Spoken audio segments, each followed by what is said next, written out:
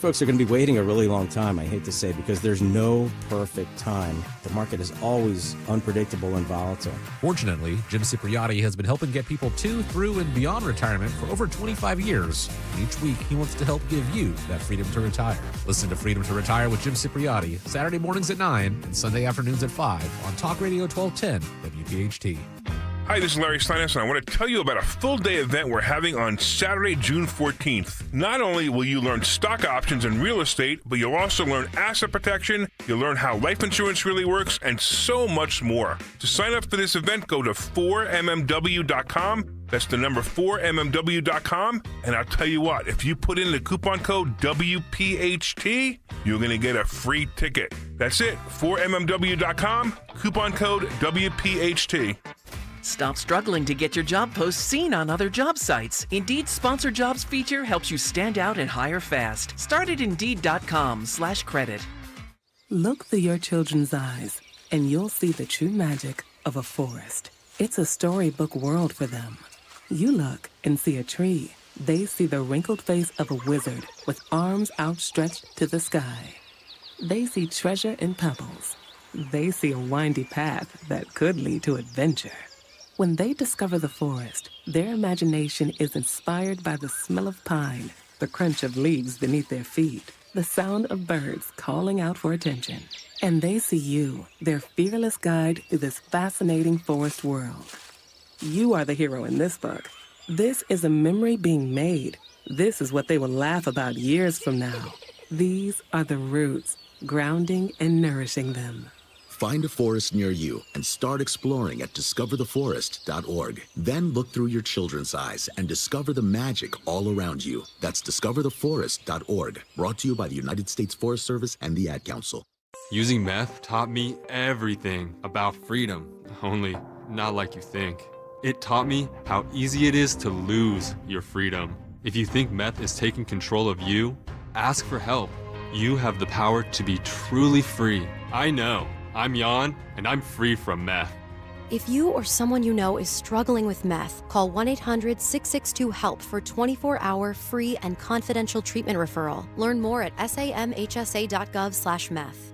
What if being in recovery from a mental or substance use disorder was something we proudly showed the world? Millions of people are in recovery, sharing hope and support with family, friends, and community. Join the Voices for Recovery. For confidential information for mental and substance use disorders, call 1-800-662-HELP. Brought to you by the U.S. Department of Health and Human Services.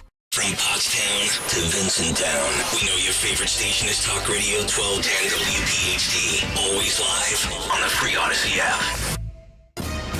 Now, a look at what's happening from the Fox News Rundown.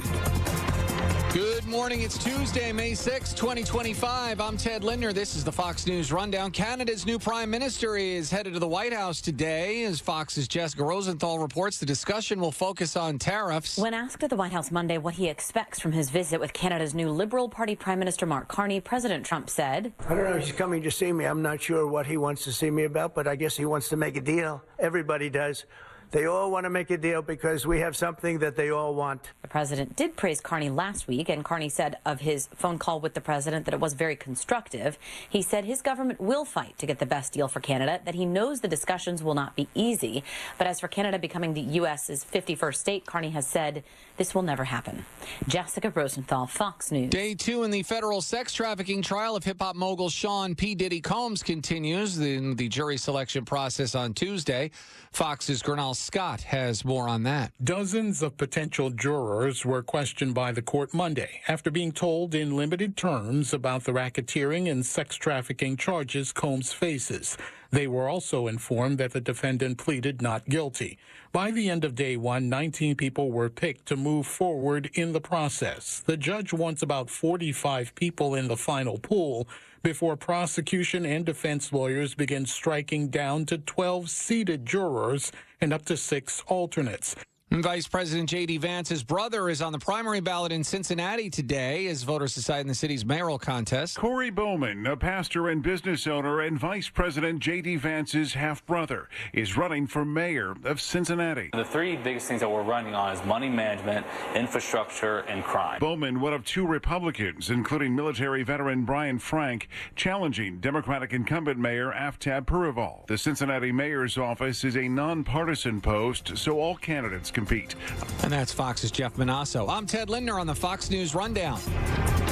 This is the Fox News Rundown.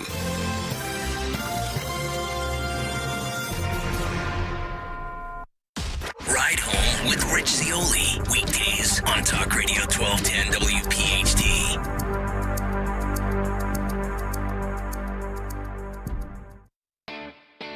Hey, it's Nick Kayal here, and every month we shine a spotlight on an outstanding local veteran in partnership with the Travis Manion Foundation, celebrating their remarkable commitment to community service and their exceptional service in the military. Be here Wednesday, May 7th, as we honor U.S. Army Reservist State Senator Tracy Pennyquick. Our Veteran Spotlight is presented by Window Nation for all of your window and door needs. Visit windownation.com.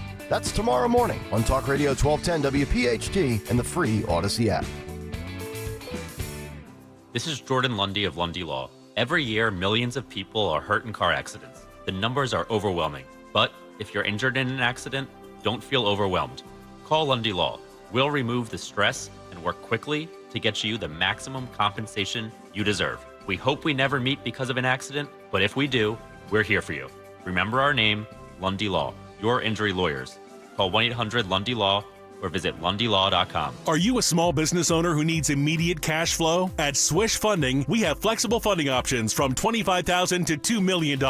For the best rates and terms for your business, just one application to Swish Funding gives you access to our entire network of funders, with cash in your account in as little as 24 hours. To qualify, you must be in business for at least 1 year with monthly revenue of $50,000. Apply at swishradio.com and use code RADIO. swishradio.com, code RADIO. The following heartwarming yet informative scene is brought to you by Trust and Will.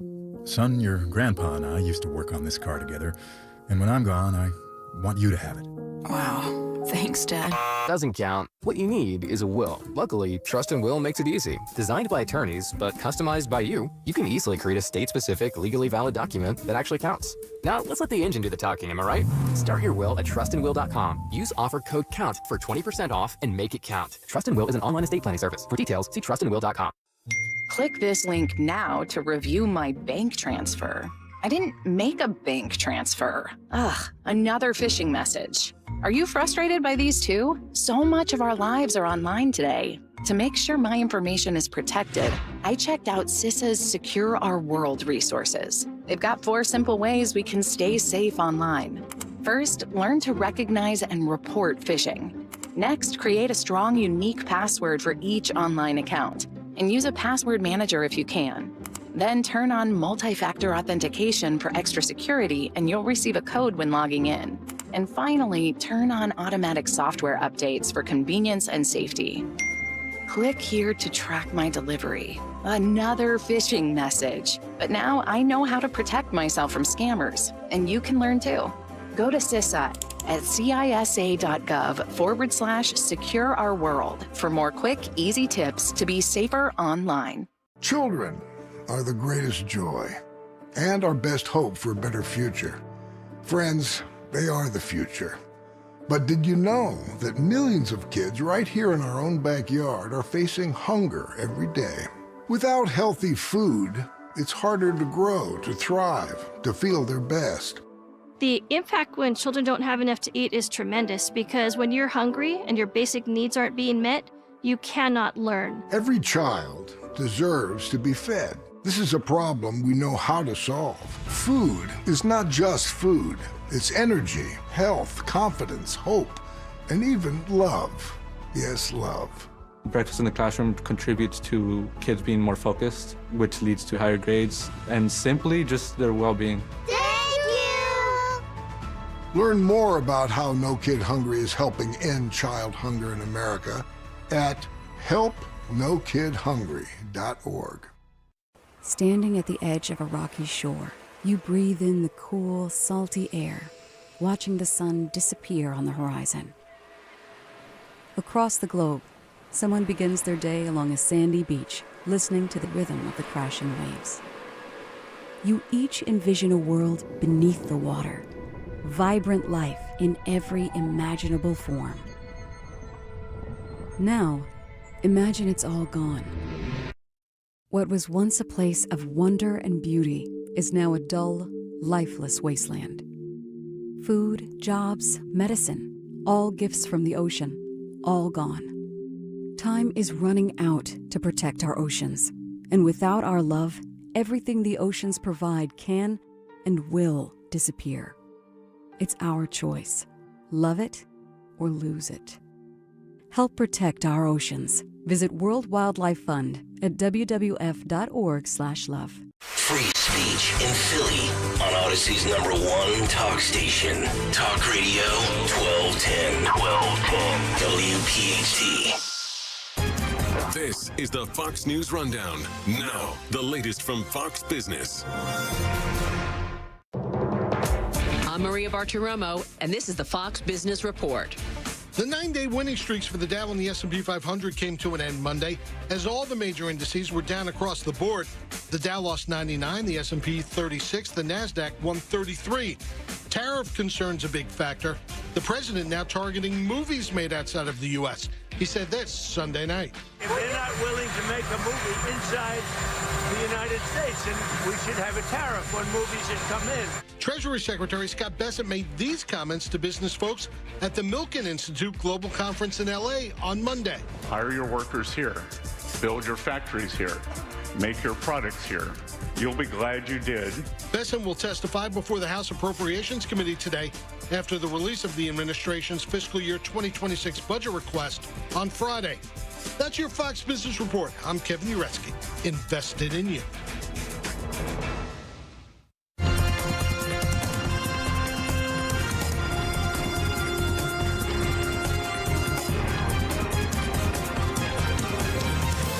This is the Fox News Rundown. It's a celebration in Europe. That's in London on the first of 4 days of commemorations marking 80 years since the end of World War II there. More than 1,000 British soldiers and troops from the U.S. and France and other countries took part in that military parade. While in the Netherlands, that ceremony yesterday comes 80 years to the day after being liberated from German control. The celebrations wrap up Thursday on the day marking the Nazi surrender in 1945. President Trump wants to designate May 8th here in the U.S. Victory Day for World War II. It was a seminal event of the 20th century, and when you add in the war in the Pacific, it was the greatest calamity in the history of mankind. General Jack Keane is a retired four-star general, chairman of the Institute for the Study of War, and Fox News senior strategic analyst. Over 100 million people killed as a result of war, an actual global war. And in both cases, we had authoritarian regimes seeking domination of those countries that were around them. It's a stark reminder of what we are dealing with today with China, Russia, Iran, and North Korea, all authoritarian regimes, all aggressive, and all trying to take advantage of the United States and like-minded democracies. So we've got another chapter unfolding right in front of us.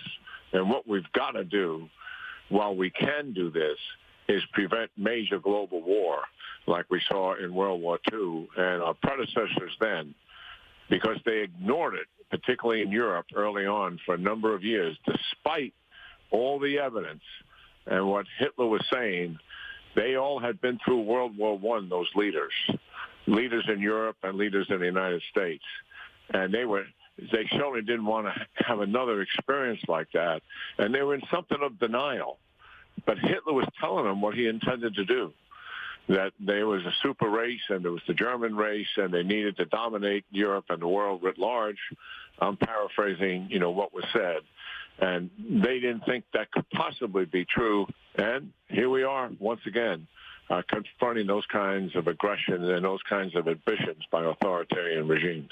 So what was the beginning of the end for Germany, for Hitler, as the war turned against Germany? Well, there were a couple of things. Number one, he did not invade the United Kingdom, which he would have been able to succeed at doing. And that would have had major impact on whether the United States would be able to, with the concert with our allies, open up another front in Western Europe to retake Germany and defeat the Wehrmacht and the Nazi political movement. The second strategic mistake that Hitler made to our favor was invading Russia, and that's a reality of it. He put 100 divisions in there, and it was a formidable campaign. If he had not done that, it's doubtful that even with the Normandy invasion, whether we could have really overcome the Wehrmacht and get to Germany. You know, President Truman famously ended the other phase of the war in the Pacific with the atomic bombs that were dropped on Japan. And that was the end of the war finally, several months later as we got into August. That decision will always be debated. And he himself had a hard time making that decision. Ultimately, do you think that was the right one, General? I think history and the facts sort of prove that. Unknown to many people is that our conventional bombing that was taking place at the time, when you add up the casualties caused by the conventional bombing and the casualties caused by the two atomic bombs, the conventional bombing actually exceeds it. So what this was all about was time. In a short period of time, we could get the Japanese to surrender. And what would that mean? That mean that we would not have to conduct a land invasion of Japan. Estimated casualties there were in the hundreds of thousands. The Japanese were fierce fighters, and particularly on the ground. And he had those facts and deliberated those facts and what it would mean to American casualties. He could accomplish the same thing with the conventional bombing campaign, but it would just take that much longer, and there would have to be a ground campaign in support of it, and the casualties would be rather significant.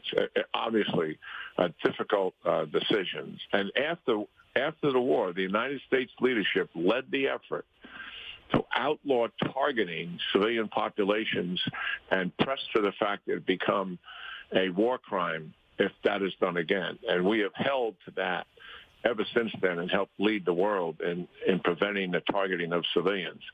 It's something Putin is doing on a regular basis, something the Iranians do on a regular basis, and something I'm convinced the Chinese would do if they get into a conflict operation. But yes, the history here is rich. With the decisions that leaders had to make. There were very difficult decisions at the time. And you can't look at it through the prism of where we are today. You have to look at it through the prism of where they were and what they were dealing with and the uncertainty that is in front of them that is always there when you're making these tough policy decisions. Now, Russian leader Vladimir Putin will mark the end of World War II with a 72-hour ceasefire in Ukraine starting Thursday, as the U.S. keeps trying to negotiate an end to that war. But Secretary of State Marco Rubio told Fox's Hannity the other day it's been very tough. Putin can't take all of Ukraine. Ukraine can't push the Russians all the way back to where they were in 2014. And so the question here is, who's the only leader in the world that can talk to both sides and hopefully bring him to a deal? And that's President Trump. But the president has at times been more frustrated with Ukrainian President Volodymyr Zelensky in these negotiations. Zelensky has agreed to a minerals deal to let the U.S. share some of the profits from Ukraine's natural resources to help recoup the costs of American military aid. But Zelensky does not accept one provision in a U.S. proposal on land Russia took a decade ago. Ukraine has agreed to freeze the forces in place and go to a ceasefire. Russia continues to occupy the land that they are on, as well as Ukraine. Now, what Ukraine does not want to do, and what Russia is asking to do, there's 4 provinces that Russia is in right now. They want to own all of the land in those 4 provinces where they don't own all of the land now. So they want Ukraine to give them territory that they don't occupy. Okay. Ukraine's not going to do that. And Ukraine objects to the idea that Crimea or any land in Ukraine be legally assigned to Russia. In other words, now that's a part of Russia. We've never done that before. We didn't do it post-World War II. Take the example of Germany. The Russians occupied Eastern Germany, and Western Germany was free and independent. We never recognized that as being a part of Russia. No international community did that either. Same with the Baltic states and the rest of it. And what happened in Eastern Germany, the thought is that you don't legally recognize it because governments change and the realities change. And obviously the Soviet Union was collapsed, government changed, and East Germany was given back to Germany, and they are whole again. That is why we don't legally recognize Crimea and shouldn't, because Putin's not always going to be in charge. Government's going to change and circumstances will change where it may be in Russia's interest because there's some deal to give that land back to Ukraine. So I think it's a mistake. All right. Now, President Trump has said that the U.S. will not be a mediator indefinitely. Now, he's told Vladimir Putin in Truth Social posts to stop the bombing like recently in the capital, Kyiv, last month, and he's suggested sanctions. Is there a chance, do you think, that we walk away and let it keep going without us trying to negotiate an end? I think that's slim. I think what would likely happen is two things. One, some crippling sanctions on Russia, central bank, oil, etc. And the Senate, Senator Graham, who I spoke to this morning, has 75 senators lined up on a very bipartisan and tough sanctions bill, but he's waiting for the president to take his lead on this. So I think that is step one. And step two, the administration is, as of now, planning to continue to give Ukraine military assistance. I think it should be done robustly, not so that Ukraine can continue to fight. Putin has rejected all of the offers that the administration has made, and he has put in position some very hardline positions. First of all, occupy the territory that they're not occupying, and Zelensky would have to give that back. Secondly, regime change in Ukraine, and then change the constitution. Third, demilitarize the Ukrainian military. And fourth, if there is a peace agreement, no peacekeepers allowed in Ukraine whatsoever. And that's a complete surrender of Ukraine to Russia if we or the Ukrainians could agree to that. The Ukrainians cannot agree to that. So that's a very hard-line position, and Putin has not budged on any of that. So I think the Trump administration realizes, Dave, that now's the time to take the gloves off and put some pressure on Putin. The administration, I think, has given it a real good try to bring him to the negotiating table and make some compromises. It looks like he's unwilling to do that. So let's see what happens now. I think we're going to see something in the near future, certainly on sanctions to begin with. General Jack Keane, retired four-star general, chairman of the Institute for the Study of War, and Fox News senior strategic analyst. Great to talk to you, General. Thanks so much for being with us again. Yeah, take care, Dave. Always good talking to you and your audience. Free speech lives here. Talk Radio 1210 WPHT.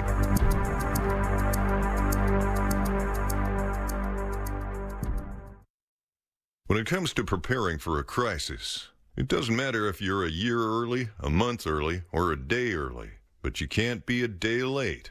That's why millions of Americans trust My Patriot Supply, the nation's largest preparedness company. Right now, you can get their 4-week emergency food supply, plus an incredible bonus, 4 free 72-hour food kits. That's an extra 12 days worth of food, absolutely free. This kit provides hearty, delicious meals for 4 weeks with 2,000 plus calories per day, 12 essential vitamins and minerals, and a shelf life of up to 25 years. And for a limited time, they're including 12 additional days of food absolutely free, which means right now is the best time to get prepared. Go to MyPatriotSupply.com today to claim your 4-week food kit, plus an extra 12 days of free food. Offer ends soon. Shop MyPatriotSupply.com today. MyPatriotSupply.com. Greg is a real Prevagen user, and this is his story. Hi, I'm Greg.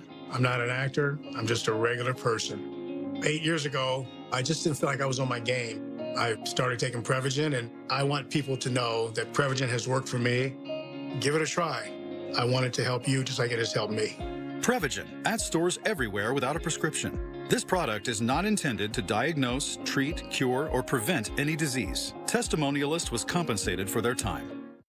Life insurance. Why are you putting it off? Can't afford it? Too much hassle? Think you don't need it? There's lots of excuses for putting off life insurance. But if you weren't there, who would pay the mortgage and other bills? With Ethos, you could be covered in 10 minutes and boom, family protected. Ethos, fast and easy online term life insurance. Up to $2 million in coverage with no medical exam. Some policies as low as $1 a day. Answer a few health questions and get your free quote at ethos.com/news. That's ethos.com/news. Baseball is all about stepping up to the plate when it matters most. And when you've been injured, you need a heavy hitter in your corner. At Morgan & Morgan, we don't back down. We fight to get you every dollar you deserve. No curveballs, no strikeouts, just results. That's why we've recovered over $25 billion for our clients and fight for them from offices nationwide. Morgan & Morgan, America's largest injury law firm. Injured? Visit forthepeople.com for an office near you. Hey honey, have you heard about PFAS in water? No, what are they? They're harmful chemicals that can be in our drinking water. PFAS are called forever chemicals. Ooh, so how do we deal with that? I'm gonna call Martin Water Conditioning. They have whole home water systems that help remove PFAS and other contaminants. So we'll have cleaner, safer drinking water? Exactly. To learn more, visit our website at martinwater.com. Martin Water Conditioning. Better water, better life. The PFC Johnny Kime Memorial Golf Outing donates all proceeds to the Semper Fi and America's Fund, which provides immediate financial assistance and lifetime support to our nation's critically ill and wounded service members. My name is Jeff Sanders, and I am a medically retired Lance Corporal from the United States Marine Corps. The day before my 22nd birthday, I officially became an amputee. If Semper Fi Fund and America's Fund wasn't beside me, I wouldn't have had purpose to live. I feel so called to share my story because I realized I was given a gift, and the gift is Semper Fi and America's Fund. Everyone who puts on the uniform deserves our support. So sign up for the annual PFC Johnny Kime Memorial Golf Outing by calling 1-800-722-9728 or by visiting crashproofretirement.com. Fox News, I'm Ted Linder. Vice President J.D. Vance's brother on the primary ballot in Cincinnati today as voters decide in the city's mayoral contest. Bowman, one of two Republicans, including military veteran Brian Frank, challenging Democratic incumbent Mayor Aftab Pureval. And that's Fox's Jeff Manasso. The federal trial of hip-hop mogul Sean P. Diddy Combs opened in New York City Monday with jury selection. The first day saw a number of potential jurors vetted by the court. Many were stricken for several reasons. Some said they were sex assault survivors. Others connected to law enforcement or who had run-ins with the law were also dismissed. Fox's Grinnell Scott Combs has pleaded not guilty to all charges. And L.A. police say a man crashed his car through the front gate of actress Jennifer Aniston's home Monday. The Friends star was home at the time. Police arresting the driver, a man in his 70s. America's listening to Fox News.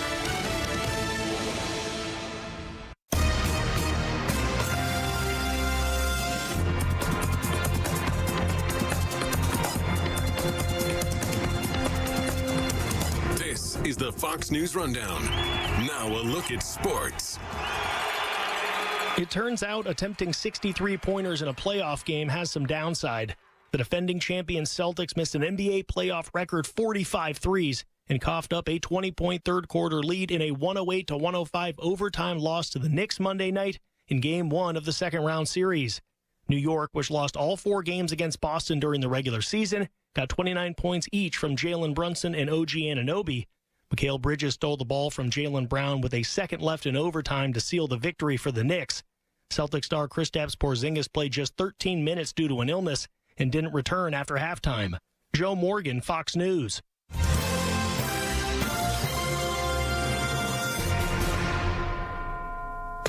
Now an update from Outkick's Hot Mic. Democratic ticket. You ready for this one, Hutton? Yes. Known Democrat Nick Saban as a presidential figure. A right-leaning Democrat, down the middle probably on most issues. Alabama would be voting Democrat. That would be a little different. Could Nick Saban win the swing states? You know, could he win Ohio? Could he win places where he beat those teams? How many college football fans do you think know Saban is a Democrat? Not many, to me. Well, they would know if he ran on the Democratic ticket. I know, but like right now, if they're the hypothetical, it's like if they would assume that he's... Yeah, because he's SEC coach.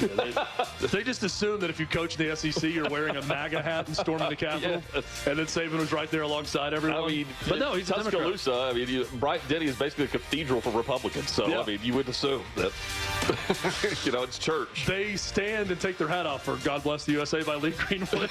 Yes. I'm Chad Withrow with Hot Mike with Hutton and Withrow on the Fox News Rundown.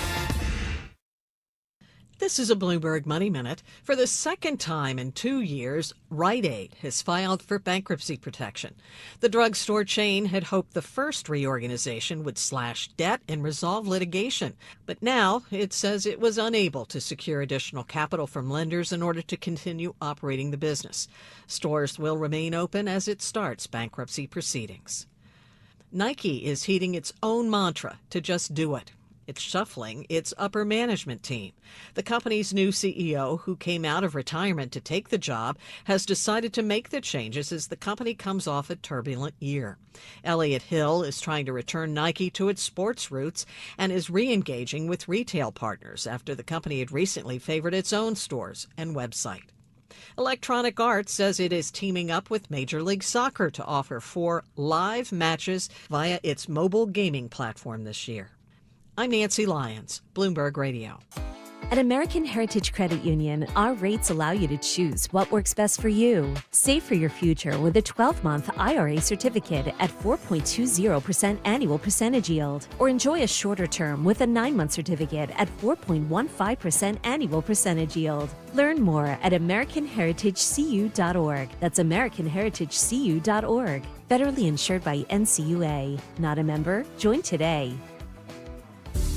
Join us for the 70th Acres of Diamonds Gala, Thursday, May 8th at the Kimmel Center for the Performing Arts, where Temple Health, a leader in academic medicine, is raising funds to advance healthcare in our region. Enjoy dinner, dancing, and an evening with purpose. Celebrate honorees H. Chase Lenfest and Reverend Michael A. Major Sr., and help us make a lasting impact for our region. To purchase tickets or make a gift that will build better lives, visit TUHGala.org.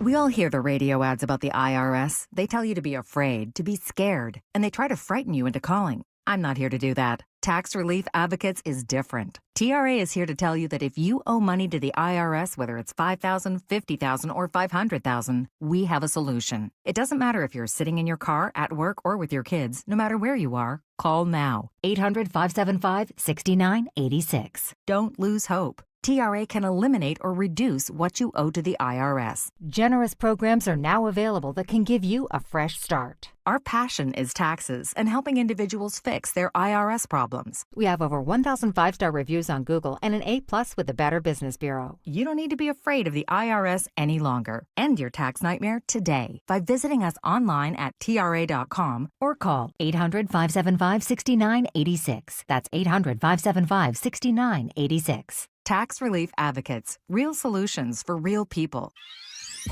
Hey, this is Larry Steinitz with Investor Schooling. I've been talking about myself for all these years. Now it's time for you to hear from one of our great clients.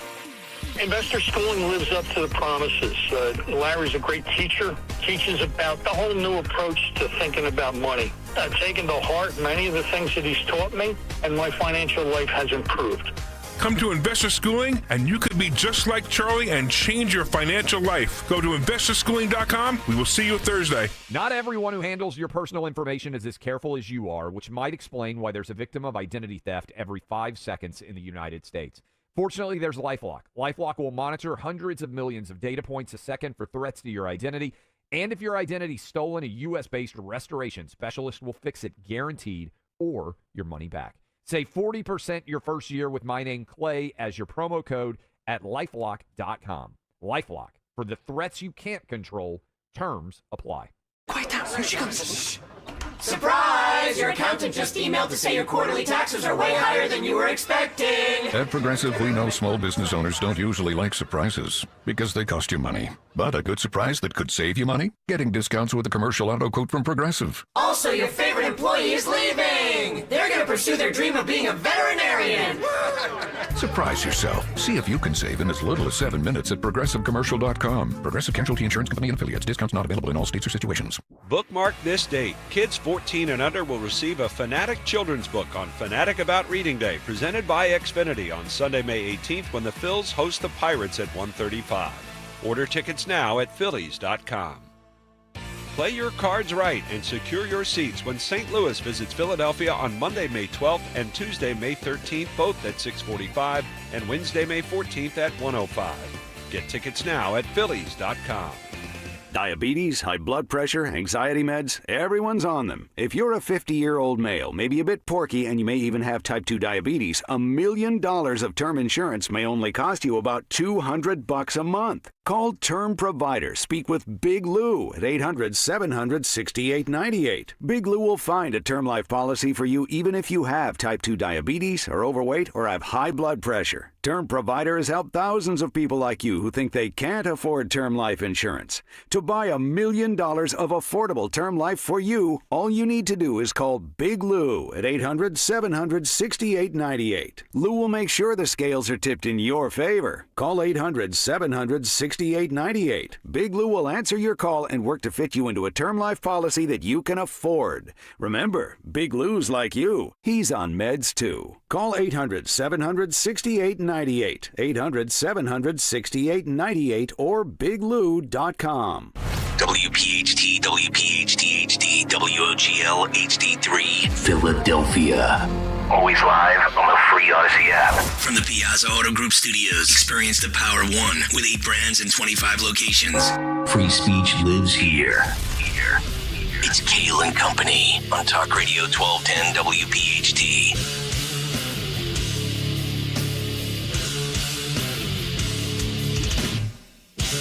And away we go, live on a Tuesday, May 6th. It is indeed Kayal and Company, right here on Talk Radio 1210 WPHT.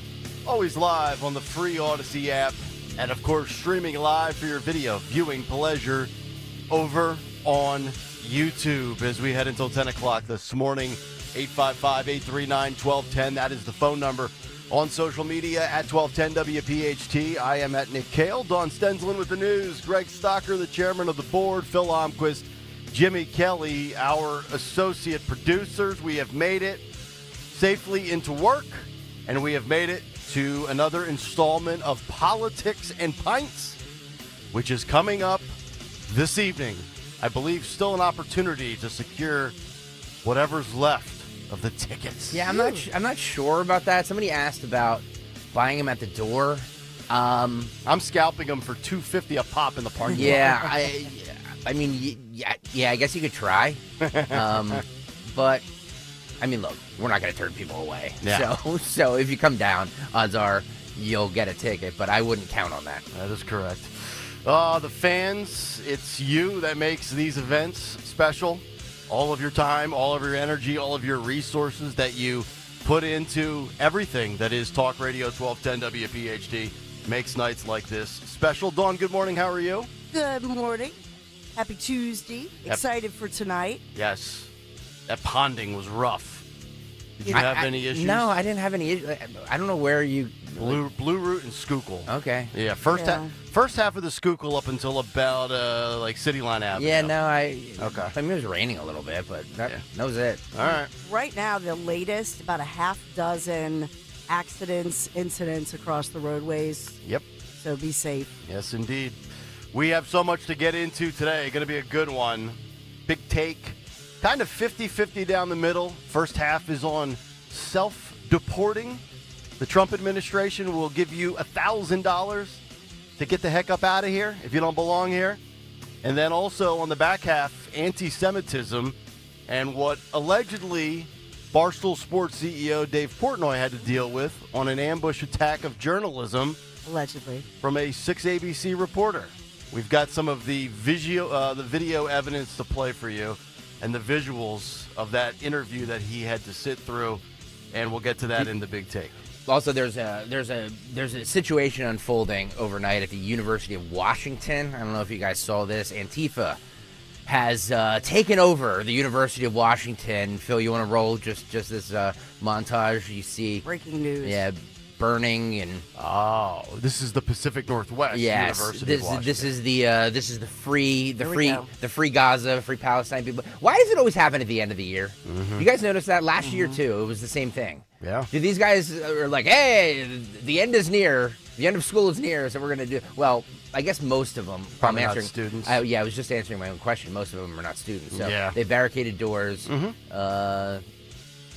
are... Looks like... The police are doing a good job of kind of letting them protest like the scumbags that they are. Mm-hmm. Look at these people. Garbage cans, riot gear. Hey, homie, take your hoods off. Yeah. Show who you are if you're so proud of this cause. You dopes. Yep. Take the masks off, too. Yeah. Forget the hooded sweatshirts. The mask doesn't work. YouTube.com/@1210WPHT to see these videos. University of Washington down there in Seattle. Yeah, the Huskies. Yeah. I'll be betting against them in week 1 based on this video. All right, also this morning, is Alcatraz in demand? The concept of a prison like Alcatraz. El Salvador has one. Why can't the United States? We've got heinous, vile criminals doing all sorts of absurd things. I don't think Trump is wrong in the idea. Can we get to that conclusion? Can we get to a process where we have a prison like Alcatraz functional again, like they do in El Salvador? Have there been like a lot of escapes at Supermax prisons? Like, why do we need to reopen Alcatraz? Can't they just be in a Supermax prison? I don't know that we have anything quite like Alcatraz. I mean, we went through some of the prisons yesterday on the show. Yep. But I'm thinking, like, the more I thought about what Harry had said and you had said, by the way, your firing squad capacity has reached a maximum. It's true. So we might as well find something else, right? It just I want these people like stacked on top of each other like animals in a cage. All I'm saying is there a swath of people escaping from Supermax prisons? Because if there's not, like, I don't know, just put them there. Yeah. Why do we need to reopen Alcatraz for that? I just want the worst. I want the deplorables put there. The deplorables. Also, the rise of MAGA media as MAGA media muscles up. Media's explosion on right-of-center politics. Some great stories on that. We'll hit on that this morning. Plus, white privilege returns to the WNBA. Oh, yes. The only time we talk women's basketball is when it pertains to white privilege. Plus the cut sheet at 7:45. And also, can Donald Trump fix name, image, and likeness in conjunction with Nick Saban in college athletics? It's capitalism. It's regulation. It's all sorts of things under one umbrella. We'll speak to a man from Outkick at 9:30 on that story. But before all of that, let's get to the pertinent stories of the day in the world of news. Round number 1 at 6:05. The great Dawn Stensland. A good morning. Full forecast for you in just a moment. We're heating up to 76 degrees today, but be safe as you drive out there this morning. A lot of different accidents across the region due to the spotty rain showers, sometimes pretty intense. We are sponsored this Tuesday morning, May the 6th, by First Bank, and we have a lot of breaking news to talk about in Philadelphia this morning. So I'll begin with a shooting of a man and a woman. They are in critical condition this morning after police say they were shot multiple times inside their Mercedes-Benz SUV.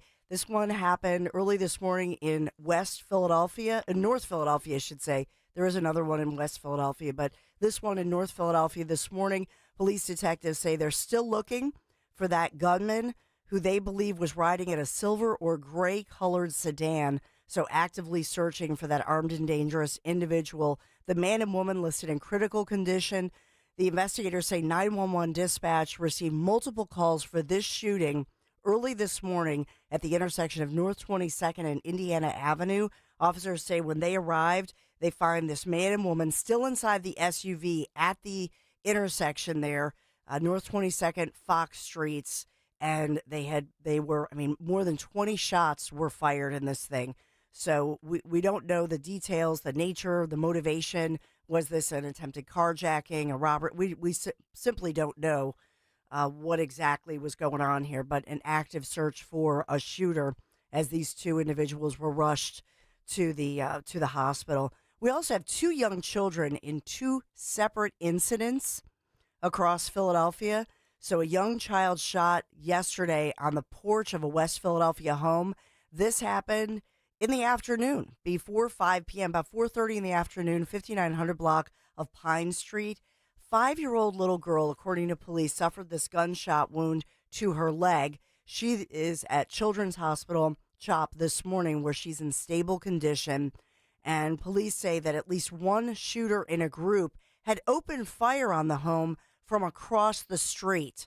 And so the little girl happened to be on the porch with her family, an innocent victim of one of these stray bullets in Philadelphia. Horrific situation. Shell casings all over the sidewalk. So police are looking for this group of 3 or 4 individuals dressed all in black. Doorbell video is what they have obtained, captured some of those who are now, the alleged perpetrators. They're searching for those individuals. No arrests in any of these situations. So armed and dangerous individuals still being searched for by police this morning. And then earlier, there was another unrelated incident. A 2-year-old child shot himself in the stomach after he got a hold of a gun. This also in West Philadelphia. This one, 5200 block of Delancey Street. So we don't know if, what the circumstance was here, if any of the caretakers involved are facing any charges or what went on. The 2-year-old underwent surgery and miraculously is recovering right now in the hospital, still in critical condition, but this little boy so far has survived the stomach shooting. Can we play Guess the Circumstances? Can we do this as like a new game for every shooting that you have where they don't tell us the details? So the 2-year-old, right, shot in the stomach. I'll be the first to play the game. Mom or dad under the influence of some illegal narcotic, completely oblivious to what's going on in their own property, gun not safely locked up, child wanders over, grabs it, thinks it's a toy, plays with it, and almost has a fatality. Sad. Yeah. Sad. Lock your firearms up, you morons. It's devastating. I mean, guys, it's easy to say that, here, but West Philly, they're not really concerned about locking up their firearms, if you know what I mean. Oh, exactly. It's just, it's sad. The whole thing is just horrible. And you're right. You're right about the circumstances. I would take that for 100, Alex. Yes. That's the daily double. But, jeez. Take care of my kids. We do have a verdict in this trial that has been going on for weeks now. This is the Maurice Hill trial in which 6 Philadelphia officers were shot August of 2019. We all remember that hot summer. It resulted in a standoff in Nicetown, Tioga. So after days of deliberations that began last week, the jury has found Hill guilty on 3 counts of attempted murder, 9 counts of aggravated assault, 9 counts of assault on a law enforcement officer. I will tell you, he was found not guilty on 9 different counts of attempted murder and 3 counts of aggravated assault. So a bit of a mixed verdict here. And so, the police commissioner, Kevin Bethel, he spoke out and said justice has been served. The jury went through this very complicated, he said. They went through it. It was very thoughtful. And he said they're thankful that the jury was able to hold this person accountable, and we are appreciative. That's the quote from our police commissioner. Bye-bye, Maurice. See ya. Have a nice rest of your life. How old's Maurice, by the way? 41. Yeah, he's not going to see the light of day again until he's in a walker, if he's lucky. Bye-bye. And FOP, Fraternal Order of Police Lodge 5, releasing a statement and saying they stand shoulder to shoulder with our fellow officers. They're thankful for the guilty verdict and that this jury recognized the bravery and courage of our dedicated officers. So that from the FOP Lodge 5 president, Roosevelt Poplar, he said in the statement that, make no mistake, this defendant acted intentionally to kill and injure our brave, courageous officers back in 2019. He called them heroes. They ran toward the gunfire to apprehend a convicted felon to keep the Tioga community safe. And he said, we owe these brave heroes. Remember, 6 officers were shot. Mm-hmm. The defense here was to say that this guy didn't know they were law enforcement and he thought he was defending himself. No, let's see him defend himself for the next 30 years of his life in the can. So we have also, in the burbs, we have the search is on for a serial grocery store thief. Oh, yeah. A suspect. It was not me. It was not me. Yeah. I know I hate the price of groceries. I did not steal any shrimp. Now, don't be stealing from our friends at the Acme. Acme. All right? This guy is walking around at least one Acme that we know in Feasterville, loading up his cart, bulk packages of Gatorade, Snapple, Red Bull, and then he kind of walks around the exit area waiting for a moment, a clear moment, and then just walks away without paying for anything. And so Lower Southampton police, they believe that he's a serial. He started as a sort of a shoplifter and then became emboldened because, there's no more bagging of items. Right. I was just going to say that. It is every time I do the self-checkout thing and I go through there, I'm like, it'd be really easy just to leave, just to walk out with all with all of these groceries. Because no offense to the people working there, but they're not paying a ton of attention. No, they're sitting there on their phone. They're usually talking not to the one sharpest another. people. Yeah, I would just be like, who would stop me if I walked out of here right now? Yeah. Well, I mean, you could do that, or you could finance your groceries. I know you sent us. We never got to this last week, but CNBC had a story about the rise of the percentage of Americans that are actually having to finance groceries. Yeah, it's crazy. That's just amazing. I mean, I can't buy a house. Hell, I can't even pay my groceries in cash. Well, it's funny because there was another story that we never got to, shockingly, about how Target is doing away with all self-checkout. Yeah. Because of theft. That's a theme for a lot of retailers, I feel like. Walmart, Target, grocery stores. That's another popular, common thing. Because people just walk out. Yeah. And sometimes the person that's supposed to stand there, just in case like your self-checkout machine backs up and, it's like, please remove that from the bag. And then the employee has to come over with their badge and scan it and make sure everything is all on the up and up. Sometimes that whole area is unattended. Yeah. Yeah. My Giant is always unattended. You could just walk straight through. Oh, really? Be gone. Yeah. The one in Bluebell. Yep. We have an update. One of the suspects, you remember how we reported for days on it, well, more than a week, the wildfires that plagued New Jersey. Yeah. Thousands of people evacuated from their homes, thousands of acres burned. Well, one of the suspects charged in connection with the Ocean County wildfire has now been released, is home on home detention. Home detention? Home detention. The guy that lit the pallets on fire? That's allegedly. Oh, 19-year-old Joseph Kling. I have to, as your attorney and representative, I have to say allegedly. Right. 19-year-old Joseph Kling walked out of jail yesterday, ankle monitor, and he did spend nearly 2 weeks in the clink. Oh, he's learned his lesson. Yeah. Yep. Scared straight. Oh, Judge God. Pamela Snyder ordered him to home confinement with monitoring. Another judge. Yep. These judges. I know. Enough with them. I know. I think we need to put an absolute halt on law school for a quarter century. Nobody can go to law school. We have enough judges. We have enough lawyers. We need to weed through the bad ones. They should go to Alcatraz as well. Let me guess. ADHD, mental illness, autism. What does this said individual have in the crap du jour of illnesses that get people out of personal responsibility? Crap. Dude. I don't even know that there were any of those good excuses. Yeah. To be. Yeah, it was just like, sure, yeah, that's fine. It's fine. What is Dawn? Do we have the ethnicity, the race, the gender of the alleged suspect?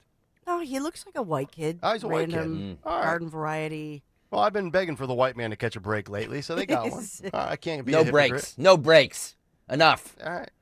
So we do have, we have one capture. And all the stories that we're talking about with crime and mayhem across the city, King of Prussia, we do have Pennsylvania State Police. They were able to corral the suspect. This one was, it was playing out, the scene was playing out on the Schuylkill I-76 yesterday afternoon. Pennsylvania State Police troopers, they were able to corral this suspect that caused quite a ruckus on the roadway about 2 o'clock in the afternoon in King of Prussia. And King of Prussia cameras, actually the traffic cams, did capture what happened as this huge emu, this bird had, I don't know where the emu came from, but was loose on the highway. And so kudos to Pennsylvania State Police, who somehow caught this thing and then were able to load him up on the back of a trailer, and no injuries reported. The emu was a little bit shaken, may have lost a few feathers, but everybody's okay. Okay. All right. So we got they that got an going emu. There was one in my mother-in-law's neighbor, 2 houses down, has kind of like a farm in Saucon Valley, and there was an emu there for a long time. Listen, if you're a Pennsylvania State Police officer, those things, they can, if you come at them, they have like a big beak. Oh, they've got a temper. They can, a big beak. A big beak. Yeah. They can, absolutely. peck you to death. Yeah, they have a little mean streak to them. Yeah. Probably a freaked out emu as well. Yep. Well, I know we'll get to our all-important forecast. By the way, we'll see if the rain holds out. Looks like hopefully we see the rain hold out this evening for us while we drive to our great event. Would you like me to give you the forecast right now, dear? I would love the forecast, but first I want to tell you about news. We're sponsored by First Bank, ready to drive your business's success with a trusted local partner. Count on First Bank for personalized support, smart solutions, help your business grow. First Bank, your trusted partner for success. And visit myfirstbank.com, member FDIC, equal housing lender. And Nick, I know you've got the forecast. I do. Philly weather is brought to you by MT Rule. It's 62 degrees currently in Philadelphia as showers across the area have mostly dried up. It's going up to 74 today for your high, with about a 70% chance of storms this afternoon. Hopefully it tapers off by the time Zeoli starts and we're out in Phoenixville tonight. It's going down to 58 degrees, and your Philly weather is brought to you by MTRule.com, your Generac generator experts. That's MTRUHL.com. All right, that'll do it. Round number 1 of the news. We'll come back, get to a Tuesday big take, dying on Dem Hills. It's Kayal and Company on Talk Radio 1210. WPHT. Welcome to Staples. Hi, I hear Staples prints it all. Oh, you bet. Posters, banners. Can you print it all for Father's Day? Oh, of course. Photo gifts like canvas prints, photo puzzles. Can you print it all for graduation? Sure can. Custom cards and invites. Can you print a huge banner with the grad's picture? Oh, definitely. Even an embarrassing baby picture? Oh, those are the best kind. I know, right? Print it all for dads and grads at Staples. And right now, get 40% off custom cards, invites, and photo gifts. N75 exclusions apply. Visit staples.com/print for details. Here's comedians and Skechers getting comfortable. Presented by hands-free Skechers Slip-ins. Hey, I'm Bobby Slayton, and I'm here with my pal, comedian, and Skechers ambassador, Mr. Howie Mandel. Why did it take so long to invent something as amazing as slip-ins? I know it seems simple, but it took Skechers to invent a better pair of shoes. Yep, with Skechers Slip-ins, you just step it and go. You don't have to touch your shoes. And by the way, Slip-ins are for the whole family. Men, women, and kids. In all your favorite Skechers styles, find Skechers Slip-ins at a Skechers store, Skechers.com, or wherever stylish footwear is sold.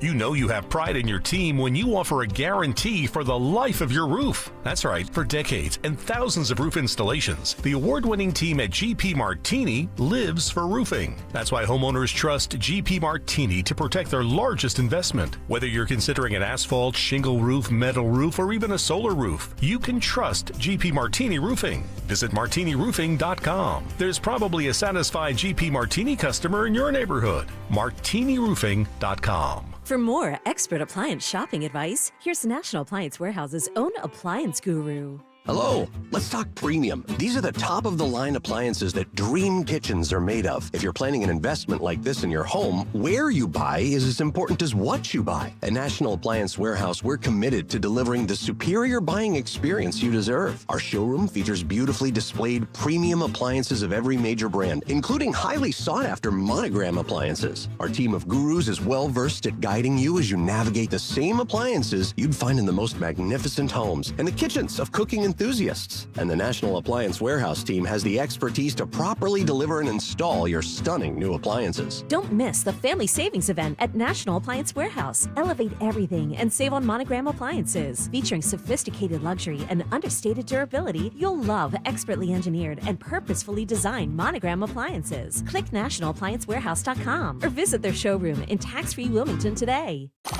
You may be ready for retirement, but is your money? Learn how to make your money work overtime. Tune in to The Retirement Spectrum with Alan Cohen. Saturdays at 3 on Talk Radio 1210 WPHT.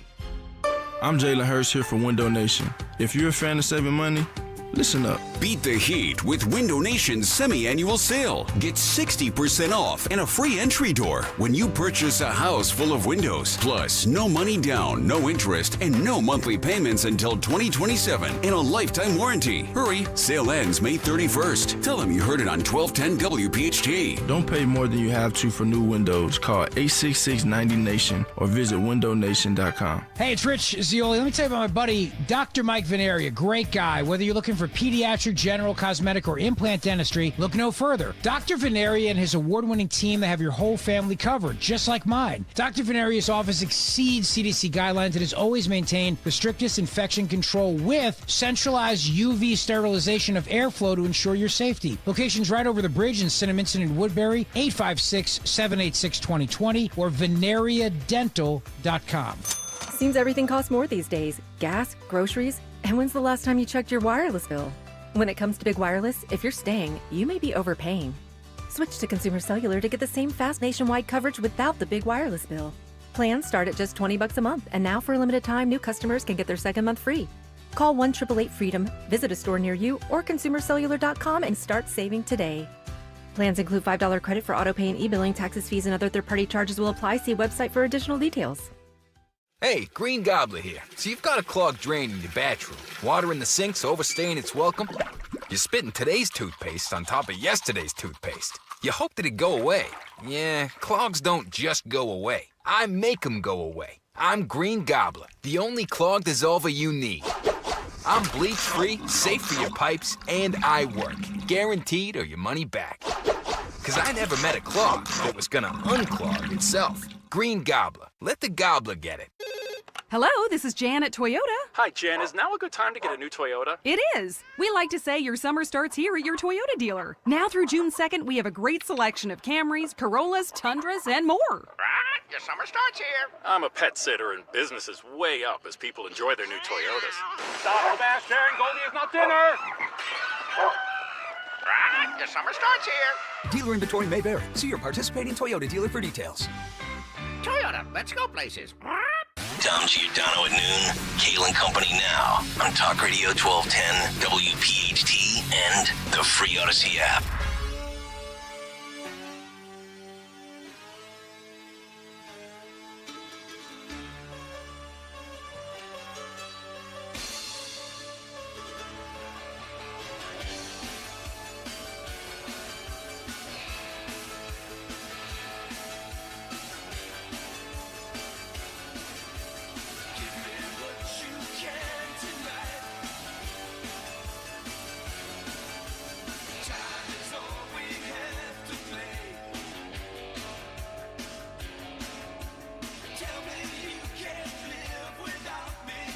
Kayal and Company live on a Tuesday morning as we are just about 12, 13 hours away from Politics and Pints tonight out in Phoenixville, PA.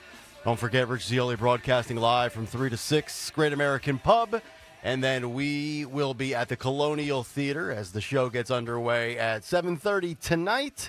Donald Trump's first 8 days now in office, and we will break it down, all the big topics, all the big subjects, everything under the umbrella of 47, from the economy to the border to DOGE to Make America Healthy Again, all of the big talking points that we have been discussing since January 21st, and we will be doing it with you. And it's going to be interactive as well, right? Like the crowd's going to be able to ask questions and converse? Yes. Okay. Yeah. Dan Borowski, I believe, will be out there with the microphone. Okay. So nice. We'll take questions, yeah. Very good.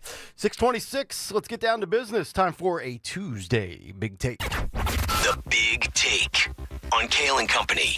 The big take dying on Dem Hills. You know, the power players that control the left, they have made it abundantly clear. The Democrats are now the party of supporting illegal aliens in the United States of America and defending the hatred towards Jews. We will get to the latest developments locally from Barstool Sports, Temple University, and 6ABC in just a few minutes.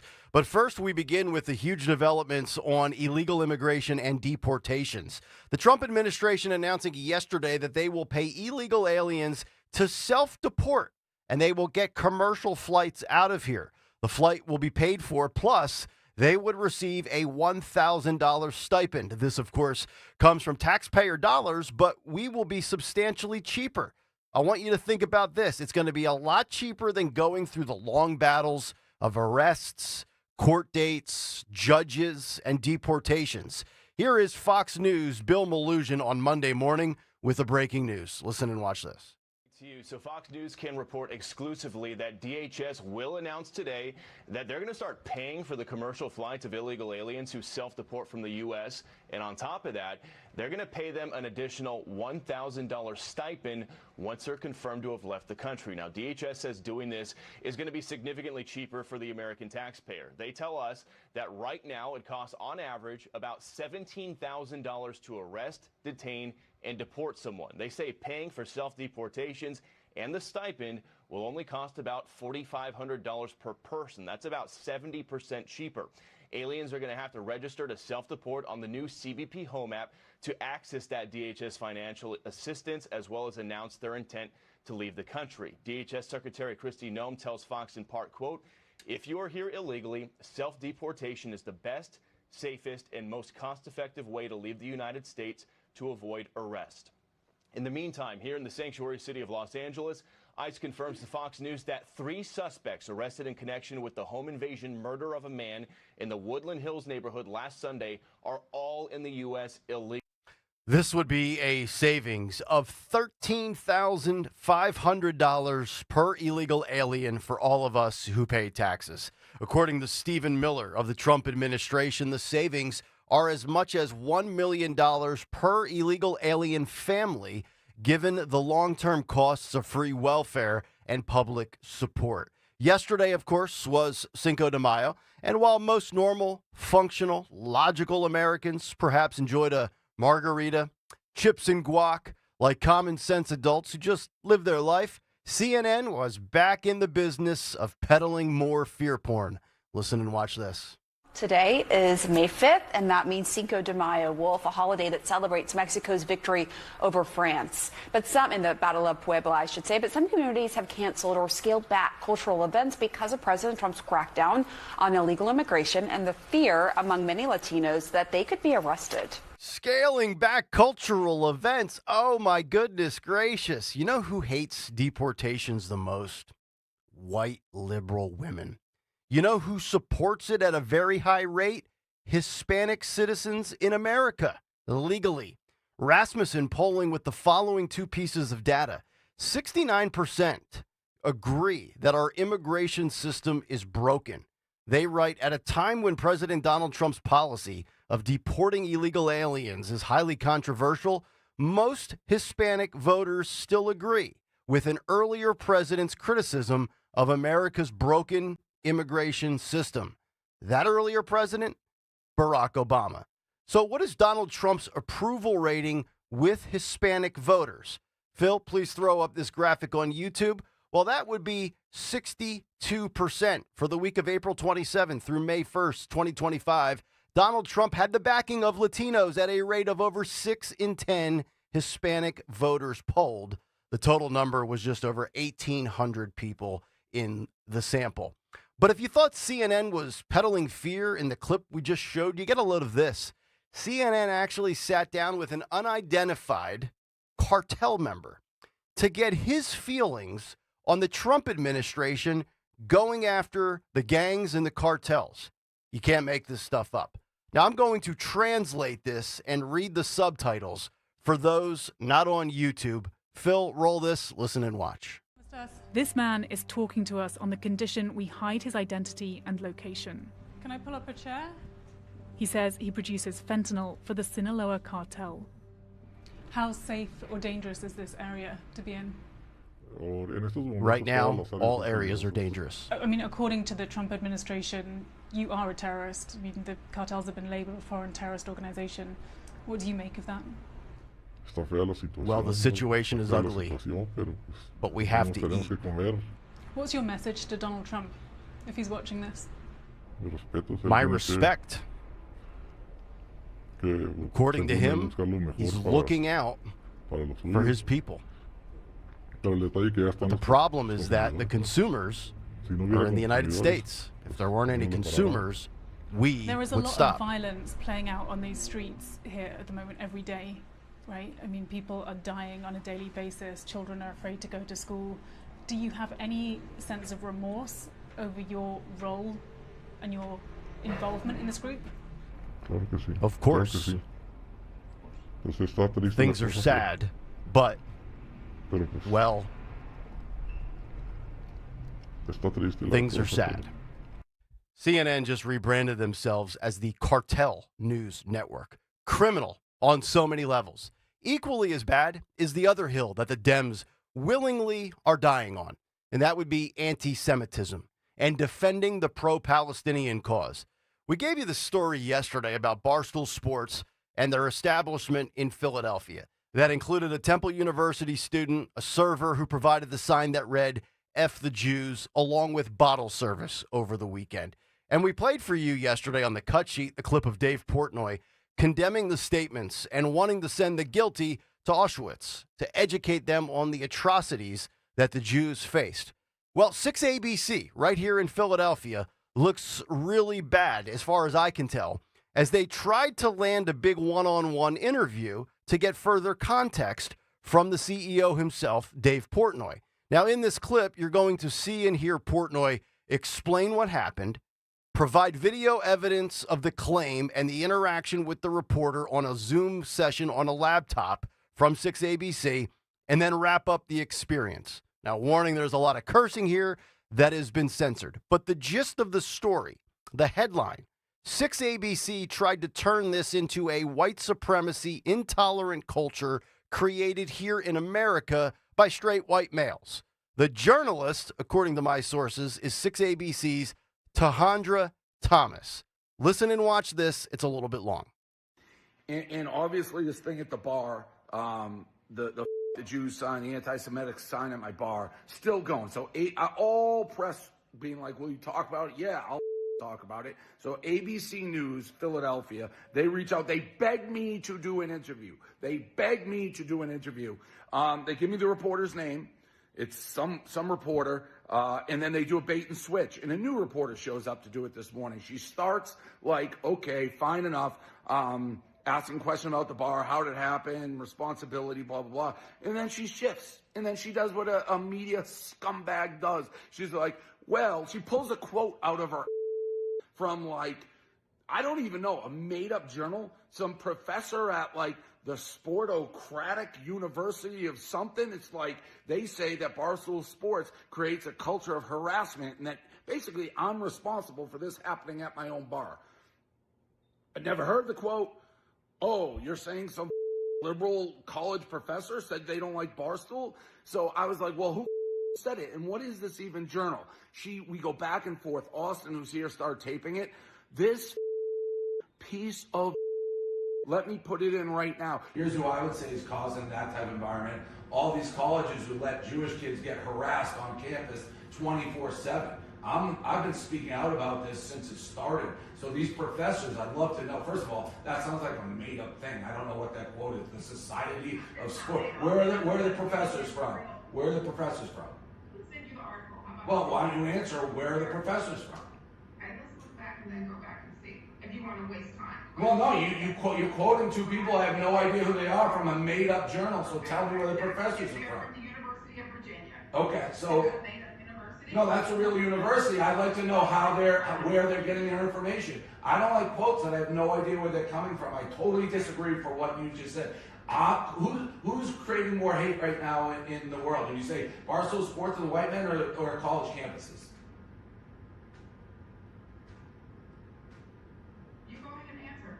No, that was a question to you.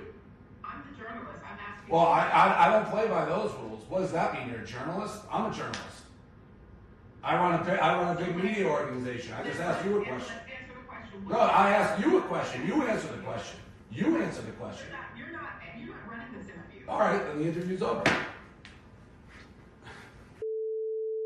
She's like, you can't ask me questions. I'm a journalist. You ambushed me with a made-up quote from a made-up, journal from two professors, I guess, at Virginia. Let me ask you this. Where do you think more hate is happening? At Barstool Sports or college campuses across this country? This piece of ABC, the person who set it up, gave me one reporter, bait and switch to the ABC.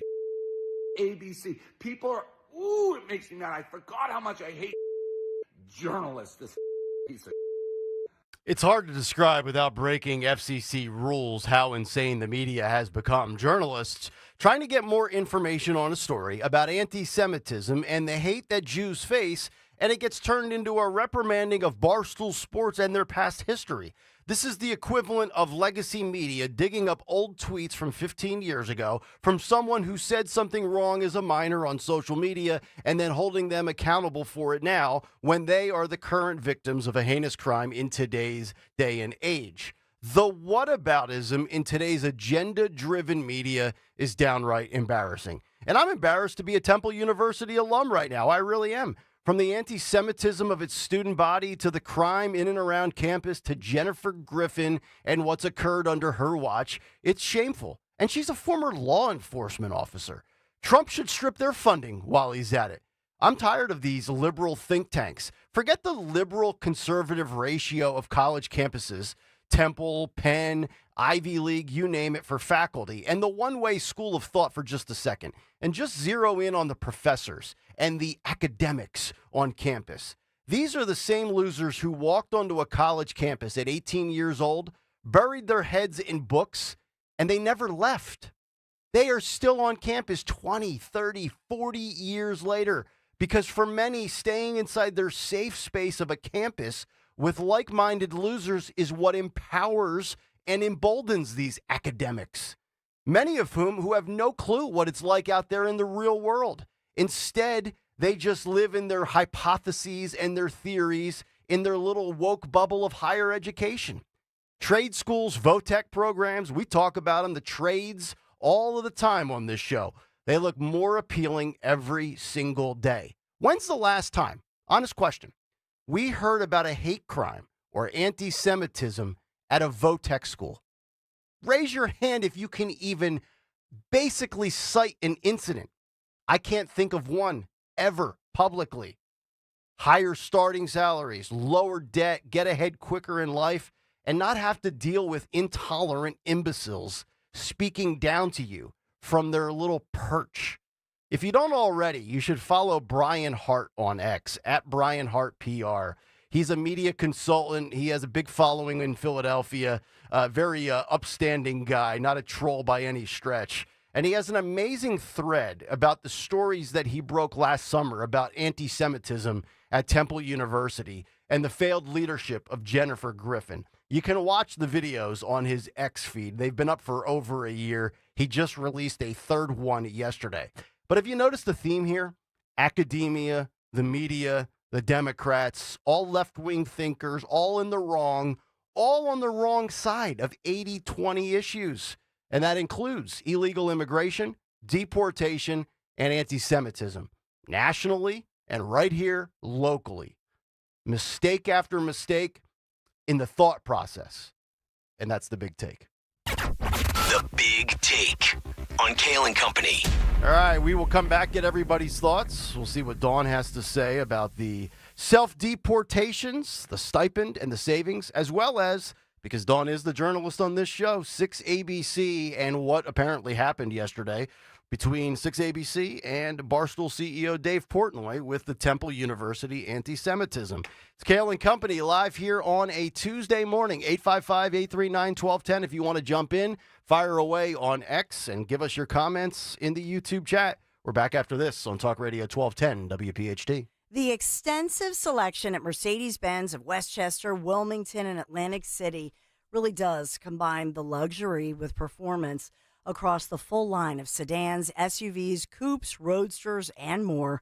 From the powerful engine of the 2025 C-Class sedan to the impressive towing capacity of the 2025 GLE SUV, you're going to find that luxury vehicle that meets your needs. Just schedule a test drive behind the wheel of your dream Mercedes-Benz. You can always shop Mercedes-Benz of Westchester, Wilmington, or Atlantic City. I'm talking about PiazzaPremiumAutos.com, Piazza, PiazzaPremiumAutos.com. Make sure you tell them Dawn sent you. Bill Spadia lies about being with President Trump from the beginning. Here's Bill Spadia in his own words. I'm not here to fight for Donald Trump. Again, I have my issues with Donald Trump. I wrote about how he failed as a president. Trump should have been tougher in his first term. I've said this before. President Trump failed. I don't want him to run again. I do not want President Trump to run again. Bill Spadia, full MAGA? More like full of Paid for by Chitterelli for Governor, Inc., 99 Grey Rock Road, Suite 202, Clinton, New Jersey. Trust and Will knows that we'll all eventually need a will. How about right now? Trust and Will makes creating your will easy, like while you're lounging on the couch easy. Trust and Will is designed by attorneys but customized by you, and all documents are state-specific and secure. Find your plan at trustandwill.com and use offer code RADIO now for 20% off. That's trustandwill.com, offer code RADIO. Trust and Will is an online estate planning service. Visit trustandwill.com for details. Life insurance. Why are you putting it off? Can't afford it? Too much hassle? Think you don't need it? There's lots of excuses for putting off life insurance. But if you weren't there, who would pay the mortgage and other bills? With Ethos, you could be covered in 10 minutes and boom, family protected. Ethos, fast and easy online term life insurance. Up to $2 million in coverage with no medical exam. Some policies as low as $1 a day. Answer a few health questions and get your free quote at ethos.com/radio. That's ethos.com/radio. When you're hiring, have you ever felt like you're missing out on meeting truly great candidates for your roles?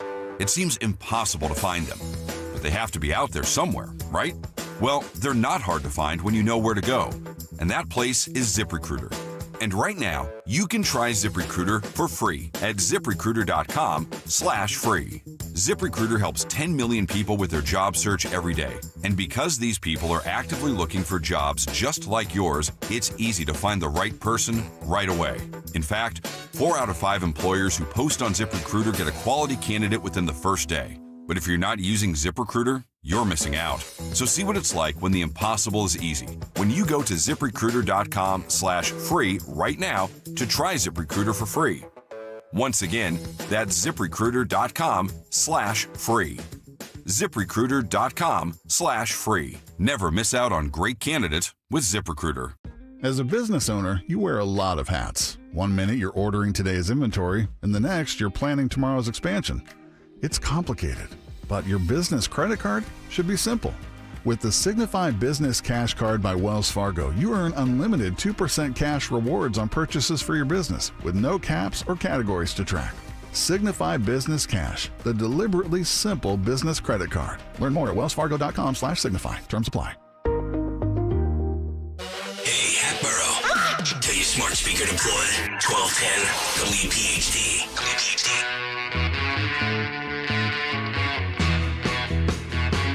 Mustard.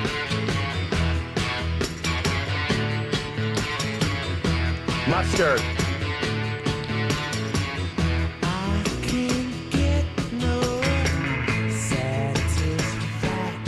Well, you can always get mustard. You just go to the store. Just don't steal it, or Phil Omquist will tackle you at self-checkout, especially at Wegmans. Satisfaction, that's harder to come by these days, but it's still out there, folks. It's Nick, Dawn, and Greg. We're live here on a Tuesday morning. Talk Radio 1210 WPHT. I want to get more into this conversation with Alcatraz. We talked a little bit about it yesterday. Trump talking about trying to restore it and bring it back. It's been out of operation since 1963. We'll get to that. And then also a fascinating conversation about the rise of, quote, right-wing media, not just in quantity, not just in consumption, but also how advertisers are now flocking to it. We'll get to that coming up shortly, but I want to get Dawn's thoughts on the big take, both on the self-deportation, the stipends, and the savings, and then also what occurred with 6ABC yesterday and Barstool Sports. Dawn, take it away. So I know Taronda Thomas from 6ABC. She's a football mom. Our sons played football together. And so maybe I'll surprise. I thought about recusing myself completely from this discussion, but I feel like I should say something because there are always multiple sides to a story, not just two sides to the story. So in this one, I'll say, first of all, to Dave Portnoy, and I said it yesterday, as far as this whole thing, Mr. Portnoy, stop talking. You're going to get sued. Here's the problem. He, in a media world, he's the white guy who's spewing, curse words because he's aggravated. I'm not saying that he's wrong at all. And you are correct because I believe okay. the one student has already lawyered up, which you nailed that yesterday. So here's the problem. He's a gentleman who obviously has built up this huge entity, started out small. I'll be honest, the only reason I started following him a long time ago was because he has this adorable dog, Peaches, and I just fell in love. I was like, oh, this is so sweet. So he's this adorable dog, Peaches, and puts videos, and then he does pizza reviews. That's all I really thought. Like, oh, he's the guy, the Peaches guy. You know what I mean? It's funny you say that. The only content I consume of any of their entire network is the pizza reviews. I just think they're funny. Pizza and Peaches. I mean, so right. So I'm not saying he has done anything wrong. He actually comes off to me as a guy like in my family who's a regular guy trying to do the right thing, as far as when he, in part.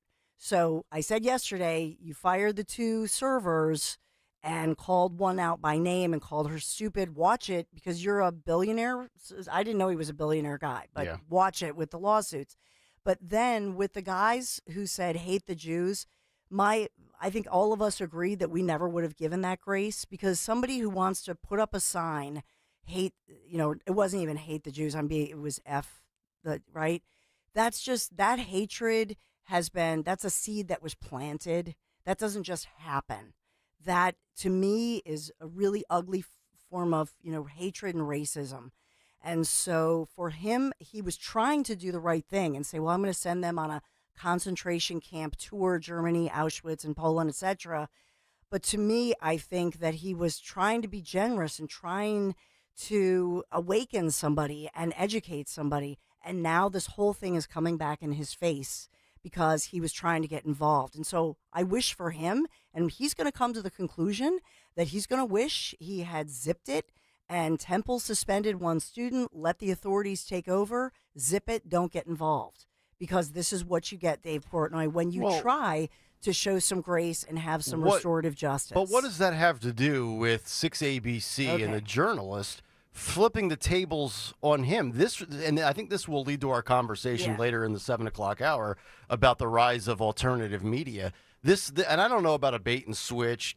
You were told one reporter would be talking to you, and then another one did. That was a producer. That's fine. She's an anchor.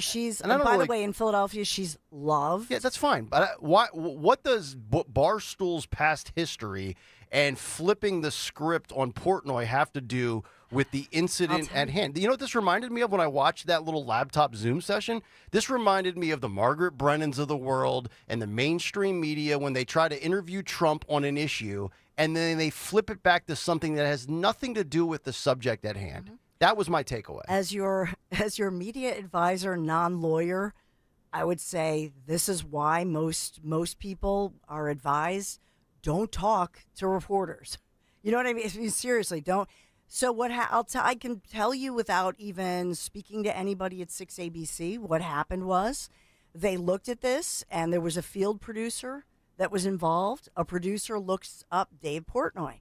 Now, what's interesting to me is she's quoting something in West Virginia. Apparently, some different professors across the country were discussing an actual study, some research that was exploring the racial and gender politics of Barstool Sports. So this is Rhode Island, and it's from November of 2022.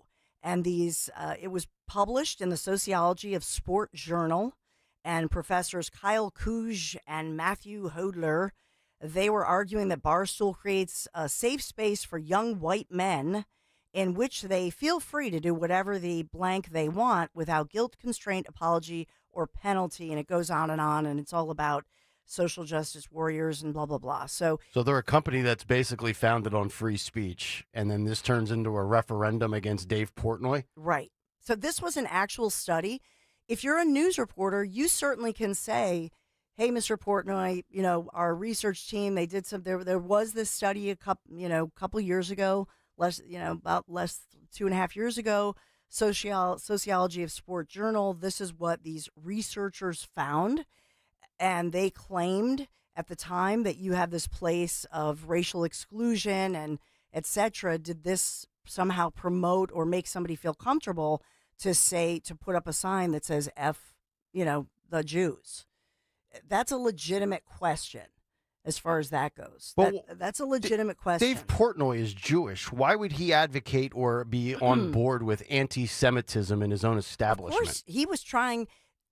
I agree with you, but it is a legitimate question to say, why would somebody feel comfortable, and is it possible? This was a study that I'm just quoting. Yeah. Had you, Mr. Portnoy, did you ever see this? It was a published study, Sociology of Sport Journal. I just don't find that, and I just try to look at it from like a legal standpoint. Right. If I was in a court, if I was a judge, I don't know what the relevance is to that in the past to this story.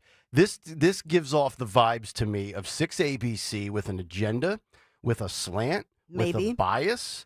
And oh, by the way, the reporter that you put on the story, as you're citing this study on gender and racial equity, happens to be a minority female.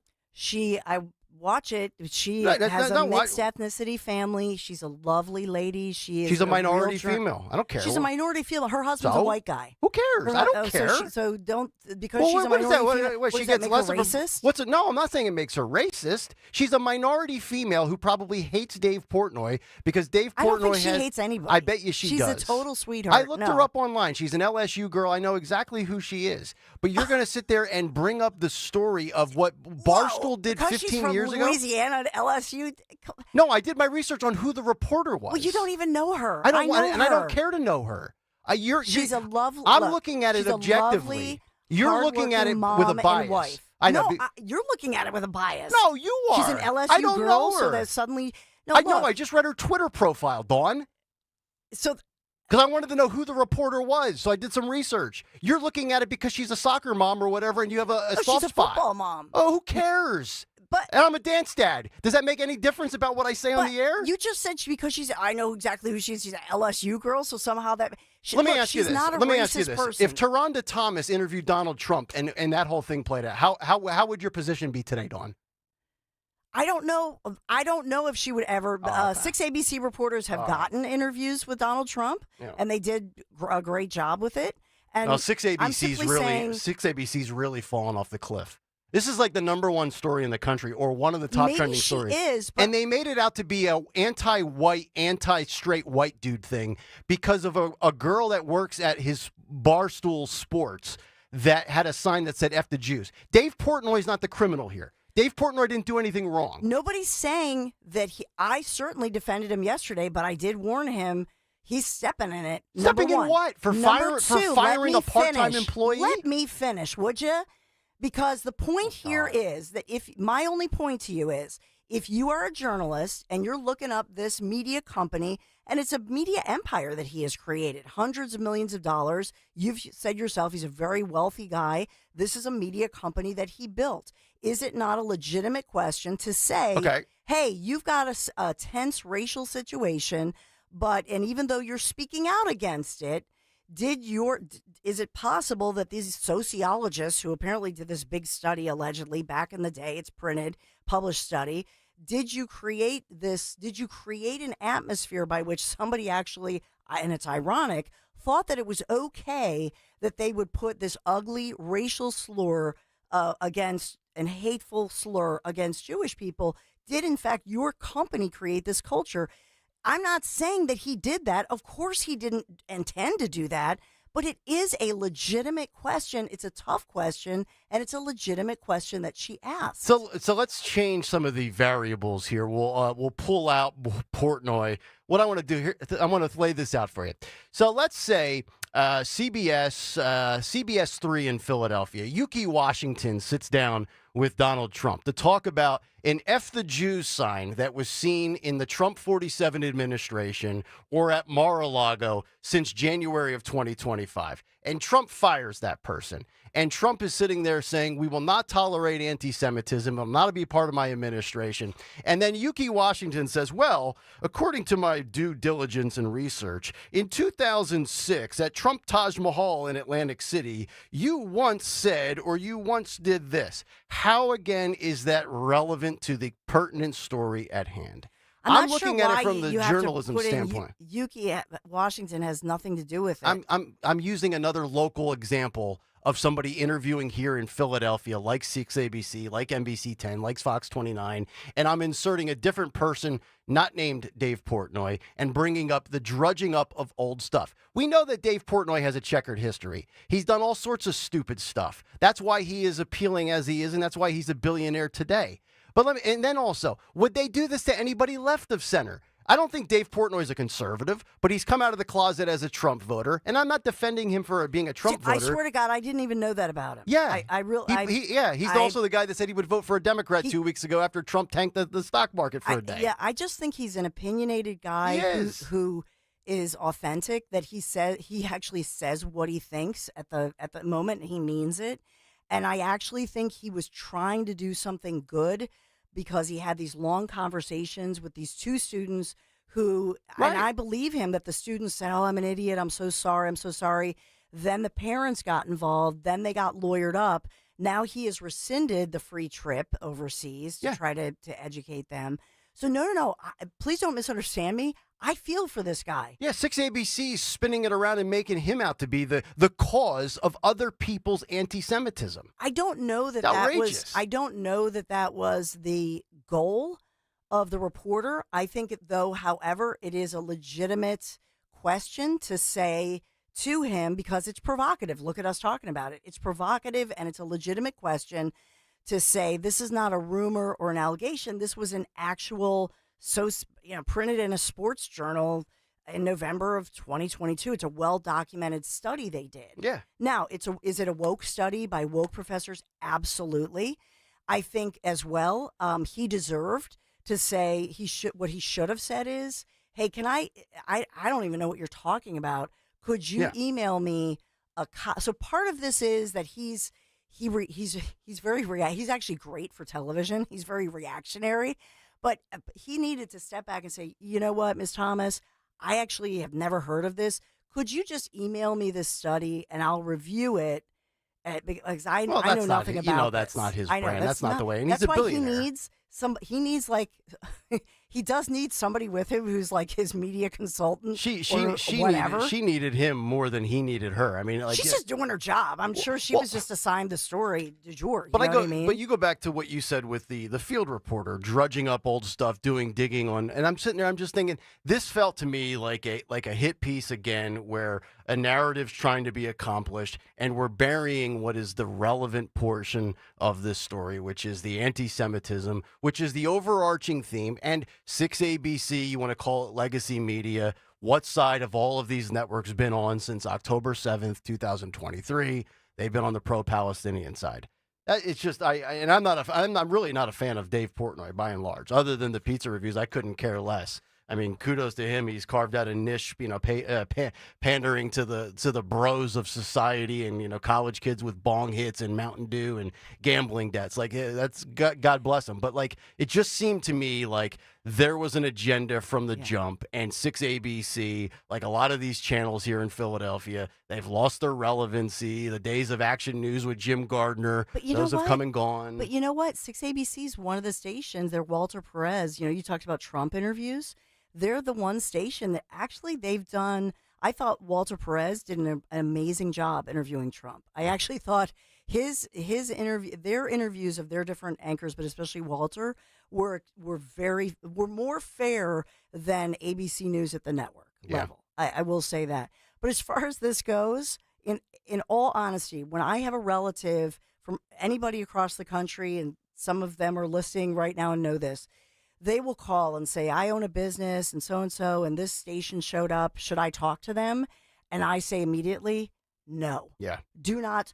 I mean, and I hate to say that as somebody from a journalism background. I mean, I went to journalism school, all that stuff. But here's the thing. Because of the climate, they're looking for an incendiary situation. So the fact that it's the number one story, because everybody's going to debate this, just like we are. Yes. And Jimmy, by the way, pull the clip of Dawn saying, will you let me speak? I love that. I like sparring with you, Stenzel. I feel like that I'm was with fun. my husband. Like, this is, you know what I mean? Like, All right, I'll meet you in the coffee room, and I'll give you a big hug. It's Kayal and Company, Hour 2. Dawn's got some news. I'll get to the weather, and then we'll get to Alcatraz and also right-wing media. A very interesting headline as MAGA media muscles up. But I think it's important to point out it's not only a popular platform these days. Now, all of a sudden, big corporate advertisers are flocking to what we do here on 1210 WPHT for a living. Interesting how that plays out from time to time. They jump aboard the bandwagon, huh? All right, more aboard. We're back after this. Kayal and Company here on Talk Radio 1210 WPHT. WPHT, WPHT HD, WOGL HD3 Philadelphia. From the Piazza Auto Group Studios, experience the power of one with 8 brands and 25 locations. Always live on the free Odyssey app. Deborah Heart and Lung Center and Cleveland Clinic Heart Vascular and Thoracic Institute have formed a powerful alliance. Legends in caregiving New Jersey families, the most sophisticated heart team in America. Innovators in research and patient care who've made life better for thousands of patients, raising the standard for the next generation of care. The alliance between Deborah Heart and Lung Center and Cleveland Clinic Heart Vascular and Thoracic Institute means the highest quality care close to home for you. DemandDeborah.org. When someone's AC is on the fritz or drains are just not draining at all, like at all, Horizon Services never asks, how soon do you need it fixed? You know why? Because no one in recorded history has ever said, oh, take your time, just whenever you can get to it. We just assume how fast can you get here will always be the answer. So Horizon will be there same day, and we won't leave until you're 100% satisfied. See? Sometimes it's good to assume. It gets your AC fixed fast. Book today at horizonservices.com. Business owners everywhere are raving about ZipRecruiter's new feature, Zip Intro, which does the work of finding and scheduling qualified candidates to meet with you as soon as the next day. So we decided to call up some of these employers and hear their stories. Today, we're on the phone with Pilates studio owner Crystal M. Harris. Crystal, how has Zip Intro helped you hire? Well, I was opening a Pilates studio in McDonough, Georgia, and I needed to staff up quickly. Zip Intro did the work for me. It helped me find enthusiastic candidates who matched my qualifications perfectly. That's great. Yeah, I had my Zip Intro session on Tuesday, did all the interviews by Thursday, sent out the offers on Friday, and they started on Monday. Because Zip Intro did most of the work, I saved so much time. Absolutely. And to our listeners, you can try Zip Intro for free right now at ZipRecruiter.com/radio. Once again, that's ZipRecruiter.com/radio. ZipRecruiter.com/radio. Zip Intro. Post jobs today. Talk to qualified candidates tomorrow. This is Merrill Reese. When it comes to your roof, it's like football. Good planning is essential. That's why I've got a brand new gorgeous roof from Impriano Roofing. Jack Impriano and his 4 sons are a true family business, serving our area for 5 decades. Accountability plus. It's good to get a brand new roof from Impriano Roofing. Visit Impriano.com. That's Impriano.com. The best homes have an Impriano roof. Keep free speech alive. Follow 1210 WPHT on the free Odyssey app. Download it now.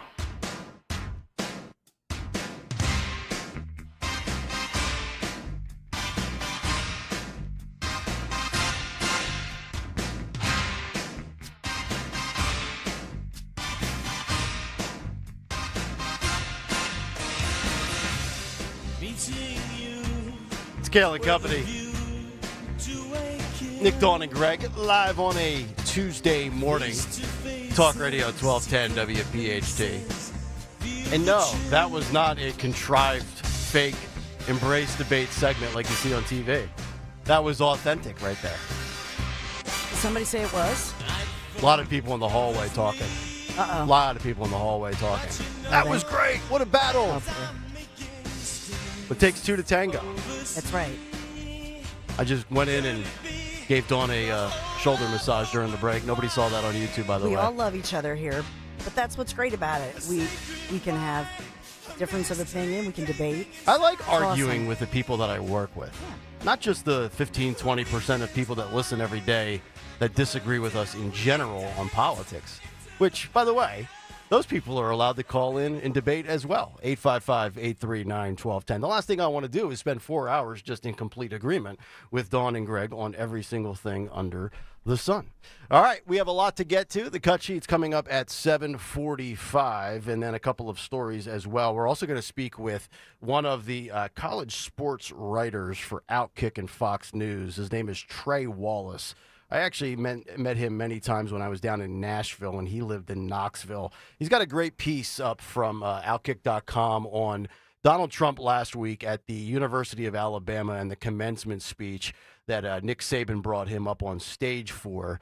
And they're talking about trying to get together and maybe do an executive order with the name, image, and likeness in college athletics. Basically, college athletes were not able to be paid for the first bazillion years. And then in 2021, they were able to capitalize on their name, their image, and their likeness. And now it's just a wild, wild west. So how is there regulation for that? Congress is already involved. It's before judges in the courts. And he had a really interesting piece on what Trump might be able to do in conjunction with somebody like a Nick Saban, big-time power broker in the world of college athletics, and also the corruption that is the NCAA. So we'll get to that coming up at 9:30. But before that, let's get to the news. Round number 2 at 7:08.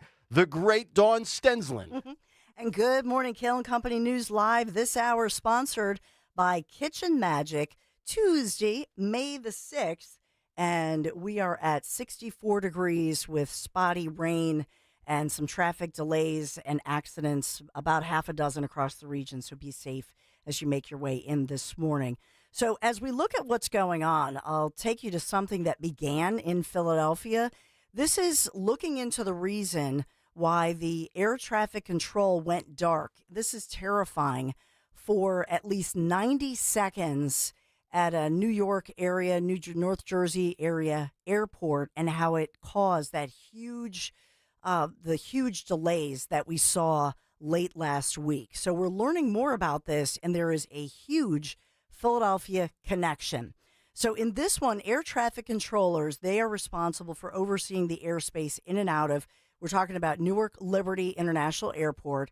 They lost communication. In other words, everything went black, went dark, nothing. If you can even imagine this, terrifying.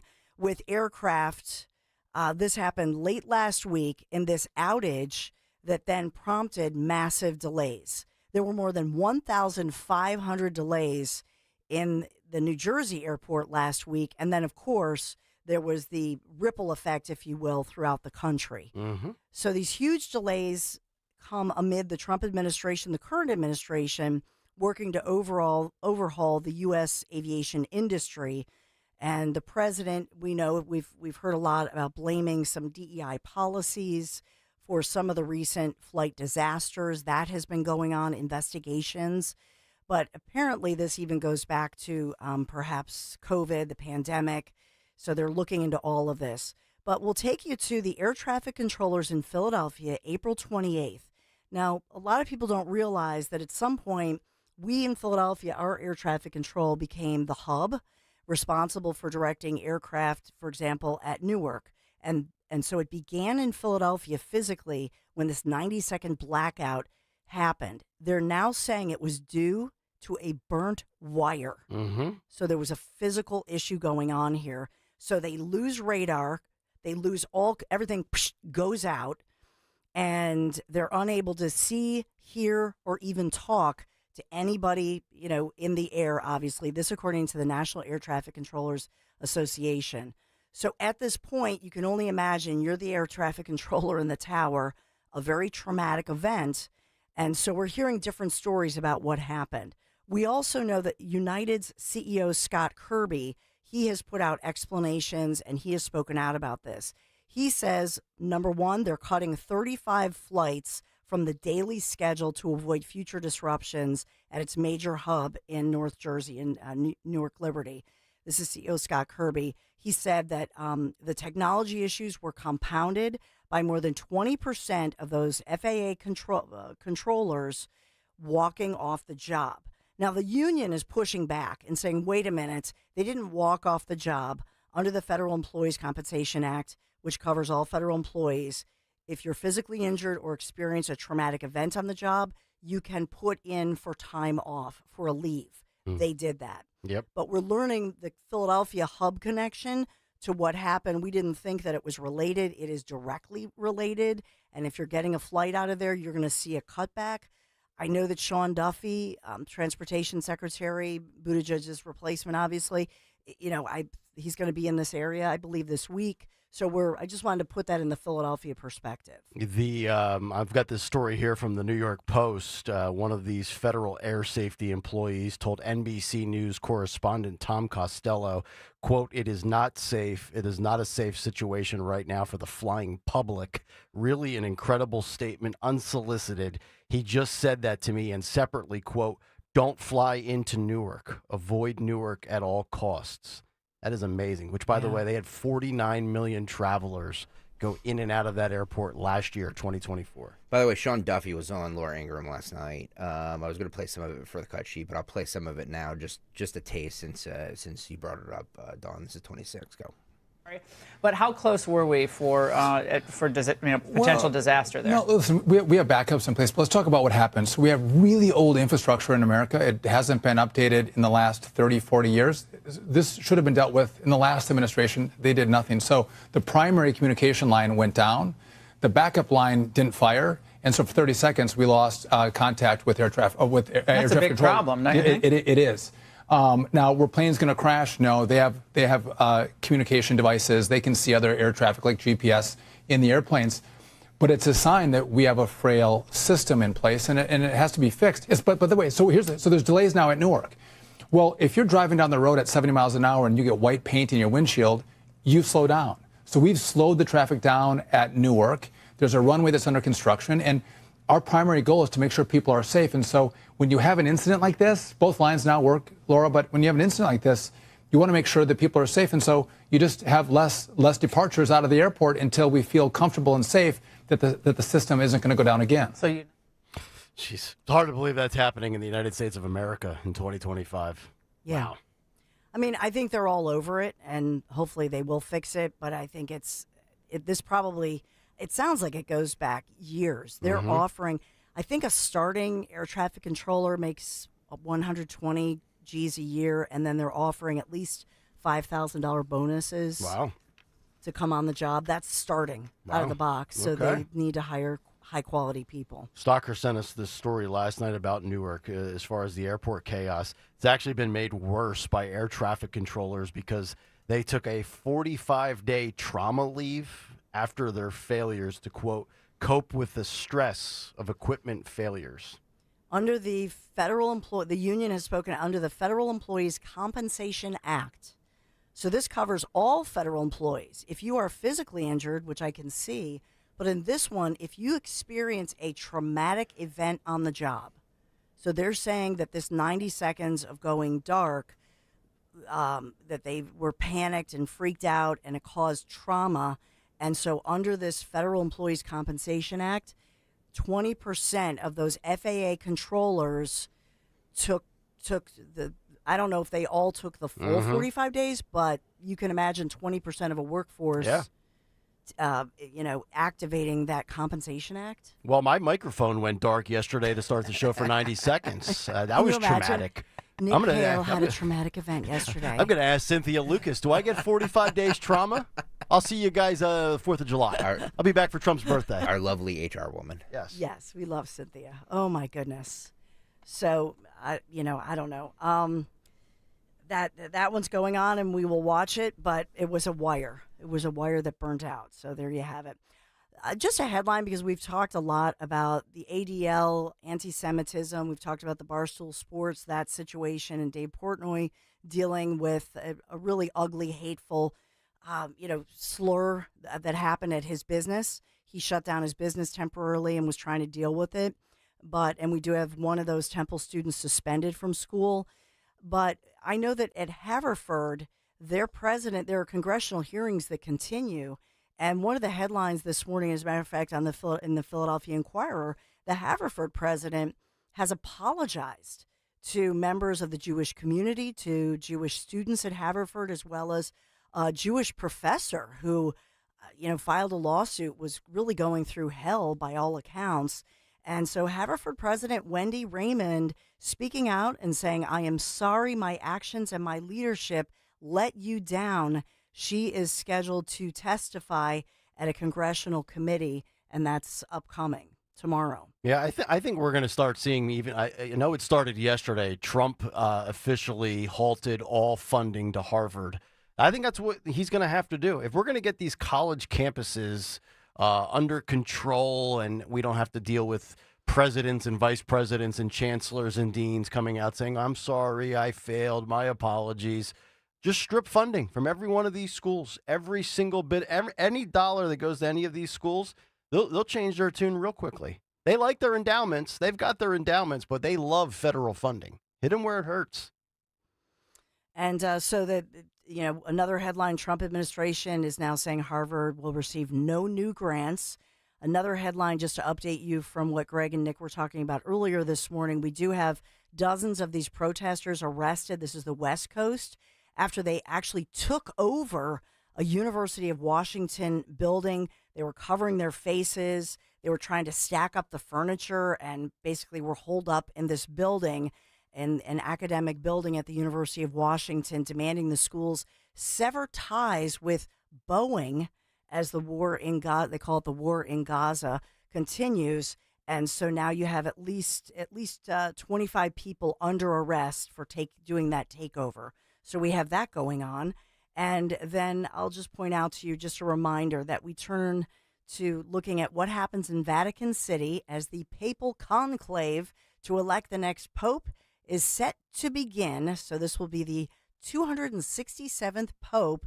And so this morning, they begin to start the congregation, 170 cardinals from around the world, Vatican City, as this follows the death of Pope Francis. Any gut feeling as to whether or not we'll get more of a conservative traditional pope this time around, as opposed to the last one that was more liberal? It's a great question. I have no idea. Yeah. I have no idea what they're going to do. I would say if you haven't seen the movie Conclave, the ending is like one of those surprise endings, but the movie Conclave actually explains what they go through. As far as it's a whole process. Okay. And then they, put the smoke up through the chimney, and that's why you saw those memes yesterday. They had like orange smoke that the next pope would be Trump. People were just trying to be funny. By the way, still amazed that both sides are triggered by that. Jackie Heinrich went after Trump yesterday. Did you I guys saw see that? Yes, I did. I give her credit. She's willing to ask a question that doesn't necessarily jive with a bulk of the consumers of Fox News. Do you have this, Phil? Let's cut 5 since we're talking about it. Some Catholics were not so happy about the image of you looking like the Pope. Oh, I see. You mean they can't take a joke? You don't mean the Catholics. You mean the fake news media. Not the Catholics loved it. I had nothing to do with it. Somebody made up a picture of me dressed like the Pope, and they put it out on the internet. That's not me that did it. I have no idea where it came from. Maybe it was AI, but I know nothing about it. I just saw it last evening. Actually, my wife thought it was cute. She said, "Isn't that nice?" My question about Actually, I would not be able to be married, though.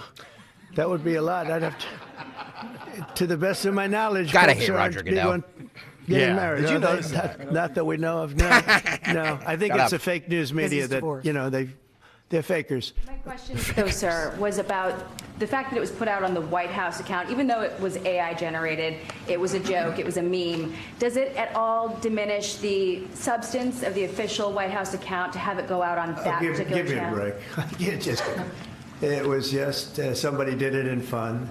It's fine. Have to have a little fun, don't you? Yeah, by the way, Roger Goodell, the commissioner of the NFL there on the left, you'll find out why he was there later coming up in the cut sheet. But, like, yeah, I mean, I understand why Jackie Heinrich is asking the question because I saw it on Saturday. I saw on X that there were Trump supporters that are religious that thought it was in, quote, poor taste. I'm paraphrasing.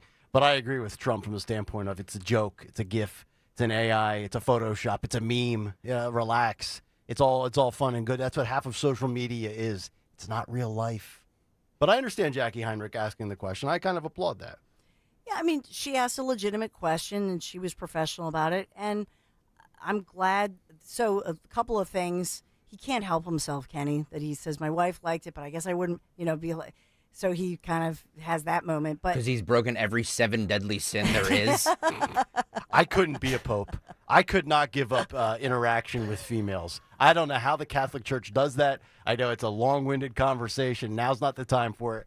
Kudos to them because I would not give up sex with women for the Catholic Church, but that's just me. Sex with women. How about sex with your wife? Well, that's what I meant. What, are we splitting hairs here? Yeah. Do we have to battle? You and I want to go head-to-head now? No. Stenslin and I have already battled it out. Let's go. Oh, sweetie, let's go, buddy. Oh, my goodness. We'll do that next week when we have a segment to fill.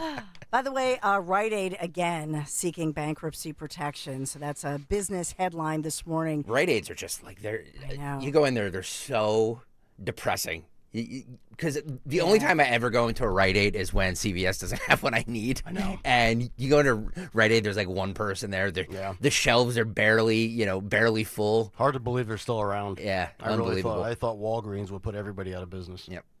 And the Fed meeting today, according to the Federal Reserve Board, that meeting is today and concludes tomorrow.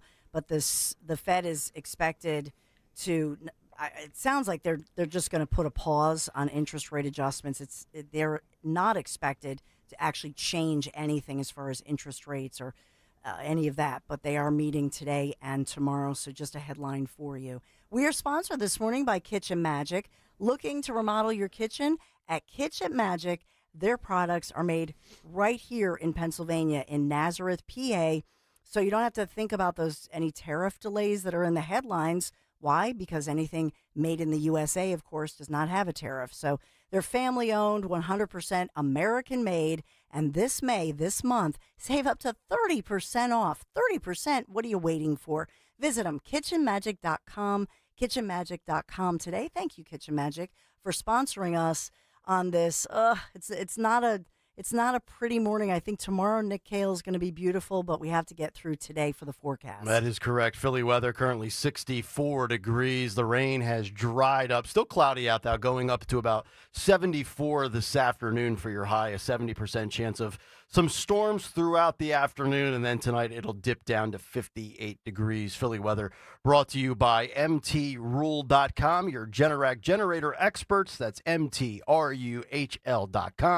MT Rule, thank you for sponsoring Kayal and Company News Live with the weather, and we'll continue on the other side. Right-wing media is now landing investors and staffing up as corporate America gets on the bandwagon. It's Kayal and Company. Back after this. Welcome to Staples. Hi, I hear Staples prints it all. Oh, you bet. Posters, banners. Can you print it all for Father's Day? Oh, of course. Photo gifts like canvas prints, photo puzzles. Can you print it all for graduation? Sure can. Custom cards and invites. Can you print a huge banner with the grad's picture? Oh, definitely. Even an embarrassing baby picture? Oh, those are the best kind. I know, right? Print it all for dads and grads at Staples. And right now, get 40% off custom cards, invites, and photo gifts. N75 exclusions apply. Visit staples.com/print for details. Here's Comedians and Sketchers Getting Comfortable, presented by Hands-Free Skechers Slip-Ins. Hey, I'm Bobby Slayton, and I'm here with my pal, comedian, and Skechers ambassador, Mr. Howie Mandel. Why did it take so long to invent something as amazing as slip-ins? I know it seems simple, but it took Skechers to invent a better pair of shoes. Yep, with Skechers slip-ins, you just step it and go. You don't have to touch your shoes. And by the way, slip-ins are for the whole family, men, women, and kids. In all your favorite Skechers styles, find Skechers slip-ins at a Skechers store, Skechers.com, or wherever stylish footwear is sold.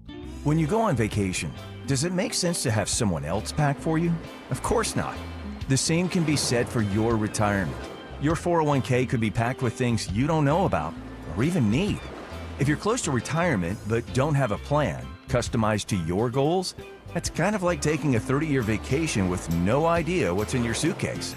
Seems like a stressful way to start what should be a relaxing time. Jim Cipriotti and the Retire Ready Financial Group can help you unpack your savings and build a plan to help reduce future taxes, along with a clearly defined income strategy. Call Jim at 610-894-7415 for your complimentary retirement game plan, or visit retirereadyfg.com. That's 610-894-7415. Investment advisory services offered through Retire Ready Wealth Management, a registered investment advisor. Insurance and annuities offered through James V. Cipriotti, Retire Ready Financial Group, LLC, NPN number 2083768. Prescriptions require an online consultation with a healthcare provider who will determine if appropriate. Restrictions apply. See website for details and important safety information. Price varies based on product and subscription plan. Hey guys, let's talk ED, because millions of men experience it, but not everyone can access or afford treatments like Viagra. Well, Hims can help. Through Hims.com, you can get a full range of treatment options for ED, including daily or as-needed meds, through a 100% online process. It all starts with an online intake form. Get started at hims.com/radio, and from there, a medical provider licensed in your state will determine if ED treatment is right for you. If prescribed, your medication is shipped to you for free. Find the ED treatment that fits your needs, with options up to 95% less than the brand names. Millions of men experience ED, but Hims can help. To start your free online visit and save up to 95%, go to hims.com/radio. That's hims.com/radio for your free online visit. HIMS.com/RADIO. A full bathroom remodel isn't always needed. Hi, I'm Stephanie from Emmons. Sometimes small upgrades can make a big difference. Whether it's a new vanity, maybe modern fixtures, or a new layout, Emmons delivers stunning transformations all within your budget. Call us today at 856-556-3229. Visit our Cherry Hill showroom or check us out online at callemmons.com and let Emmons make your bathroom beautiful again. From the main line to the shore, from top to bottom, inside and out, at Emmons, we have you covered. Chronic pain, cancer, fatigue. Find out about the benefits of medical hydration therapy on Health Watch with Dr. Molly Fantasia every Sunday morning at 8 on Talk Radio 1210 WPHT. For a complete list of Talk Radio 1210 WPHT's contest rules, go to 1210WPHT.com/rules. Joe Conklin hosts Comedy Night in 360 Lounge at Parks Casino. Robert Kelly from Live at Gotham headlines Thursday, May 22nd. For tickets, go to JoeConklin.com. Win a Maserati at Borgata Hotel Casino and Spa during the $1.5 million Luxury and Overdrive drawing. Play and earn entries now through June for your chance at over $1.5 million in prizes, including 2 Maserati Gran Turismo Modenas valued at $200,000. Drawings every Saturday with grand prize drawings May 31st and June 28th. The $1.5 million Luxury and Overdrive. Only at Borgata. Must be 21 or older. Gambling problem? Call 1-800-GAMBLER. You know your customers. Ralph likes his coffee black on Fridays, but Mondays he takes a little cream. Jennifer comes in every 3 years when her lease is up to get the newer and better model. And for some reason, pepperoni pizza sells like crazy on Friday nights. Who knew? At Odyssey, we have the expertise to get your media plan done right. With ads like you're hearing right now, to targeted social media campaigns, search engine optimization, and location-based advertising. Advertise with Odyssey and help us grow your business. Visit ads.odyssey.com. This Tuesday, join us for happy hour at the Great American Pub in Phoenixville. Rich Zioli will be there live from 3 till 6. Stop by before our Politics and Pints event and enjoy Miller Lite specials. The Great American Pub, Phoenixville, today at 3 with 1210 WPHT.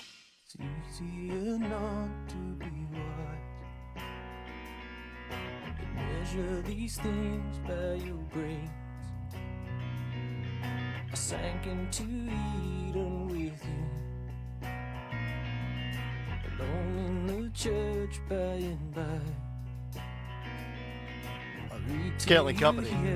Actually, fitting and perfect timing to have that Odyssey commercial about Odyssey advertising campaigns, followed by the Great American Pub in Phoenixville hosting us, as well as the Colonial Theater, as well as Piazza Auto Group sponsoring the 7 o'clock hour, because it's all going to lead into this conversation we're about to have with conservative talk radio, free speech broadcasting, anything right of center in the world of broadcast radio and television. 7 o'clock hour brought to you by Piazza Auto Group. And we're talking about Porsche Delaware because they are excited to announce its newly expanded maintenance and reconditioning services, now offering care for classic Porsche in addition to general maintenance. Schedule an appointment online today at PorscheDelaware.com. Saw this story yesterday from Axios, and this is fascinating. And I actually think Zioli's going to be talking about this tonight. I would assume, can't guarantee, but I would assume, because one of the topics that Rich has volunteered for or was assigned was destroying the opposition. Tonight at Politics and Pints, I'll be talking about Doge. Dawn's going to be talking, I believe, about Maha and education reform. Dom's got the economy and the border. Rich has destroying the opposition. We all have different categories of Trump 47 that we'll be talking about tonight. And I would think that Rich is going to get into, in regards to destroying the opposition, not only the Democrat Party, not only some of the institutions in this country, but also legacy mainstream media.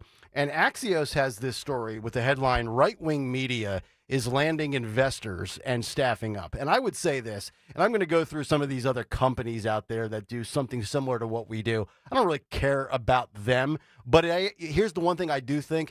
When you're in this line of work, it's actually good that everybody is succeeding because there's more and more demand for this type of content. Ultimately, all I care about is the ratings that we get here from 6A to midnight. And then, of course, you know, what we do revenue-wise. And now I really do believe now is the time. If you are a business out there and you have been contemplating advertising with 1210 WPHT, now is the time to do it, because what we do, what we provide is not only more popular than ever, it won the popular vote. It's not taboo. It's not the minority. It was the majority. So they say in this story from Axios, MAGA media is seizing on its new influence in Washington, staffing up, enjoying unprecedented access to power, and making market splashes. They say why it matters. Corporate America has typically shunned right-wing media, but expanded exposure to Washington's power brokers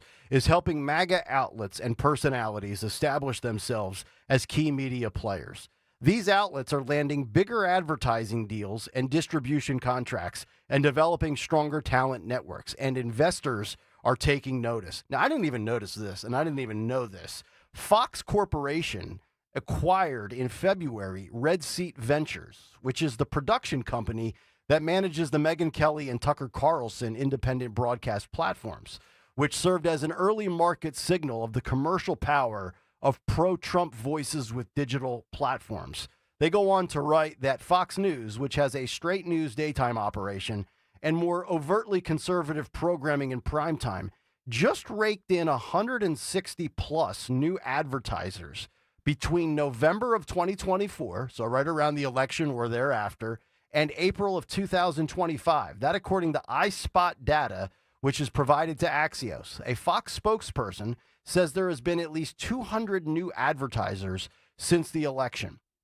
Beyond Fox News, the Daily Wire's valuation now tops $1 billion, according to Axios, and that was reported in December. Rumble and Newsmax, you've probably heard some of the Newsmax commercials on our station lately, they are each publicly trading at values exceeding $2 billion, despite just earning $30 million and $171 million, respectively, in revenue last year. Trump's Truth Social, the parent company, currently valued at more than $5 billion on the public market, despite earning $3.5 million in revenue in 2024. They also say that Tucker Carlson in 2023 was able to raise $15 million to grow his media company. They go on to talk about townhall.com, perhaps a site you guys read and look at, X, the Washington Reporter, Breitbart, and Elon Musk purchasing X. And they say this has forced entrepreneurial creators out into the media wilderness after establishment legacy media shunned them and downsized. Now you have individuals honing their skills in a sink or swim based on talent content distribution marketplace. Real talent rises to the top and builds a massive, durable audience, increases size and influence. I got to say, this is, I think, really encouraging, whether or not we compete against each other. If Dawn, if Greg, if Dom, if Rich, if we're battling between us and another station, us and a podcast, us and Joe Rogan, us and Outkick, us and the Daily Wire, Matt Walsh, Ben Shapiro, whoever it might be, it's great that there's competition and we want to beat all of them. But I actually think it's great that the industry itself, right of center, is thriving, because if mainstream media can get content and get advertisers with diminishing audiences, in a day and age where Trump and Republicans won the popular vote, I would not be surprised to see more legacy corporations be willing to go out on a limb. And I don't think it's really going out on a limb, but it's been painted and portrayed that way, that they should do it because they're going to reach massive amounts of people. And I don't know, I've never understood why you would want to shun half of your customer base, right? Like if you're in the entertainment industry, you shouldn't be bad-mouthing Republicans. Republicans go to movie theaters. Republicans buy Netflix. Republicans download Peacock, things like that. Dawn, I'm going to get your thoughts. Do you think that this is a short-lived trend in light of Trump's popularity a third time around? Or do you think that this is maybe the beginning of something where right-wing media will be viewed in the same stratosphere from an advertiser-friendly standpoint as dying legacy media? Yeah, I think what we're witnessing in real time is the evolution of media in America. And so this goes right along, not just with Trump, but with technology. So way back in the day, think about the first televised presidential debate with Kennedy Nixon. You go through and you think about television news. Before that, it was radio. But I think that's a good example. If I were, teaching, and I have done this as an adjunct professor. So if you said, who won that debate back in the day, those who listened to the debate during that first televised debate thought Nixon won because they listened. The viewers who saw it on TV, because you had Kennedy, good looking, not sweating, looking, dapper, and knew how to wear a dark suit against the background, etc. Anybody viewing it on TV thought Kennedy won that debate. Mm-hmm. So you think about the evolution of an entire industry. And then even during the 80s, early 90s, the Clinton years, thinking about the war on drugs, the war on crime, and how we portray different individuals. You can go, if it bleeds, it leads. And so this is the evolution of journalism, of media, and of technology happening all at once. It's not just Trump, but I think, as with all things, Trump tends to supersize or energize anything that's going on in society. Yeah, and it's not only just broadcast media, it's citizen journalism as well. Yep. Whether it's somebody locally in Bucks County, like a Meg Brock, or somebody maybe that has left legacy media, Michael Schellenberger, all of those guys from the Twitter files that released all of the data and information that was being suppressed by the government when they were strong-arming Meta and the previous owner of Twitter, Jack Dorsey. You've seen sports broadcasters come over to News Talk, myself included. You've seen people go from working in a traditional legacy media perspective or even talk radio and say, you know what, I have such a following, I have such a massive brand, I'm just going to go to Rumble and I'm just going to be in 100% control of my content, of my advertisers. You've seen people take their show to YouTube. And I've noticed the difference. I mean, think about this. Michelle Obama's podcast has tanked, has not caught on. Don Lemon, he didn't even do a show on X. Now he's doing a show from his house on YouTube. I have no idea what the numbers are. I can't imagine they're great. I would only imagine it's going to be a matter of time before Joy Reid starts doing this. But the people that have left that are right of center are the ones that have survived and thrived, which is why I go back to the argument I've made. When these mainstream media left of center people lose those big paying gigs, I don't think they'll ever see remotely close to that salary again. You think Don Lemon's ever going to receive a $3 million a year contract again, unless for some reason News Nation would hire him? But according to Chris Cuomo, they were never friends to begin with. So good luck getting in there. I just don't see it happening. And I think this is an awakening where people are looking at also the style. Like Joe Rogan, I think it's boring as hell, but it's loose. It's like 2 hours of a guy just sitting around drinking a Bud Light, getting high, and having a conversation with almost no direction. I'd like to think he puts some work into where he's going with the conversation, but it's not so scripted and manufactured and contrived. He listens. Yeah, and he listens, right? He doesn't talk a ton in that thing. He doesn't. He asks, I think, he asks good questions, but he listens, he lets it breathe, and so what you get is the context. Yeah. And that's something that is missing from the highly edited, fast-paced design of, let's say, TV news, the soundbite society. Well, people want to hear conversations. They don't Right. want to hear people, scripted people preaching to them. Yeah. And by the way, that goes for this format as well. Yeah. If you notice, the shows now are evolving into more conversational shows. It's because people just don't want to be preached to. They want to make up their own decision. They want to hear a bunch of relatively smart people have discussions on things that they're interested in, and they can make up their own mind. So I think that's more the reason why these podcasts and stuff, Theo Vaughn and all these guys, like there's no secret sauce to what they're doing. No. Trust me, I study all this stuff. I listen to all of it. I watch all of it to kind of better what we do. And there's no secret sauce to it. It's just the curiosity factor. It's just the conversation. It's the loose nature of it. And it's people talking like they do. Yeah. It's not somebody saying, look, tonight on Action News, we have this and this and this and this. And did you hear this? People are just, they're tuned out with stuff like that. They don't want to be preached to. And getting back to what you were saying about advertising, like it's never been a better time than right now. Trust me.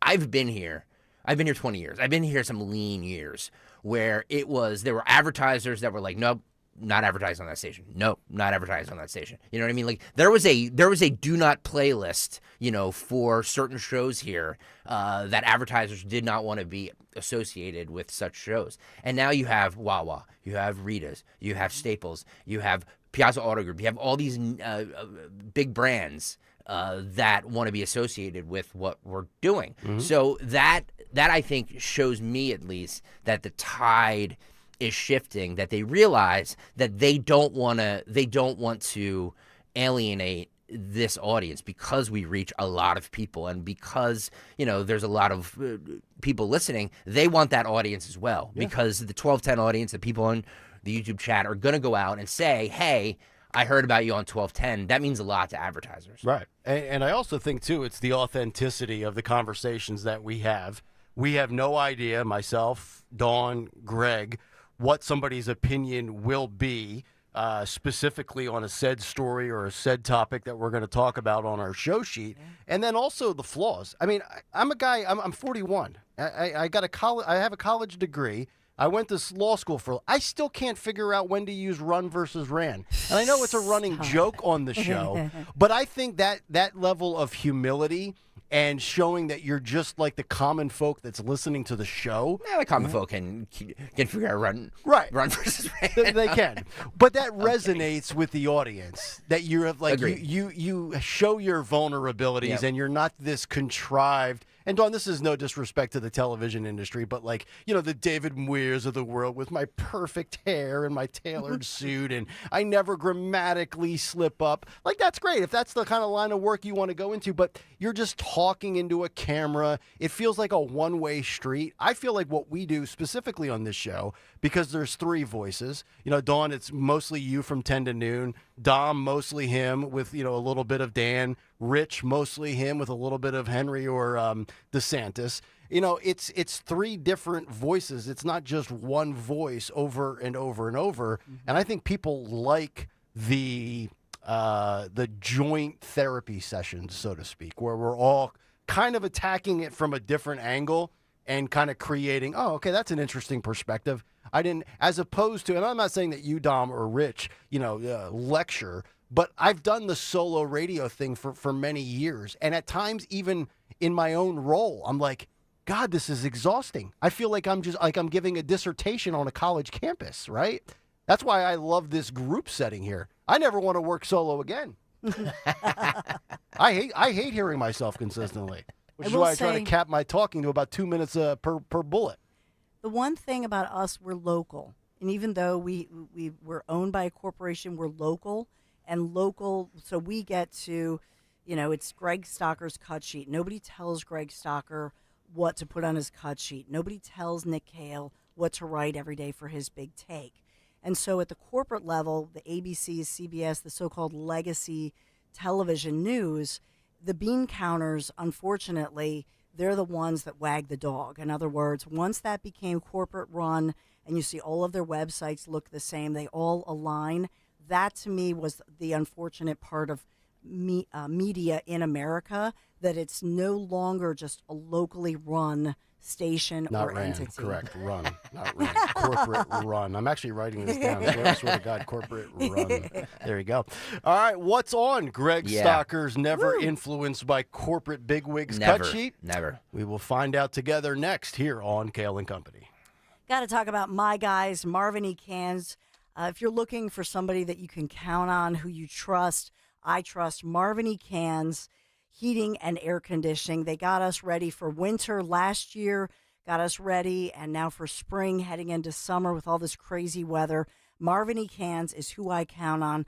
Third generation owned, veteran, military veteran founded company. Here's the thing. If you live in an older suburban home, consider a ductless unit from Mitsubishi Electric Heating and Air Conditioning. Mitsubishi Electric is a terrific solution for a home, especially if you lack that important ductwork. Could provide up to $2,000 in tax savings. So a couple weeks ago, they installed the unit. It is silent, and it is a beautiful thing for our office that we're renovating and redoing. And so I highly recommend Marvin E. Cans, and get it for yourself, the Mitsubishi Electric Heating and Air Conditioning System. Just contact my guys, Marvin E. Cans Heating and Air Conditioning, MarvinEKanze.com. Marvin E. Cans. Tell them Dawn sent you. We all hear the radio ads about the IRS. They tell you to be afraid, to be scared, and they try to frighten you into calling. I'm not here to do that. Tax Relief Advocates is different. TRA is here to tell you that if you owe money to the IRS, whether it's $5,000, $50,000, or $500,000, we have a solution. It doesn't matter if you're sitting in your car, at work, or with your kids. No matter where you are, call now. 800-575-6481. Don't lose hope. TRA can eliminate or reduce what you owe to the IRS. Generous programs are now available that can give you a fresh start. Our passion is taxes and helping individuals fix their IRS problems. We have over 1,000 5-star reviews on Google and an A+ with the Better Business Bureau. You don't need to be afraid of the IRS any longer. End your tax nightmare today by visiting us online at TRA.com or call 800-575-6481. That's 800-575-6481. Tax Relief Advocates. Real solutions for real people. Stop buying gold online. Edelman's Coins is the Philadelphia area's largest buyer and seller of gold and silver bullion. Family owned for 99 years, Edelman's Coins has continued to provide ultra-competitive pricing paired with unparalleled customer service. With transparent buy-sell spreads, you know you will always get a fair deal. When buying or selling bullion or coins, think Edelman's Coins. Call 215-572-6480 or visit edelmanscoins.com. If you or someone you know suffered any injuries involving a deployed airbag, you could be entitled to compensation. Morgan & Morgan has already recovered millions. Get America's largest injury law firm fighting for you. Visit forthepeople.com for an office near you. Here's retirement phase expert Joanne Small-Canella with today's report. As the big bad wolf of Wall Street tries to blow your retirement house down, investors need a sturdy foundation to protect their nest egg. This week's expert report analyzes 3 common ways investors go about protecting their nest egg from the gale force winds of economic uncertainty.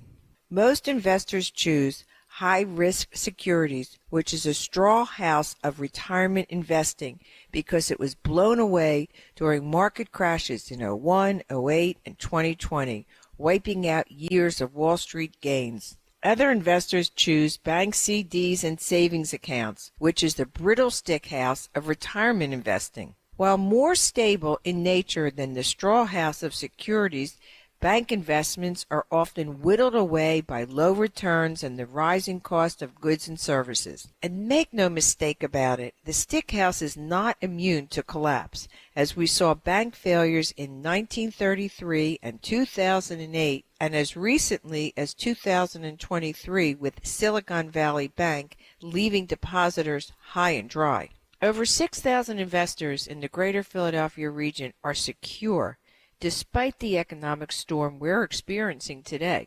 Their money is invested in the financial life insurance industry, which is the brick house that has withstood all economic storms since the 18th century. Unlike the straw house of securities and the stick house of bank investments, the financial life insurance industry has not collapsed during market crashes and has kept investors above water while economic storms have washed other investors' nest eggs away. If you're in or near retirement, schedule to meet with a licensed retirement phase expert and learn how you can renovate the foundation of your crumbling straw and stick house and protect your nest egg with the bricks of financial security.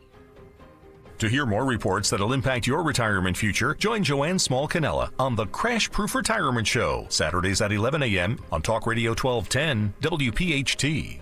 This Tuesday, join us for happy hour at the Great American Pub in Phoenixville. Rich Zioli will be there live from 3 till 6. Stop by before our Politics and Pints event and enjoy Miller Lite specials. The Great American Pub, Phoenixville, today at 3 with 1210 WPHT. Hello, I'm Johnny Cash.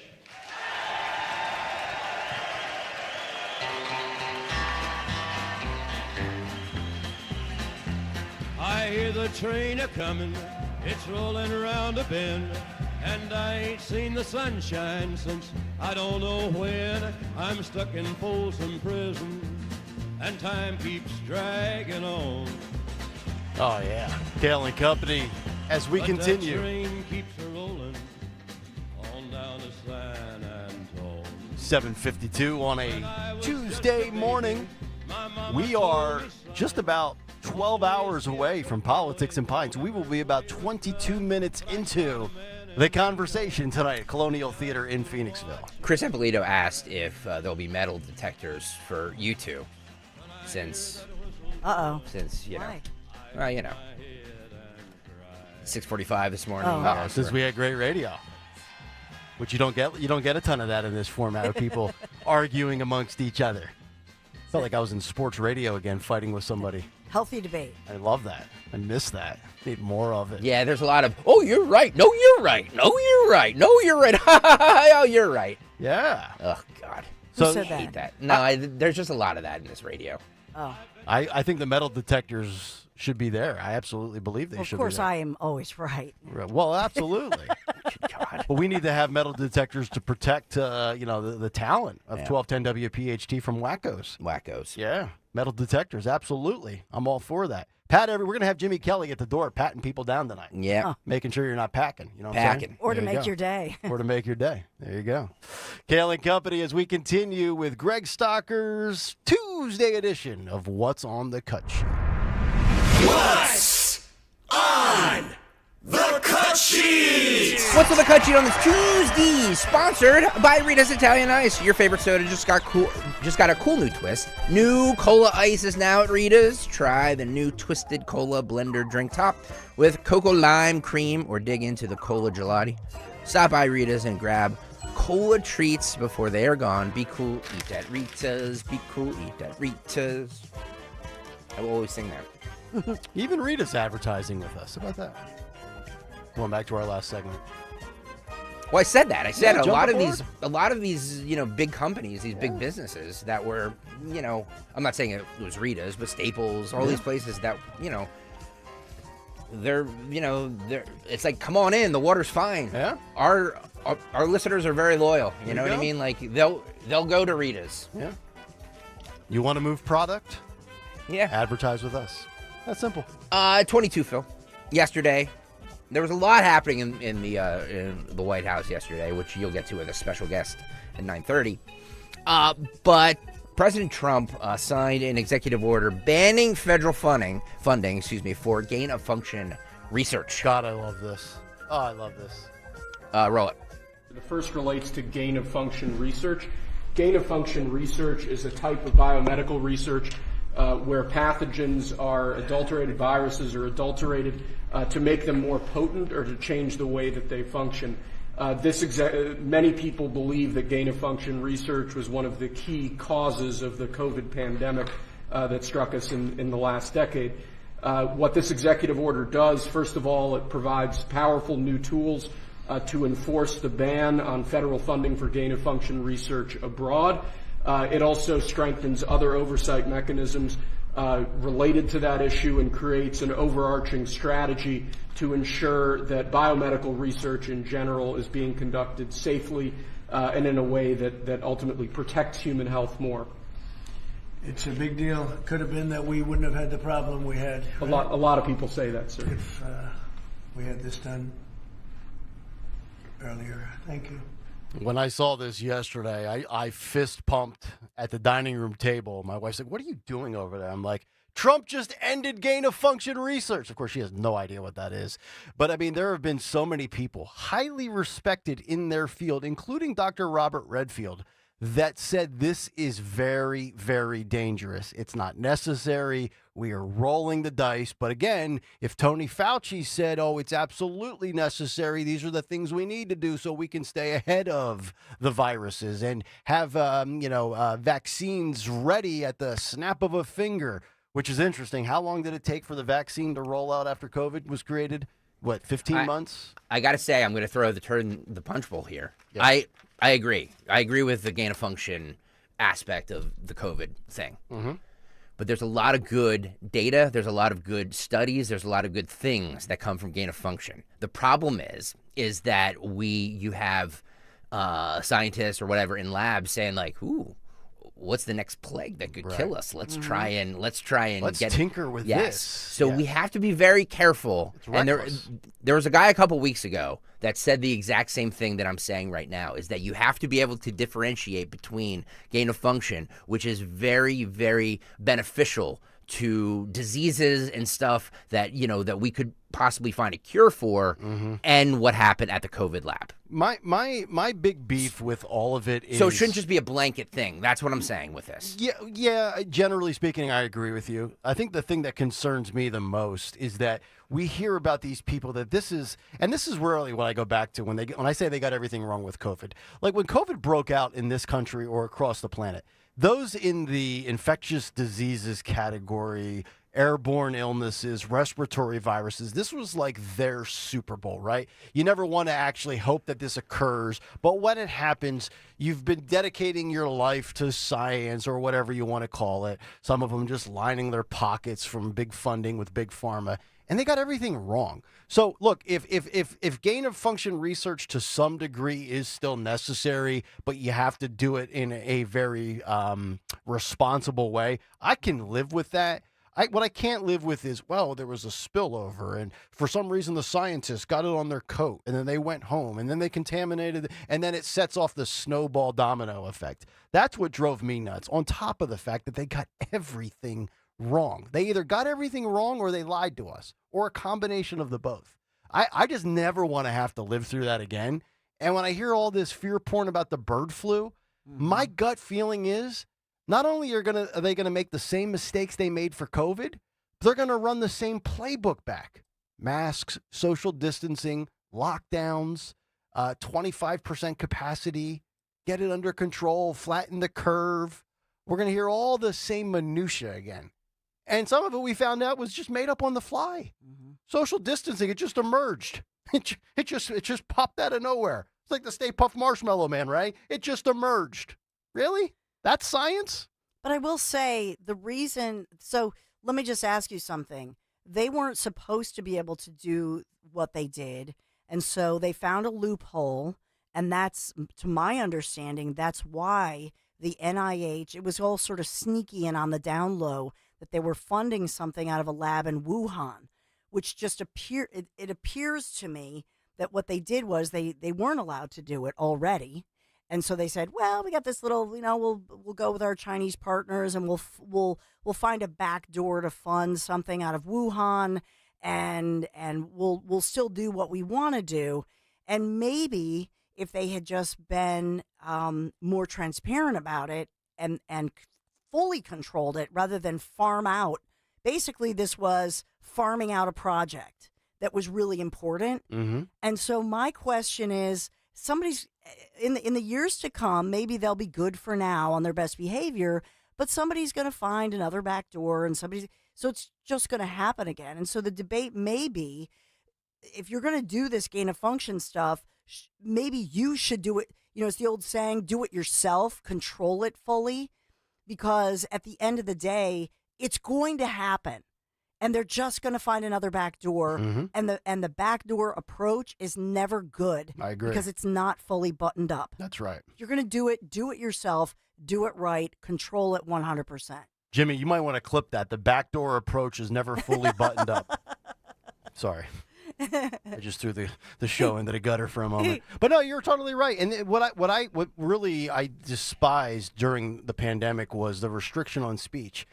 And of course against us and on social media, being of the temerity to challenge conventional wisdom and say, well, wait a minute, what do I really need this vaccine? Does this mask really work? But also the shunning of guys like Dr. Jay Bhattacharya, the guy that was over here, was it at St. Joseph's that got flagged? He was like 70 years. He was tenured on his way to retirement.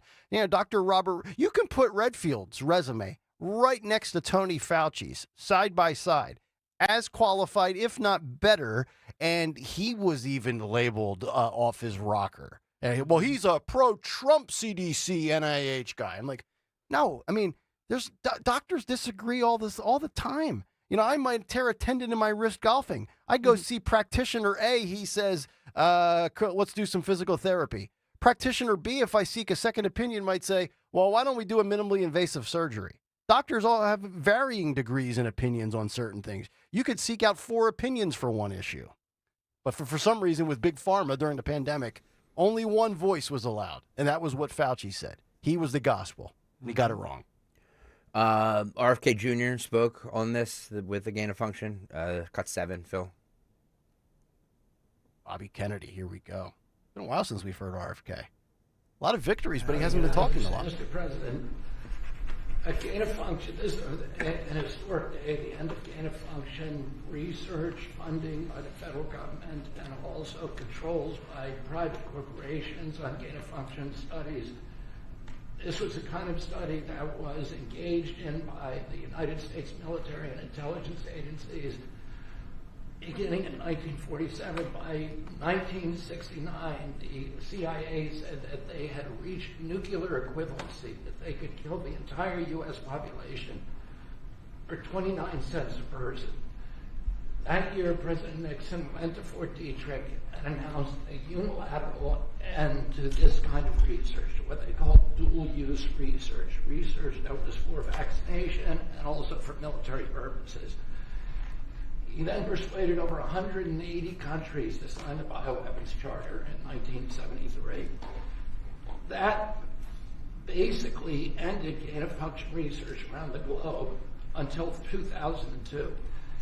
Until 2001, after the anthrax attacks, we passed the Patriot Act, and the Patriot Act had a provision, a little-known provision in it, that said that although the Bioweapons Charter is still in effect, and the Geneva Convention is still in effect, U.S. federal officials who violate it cannot be prosecuted.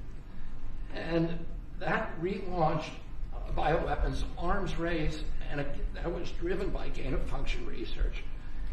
In 2014, 3 of those bugs escaped from U.S. labs, and President Obama declared a moratorium on future use, and instead a lot of that research was moved offshore to the Wuhan lab. And it launched bioweapons arms race all around the country, all around the world, so that China's engaged in it, developing all kinds of weapons using AI and CRISPR technologies that are really devastating. Russia is deeply engaged in it, Iran and many other countries. It's a kind of weapon that always has blowback. There's always bad news. And the justification for this kind of weaponry was, and these kind of research, was always that we have to do this, develop vaccines to counter a future pandemic. In all of the history of gain-of-function research, we can't point to a single good thing that's come from it. And today, I commend President Trump for his courage and his vision in ending U.S. bioweapons research. You know, if you're watching that clip on YouTube right there, Trump is sitting at the perfect angle to elbow RFK right in the nuts and say, "That's enough, Bobby. We've heard enough of you." But no, like, we always see these tweets, right? Prosecute Fauci, prosecute Fauci. Can't prosecute him. He's got immunity, right? And that's been that way for almost a quarter of a century. You heard their RFK say in 2002 that protection was granted for those that are in this industry.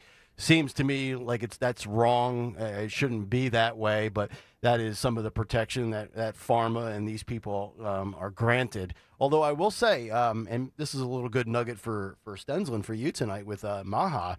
Yesterday, Bobby Kennedy said that Tyson Foods will be eliminating petroleum-based dyes from its food products by the end of this month. So if you're a Tyson chicken tender, Tyson chicken nuggets, all the poultry that Tyson does, one step closer to healthier. Also, let's be a little wary of Bobby Kennedy's statistics, because it's been proven that a lot of the BS that he spews out, the stats are wildly inaccurate. I thought the protection was before 2002, to be honest. I thought that was like a late 80s, early 90s thing when a lot of this pharmaceutical advertising went crazy. He says 02. I don't know. I don't know the specifics. But the bottom line, in general, I would say, is that it's almost like having teenagers in your home. You know that they're going to try to, and that's what these scientists are like worldwide and in this country, and not that they're trying to be bad, but it's just they're going to, these scientists, they crave to explore all of this, even though you might question their motives. Right.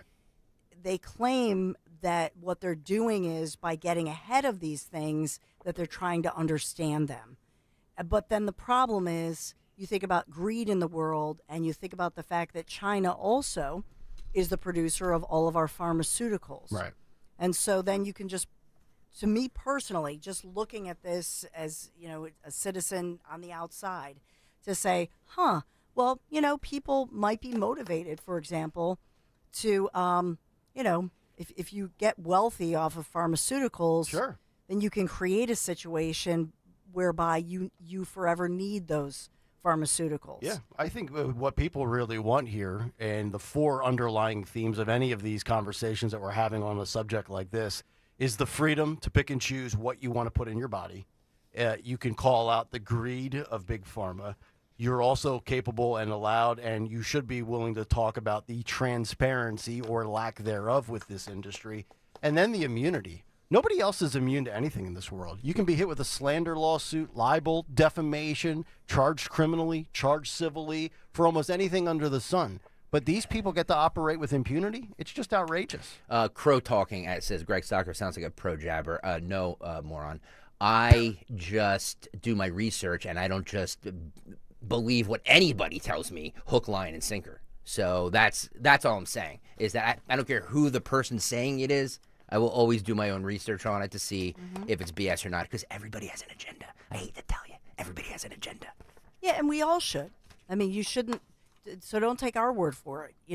Look, take a moment, look things up. I think I think that's important. What Bobby Kennedy says, so it must be true. Okay. I think there's a piece of this whereby, you talk about Tyson Foods. Well, why did it take this for PepsiCo or Tyson Foods to say, oh, we're going to reformulate. Well, why didn't you do that before? Yeah. This couldn't have been news to you. And so there's a piece of this where, and that's why we go back to the mom and pops of the world. I mean, there's a piece of this where you think to yourself, well, where's the morality? Where's the just goodness? Well, because before it was just some people calling them out on a podcast or on a random interview on television or a TV hit. But now that, the Trump administration has the power from top to bottom, right? They got the White House, they got the Senate, they've got Congress, they've got the Supreme Court, they've got Democrats that are now Republicans. Now Bobby Kennedy actually has a legitimate platform. These companies are now all of a sudden sanctimonious and, upstanding corporations that care. We've covered it. Healthy Americans is not profitable for big food and big pharma. It's just not. So they're jumping on a bandwagon is what they're doing. No different than some of these corporate advertisers that now want to advertise with a Tucker Carlson or a Joe Rogan. They don't really want to, but they see where the trend is going, so they jump aboard like the frauds that they are.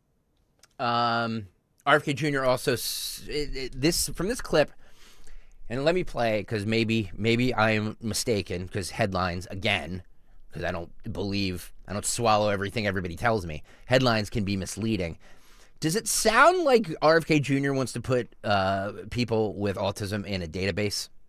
Roll this on cut 29, Phil. I want to see how you guys feel of this. Cut 29, go. The Democrats are saying now that you're trying to create a database of autism patients to track them and to watch them, and they're using that as a real inflection point in this very critical debate about why we have so much autism in the United States. Your reaction or response to that charge?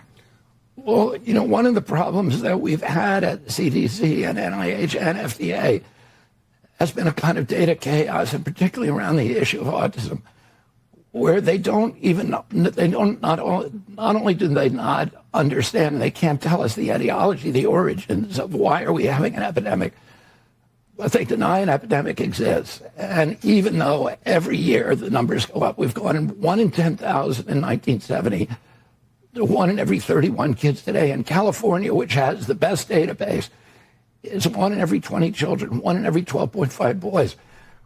This is an existential disease. Every other disease like this has a registry, and it's voluntary, so that public health officials can monitor the numbers. It's not private information.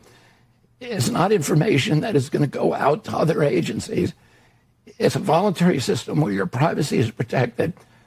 Just a system for keeping track of a disease that is now becoming debilitating to the American people. Well, we need that. We need that for COVID vaccine injuries, all of this. Mr. Secretary, you're tackling a lot at the same time. Well, it does sound like we want to put kids with autism and people with autism on a registry. All right, so three things here. As far as the numbers go, I don't know if those are accurate, but I do believe the trend that they've gone up, right? Has it gone from 1 in 10,000 to 1 in 31? Because diagnosis has gotten better. Right. Because diagnosis has gotten better, and the term autism has broadened. The spectrum has broadened, so more people have it because the term has evolved. If it's voluntary and you're willing to do it, knock yourself out. Me, personally, database surveillance is a no-no. I don't want the government surveilling anything I do, even though I know they do, even though I know they could be, in theory, listening on my phone. We've got more cameras up on street corners and at stoplights for people that get falsely accused of running through a stop sign by a school bus. Paid that $300 fine, by the way, on Saturday. Congratulations. So we're good to go. No points, no arrest, no license suspension for all of the legal experts that exist on X. But I am on board with understanding why there might be a rise in this. I don't want any government database surveillance, even though I know they exist for other things. So I'm going to be consistent here. The people that are getting outraged on the left, oh my God, Elon Musk is going to have access to my Social Security information through the Social Security Administration. They already do. He's not going to take your money. He's he's the wealthiest man on the planet. He's not going to take your $72,000 a year that you make. Stop panicking. If you're trying to understand why the etiology is what it is, and if there is an increase, I've got that. I'm on board with that. But any sort of mandatory database surveillance, no. I'm a small government to no government kind of guy. Stay away from me. I will say that, there was I think it was HHS. There were different government entities that clarified this and said they want to create this real world, like a data platform that everybody can plug into if they want to, but it's not. What could possibly go wrong with that? Um, I know everybody, I know the talking point, and Nick, you just said it, is that, well, Elon Musk and those guys don't want your money. They don't want to steal your identity or whatever it is to get your money. Agreed. But what's more valuable than any of that is your data, your information. That's what everybody's trying to harvest. That's what everybody's trying to do. And by whatever means they need to get it, they will get it. Right. So under greed. It's not about, Elon Musk going in there and stealing your Social Security number. access your bank account or whatever. No, of course that's not happening. Right. But I'm just saying there's these big businesses, these big industries that want your information. They want your data. Oh, yeah. That's more valuable than anything. Yes. And we see it in every walk of life. And we voluntarily give it to everybody. Oh, I know. Everybody. Yeah. You sign it. You go to Kohl's. Yes. You got a Kohl's card? Yes. You got a VIP rewards? Yep. You want to put in a phone number? Yep. Can you give me your email address? Right? And then, like, when you're just browsing websites, I'll go from Fox News to CBSSports.com. And what do I get?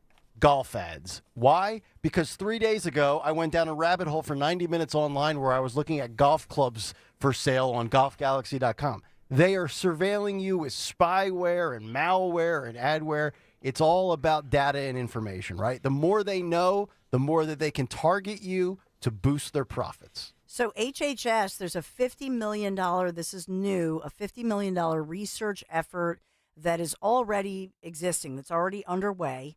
And so the NIH, National Institutes of Health, they're working on a comprehensive federal database of patient records to study autism and chronic disease. And by the way, this is Jay Bhattacharya confirmed that they're exploring opportunities to work with other government agencies, Medicare, Medicaid services, the CDC, Department of Veteran Affairs, Department of Defense, to try to put together a data set. So they want to create this huge, to Greg's point, this is going to trigger Greg, this huge database using, so let's say you get Medicaid or you get Medicare and you say, hey, would you opt into a study?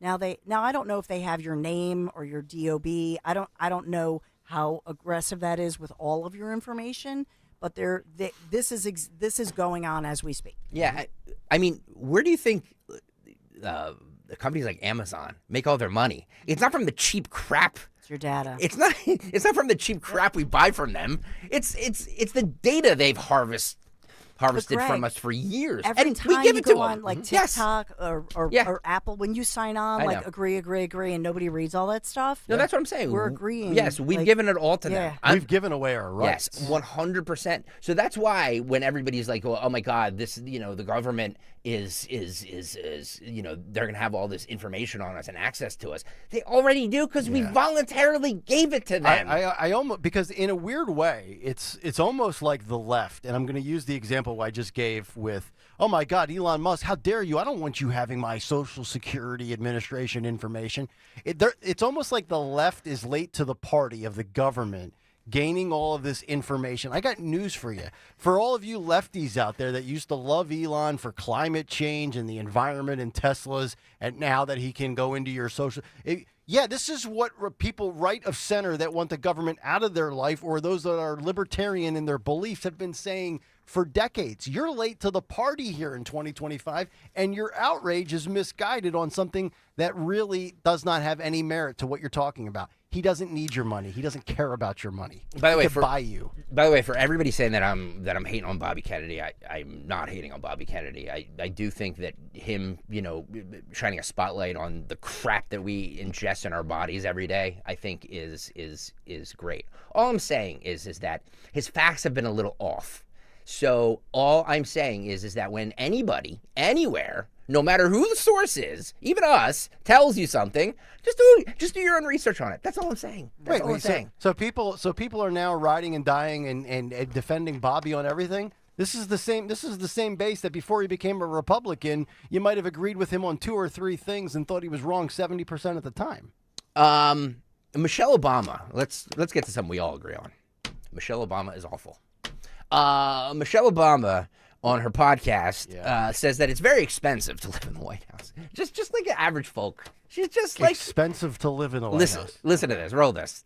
It's expensive to live in the White House. Many people don't know. I mean, much is not covered. You're paying for every bit of food that you eat. You're not paying for housing and the staff in it, but everything, even travel. If you're not traveling with the president, if your kids are coming on a Bright Star, which is the First Lady's plane, we had to pay for their travel to be on the plane. It is an expensive proposition, and you're running for 2 years and not earning an income. So all of that was in my mind. How would we manage this? My fears came from the fact that I thought he could win, but I knew he had it in him to make this happen.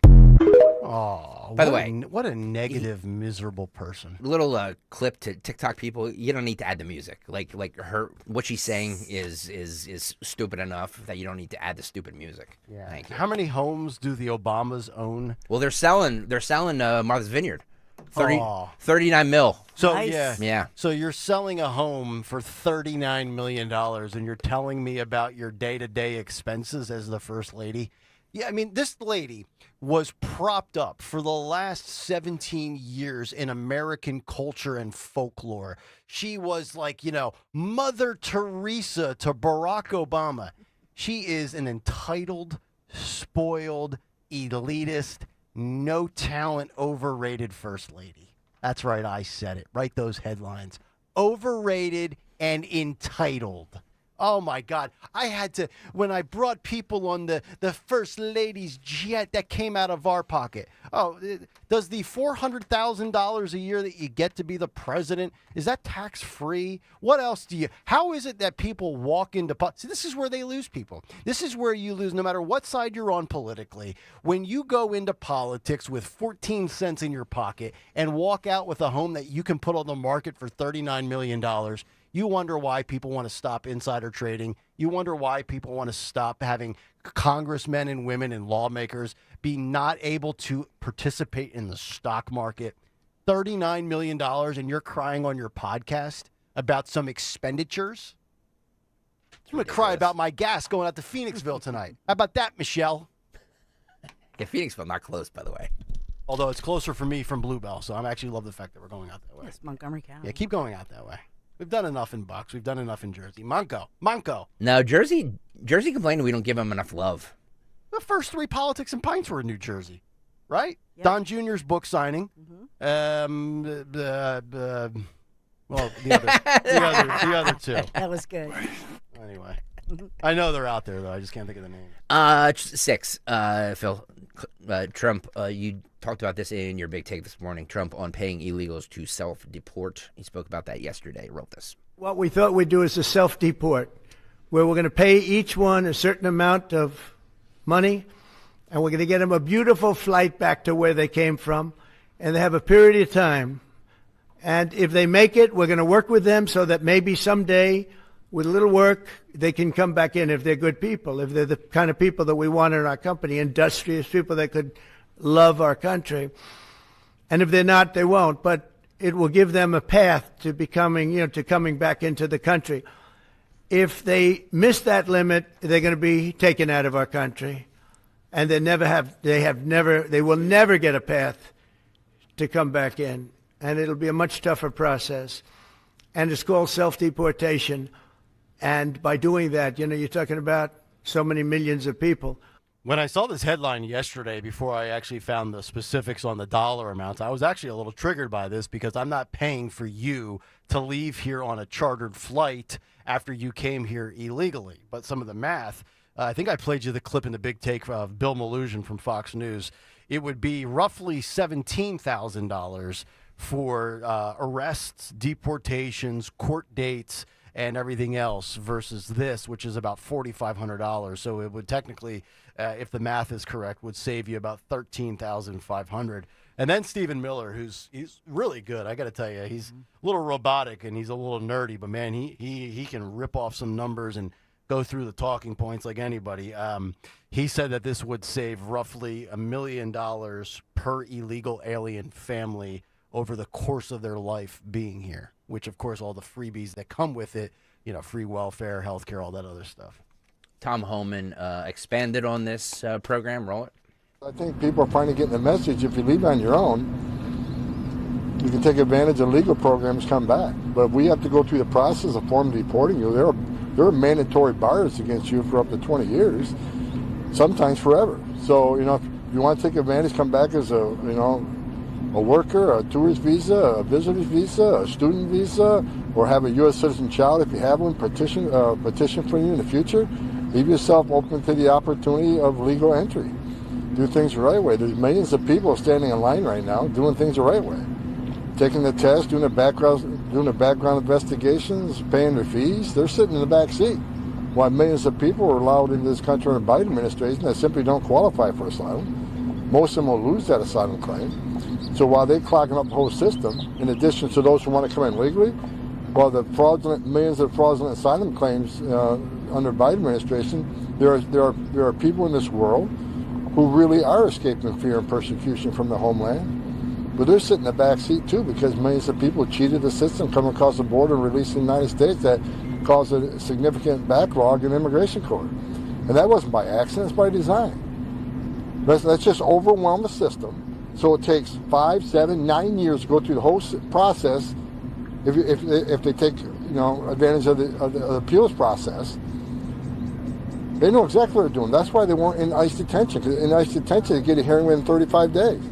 But if we release millions of the country, overwhelm the system, so they don't get a hearing in 5, 7, 9 years, then maybe there's a Democrat administration in power. Now we can have an amnesty. They know exactly what they're doing. They're playing the long game. But we're going to beat them at it. We're going to ramp up interior enforcement operations and removals. We're going to force the law. We're not going to ignore the law like the prior administration did. The appeals process. You do this for 5, 7, 9, 11 years. You get all of your due process that the media is so infatuated with for illegal aliens. Lebo is one of our great tweeters. He says on Twitter, at Inspector Lee 1, Pelosi, Schumer, Biden, and the rest of the Democrats should be billed for the cost of self-deportation. Hear, hear. I second that. We should take a break and then come back and I have a ton more, including the attorney from Carmelo Anthony. Remember the Austin Metcalf, Carmelo Anthony story that we talked about a couple weeks ago? The stabbing at the track meet there. The lawyer is upset that Austin Metcalf's father showed up to the hearing. So he spoke out. Plus more from Trump and Roger Goodell. We have all of that on the other side. 8 o'clock hour brought to you by Staples. Your local Staples has hot deals and super low prices throughout the store on everything for your business. And right now at Staples, save up to $250 off your print order. Exclusions apply. Visit staples.com/print for details. And 614 plus. Save even more with the Easy Rewards program at Staples. First, a word from our friends at Piazza Auto Group, and we're talking about the flagship brand for Piazza, and that would be Honda. You all know that I have a Honda Ridgeline truck from my friends at Piazza Honda, but the great values, the great vehicles, it doesn't start or stop with the Ridgeline. Right now, you can lease the popular 2025 Civic and the HR-V, both starting at $249 per month. The Civic, a little bit smaller than the Accord if you're looking for better fuel efficiency, offers sporty performance. With the all-wheel drive HR-V, that will provide you versatility, which is needed for every drive, perhaps in that rain this morning.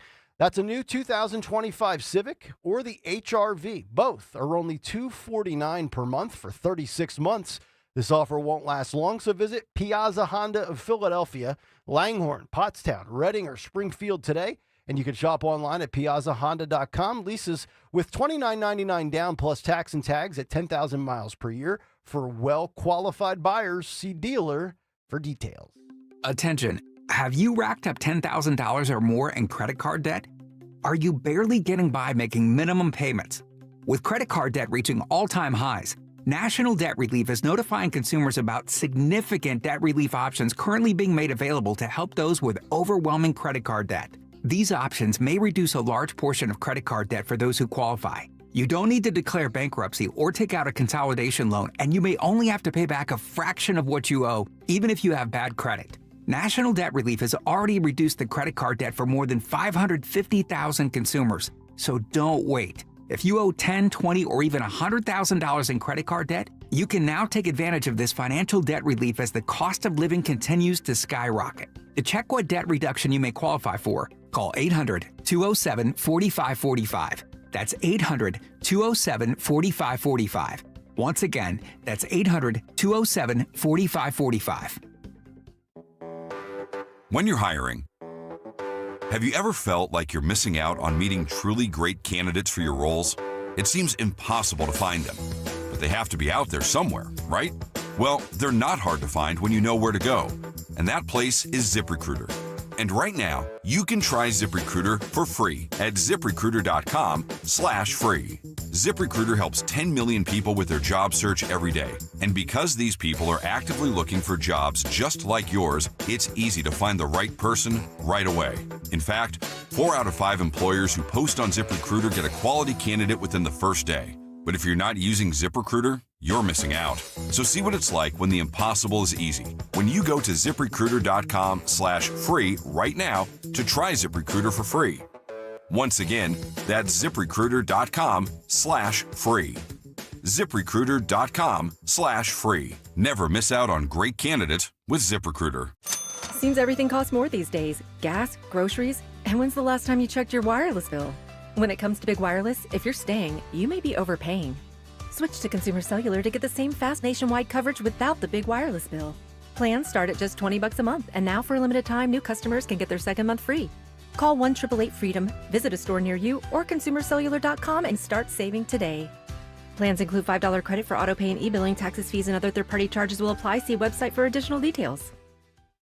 Life insurance. Why are you putting it off? Can't afford it? Too much hassle? Think you don't need it? There's lots of excuses for putting off life insurance. But if you weren't there, who would pay the mortgage and other bills? With Ethos, you could be covered in 10 minutes and boom, family protected. Ethos, fast and easy online term life insurance. Up to $2 million in coverage with no medical exam. Some policies as low as $1 a day. Answer a few health questions and get your free quote at ethos.com/radio. That's ethos.com/radio. Virtua Health, real patients, real doctors, real complex cases. Take one. Open heart surgery, tear in my aorta. The most complex cases come to us at Virtua Health. I'm sure I wouldn't have been here without you. Being a 45-year-old, not being able to walk up one flight of stairs, I had no idea I was in heart failure. Virtua is a premier heart failure center in South Jersey. They changed my life. It's truly a blessing. Want to follow our stories? Go to virtua.org. Virtua Health, here for good. Trenton's latest dumb idea, equity pricing. So now your monthly electric bill is based on how much money you make, not on how much electricity you use? Who does that? I'm Jack Chittarelli. When I'm governor, the days of Trenton Democrats raising taxes, wasting our money, and ruining our state are over. I'll root out waste and corruption to cut spending. We'll cap property taxes for families and freeze them for seniors. And I'll end Murphy's radical energy agenda that's driving up our electric bills. Paid for by Chittarelli for Governor, Inc., P.O. Box 225, Annandale, New Jersey. Be sure to follow Talk Radio 1210 WPHT on the free Odyssey app. Download it now.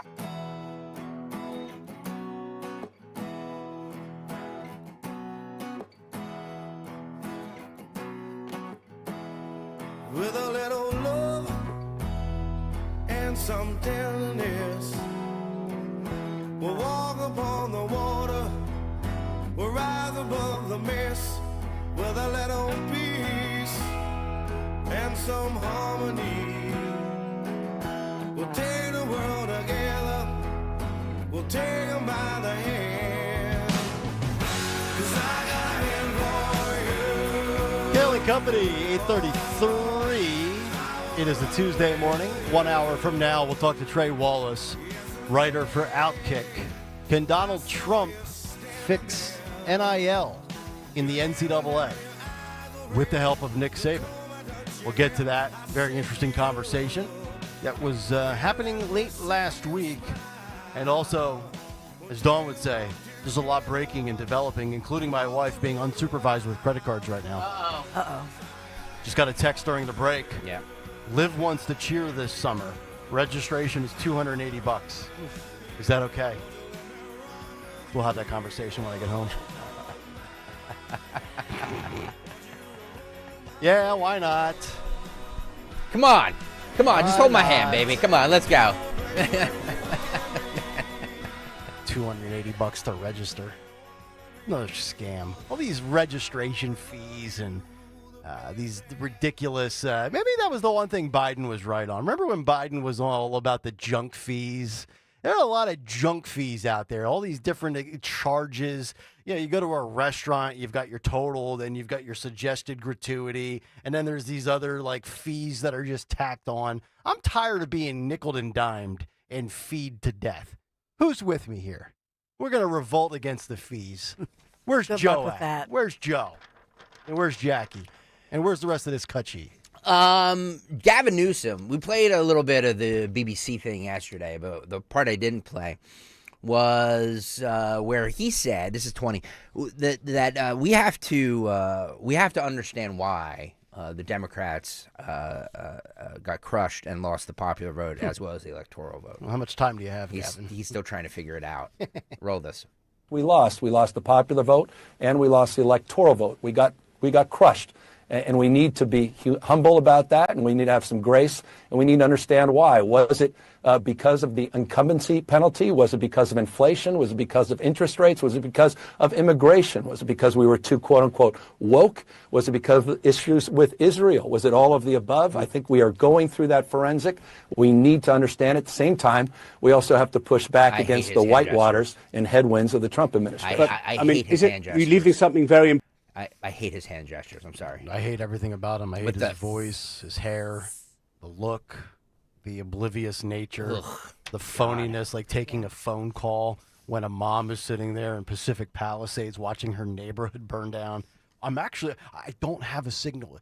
I can't. I'm trying to call Joe. Yeah. Remember that? Yep. Yeah. Okay. All of the above, Gavin, and then some. All of the above, and then some. They know why they lost. They know.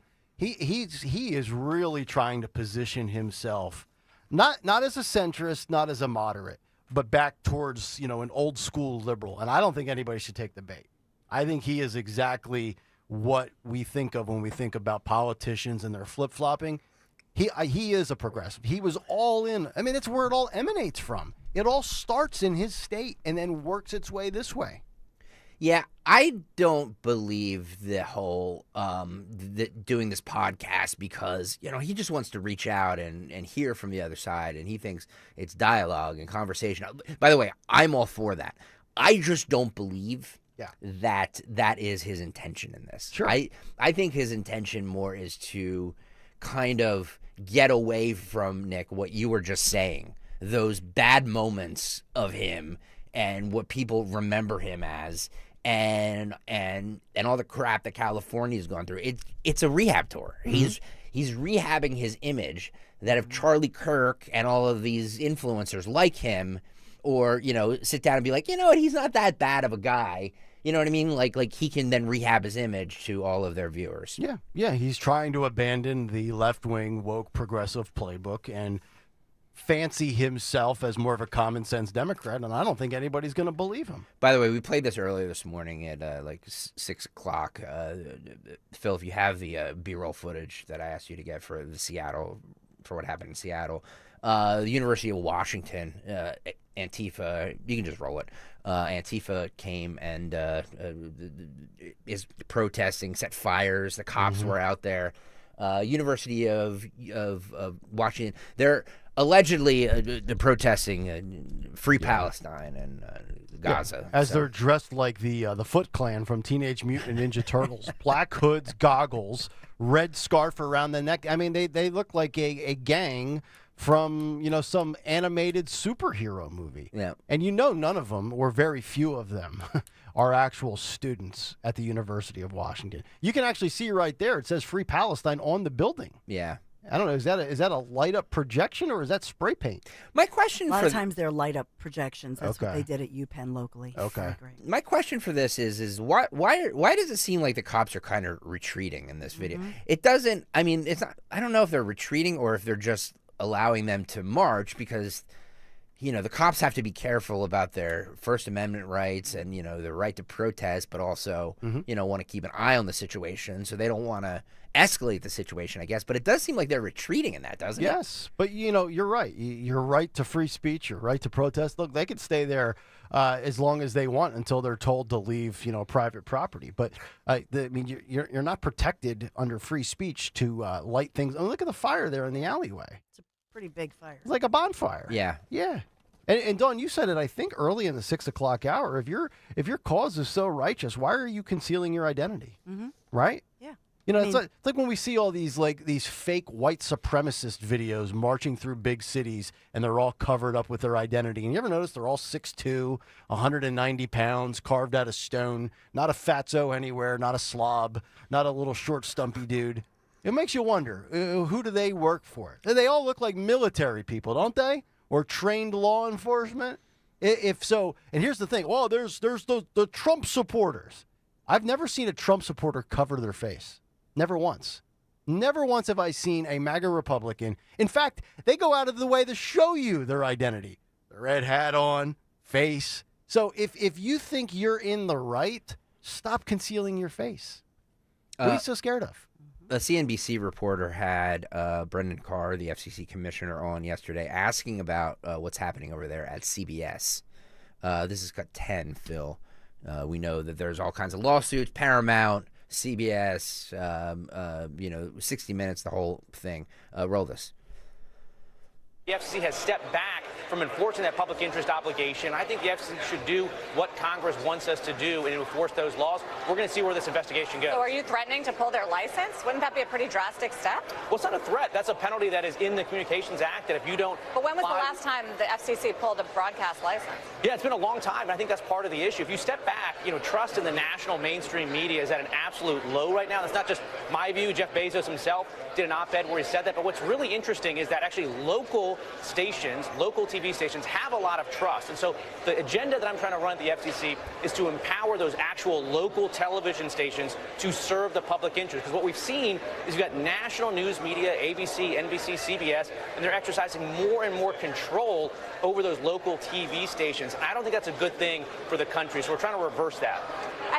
I don't think any network out there is in danger of losing any license. As far as the FCC goes, the only thing I care about is what we're allowed or not allowed to say on these airwaves. I wish Brendan Carr would just update all of the naughty words that you can't say. Can you imagine how much better it would be? Yes. And it's not like I would be cursing up a storm. But occasionally when I'm fired up and I let one fly, I'd like to have that go out over the airwaves. That's what I'm worried about. Yeah. I'm not going to take the license of CBS. It's about reining in some of the ridiculous, which, by the way, speaking of CBS and licenses, did you see Kamala Harris's interview on 60 Minutes? That production, that train wreck, that epic distorted representation of what the interview really was nominated for an Emmy Award? Typical. Did you guys see that? Mm-hmm. This is Paramount Global settled with Trump on that interview. The producer of 60 Minutes, Bill Owens, has since left that role, and that entire production, that sham interview, gets nominated for an Emmy Award? I'm officially out on the Emmys. I'm done with that. And that's just ridiculous. This is what got you out on the Emmys? Well, awards in general I'm out on, unless they're congratulating our show. In NYPD, what's happening in New York here? An NYPD officer was attacked by a mob of what I believe, or what they believe, is Trende Aragua illegals in Times Square. I bet you Larbear's talking about this today. Roll this. 21, Phil. 21. Yeah. The two officers jump in to try to stop a couple of teen suspects from carrying out an apparent assault. But soon a gang jumps in to try to stop the officers from making the arrests. Video shows the officers being shoved, objects being thrown at them, and then the group flees. Several of the teen suspects in custody, one as young as 12. Oh, my God. One flashing gang symbols. The suspects believed to be associated with the notorious TDA gang. Tren de Aragua. That is NBC in New York, okay? That was not the Megyn Kelly show. That is NBC in New York saying New York's finest are being assaulted by the same groups of gangs that Trump has designated as terrorists. And when you hear women and children, that child is 12 years old who's in a gang.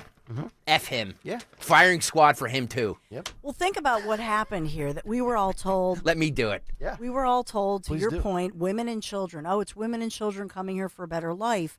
And then we started noticing when we saw the video, which they even tried to sneak people in, remember, at all hours. But when we saw the video, yes, there were some families and mommies and daddies and babies and stuff, but mostly everybody started going, wait a minute, why are these they look like military age? Yeah. Like they all looked about 14 to 25. And so what it would appear that the cartels were just bringing people in to, do their drug trade, whatever they're doing, the burglary rings. What do we call them? The tourism rings? Yep. On the main line. Yeah. It's ridiculous.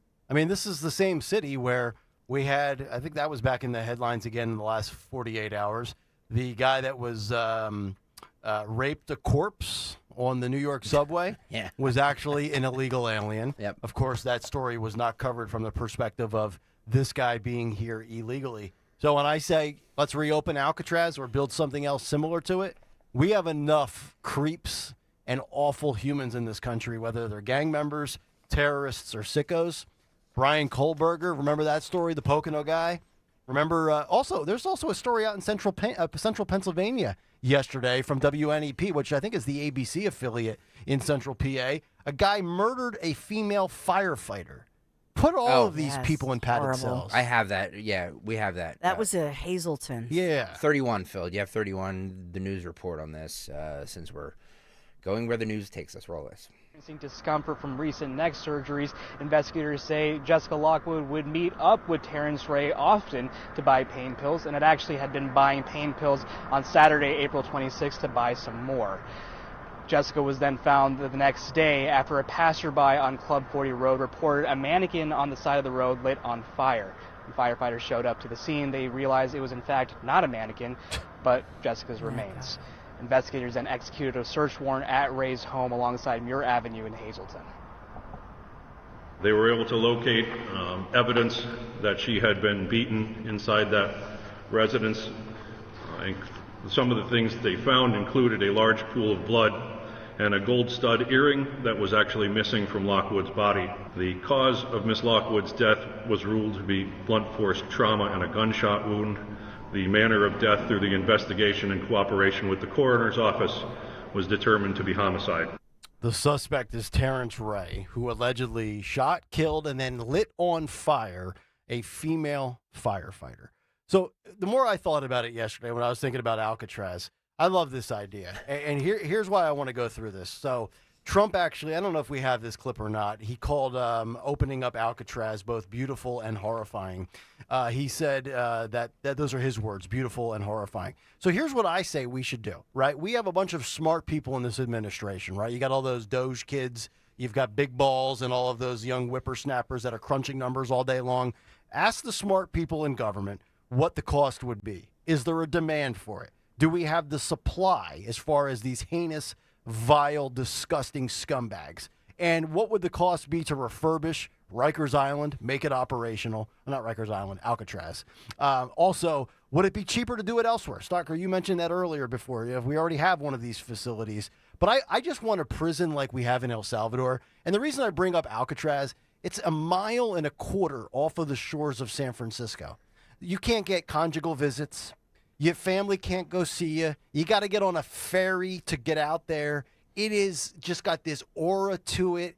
It's almost like advertising a deterrent that for the worst offenders out there, this is where you will go. I've got to believe that Bukele in El Salvador, with people knowing about that prison where you're stacked on top like pancakes, that's got to be a deterrent in that country, not to offend, not to join MS-13, not to join Tren de Aragua.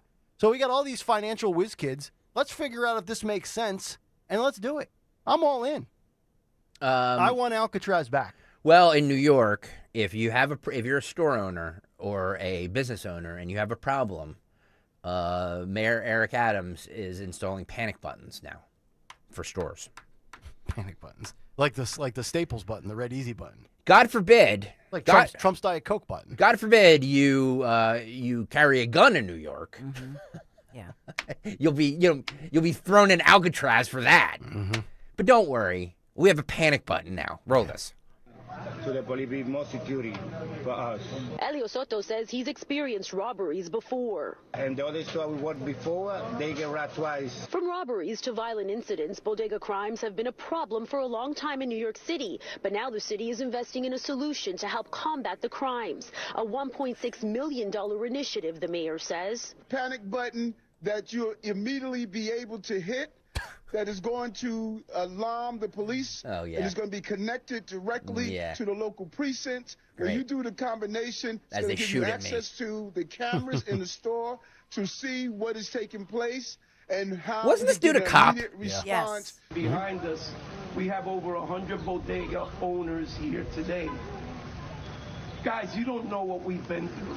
United Bodegas of America spokesperson Fernando Mateo says this is long overdue. He expressed gratitude toward the mayor at a press conference announcing the panic button's called Silent Shield. How about some security? How about some cops that can, bust skulls? To the city and to the NYPD, allowing officers to see crimes unfold in real time and respond faster.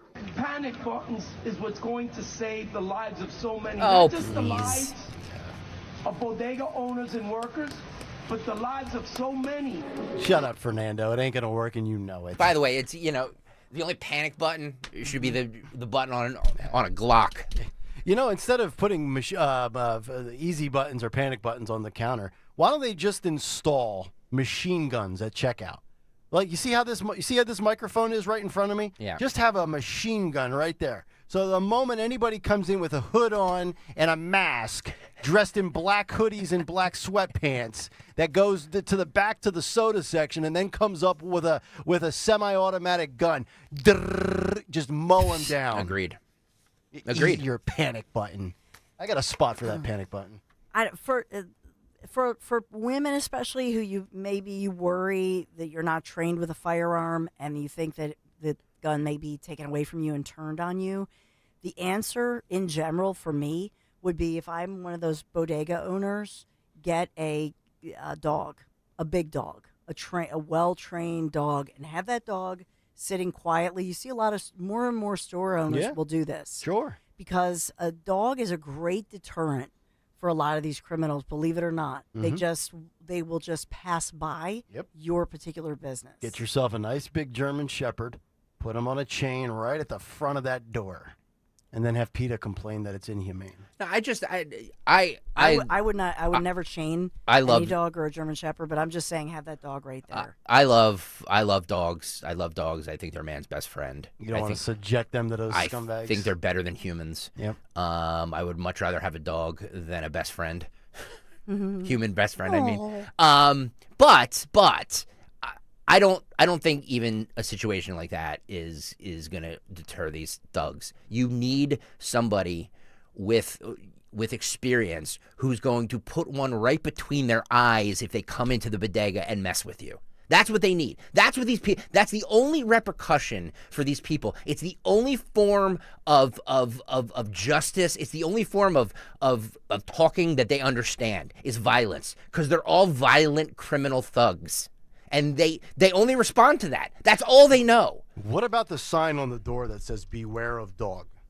No, nothing like that works. I always I'm love sorry, those it signs doesn't. on people's fences. It works in our cushy suburb homes. It's not going to work in New York City or Philadelphia, West Philadelphia. It's just not, because people need a Smith & Wesson right between the eyes to get the message out. I'm sorry to say it, but it's true. Right. How can anybody with a functional brain feel bad or vilify these bodega owners for taking the law into their own hands to defend themselves when we have police that have been defunded, we have prosecutors and district attorneys that embolden criminals, we have politicians that run on campaigns to give people 45 get-out-of-jail-for-free cards.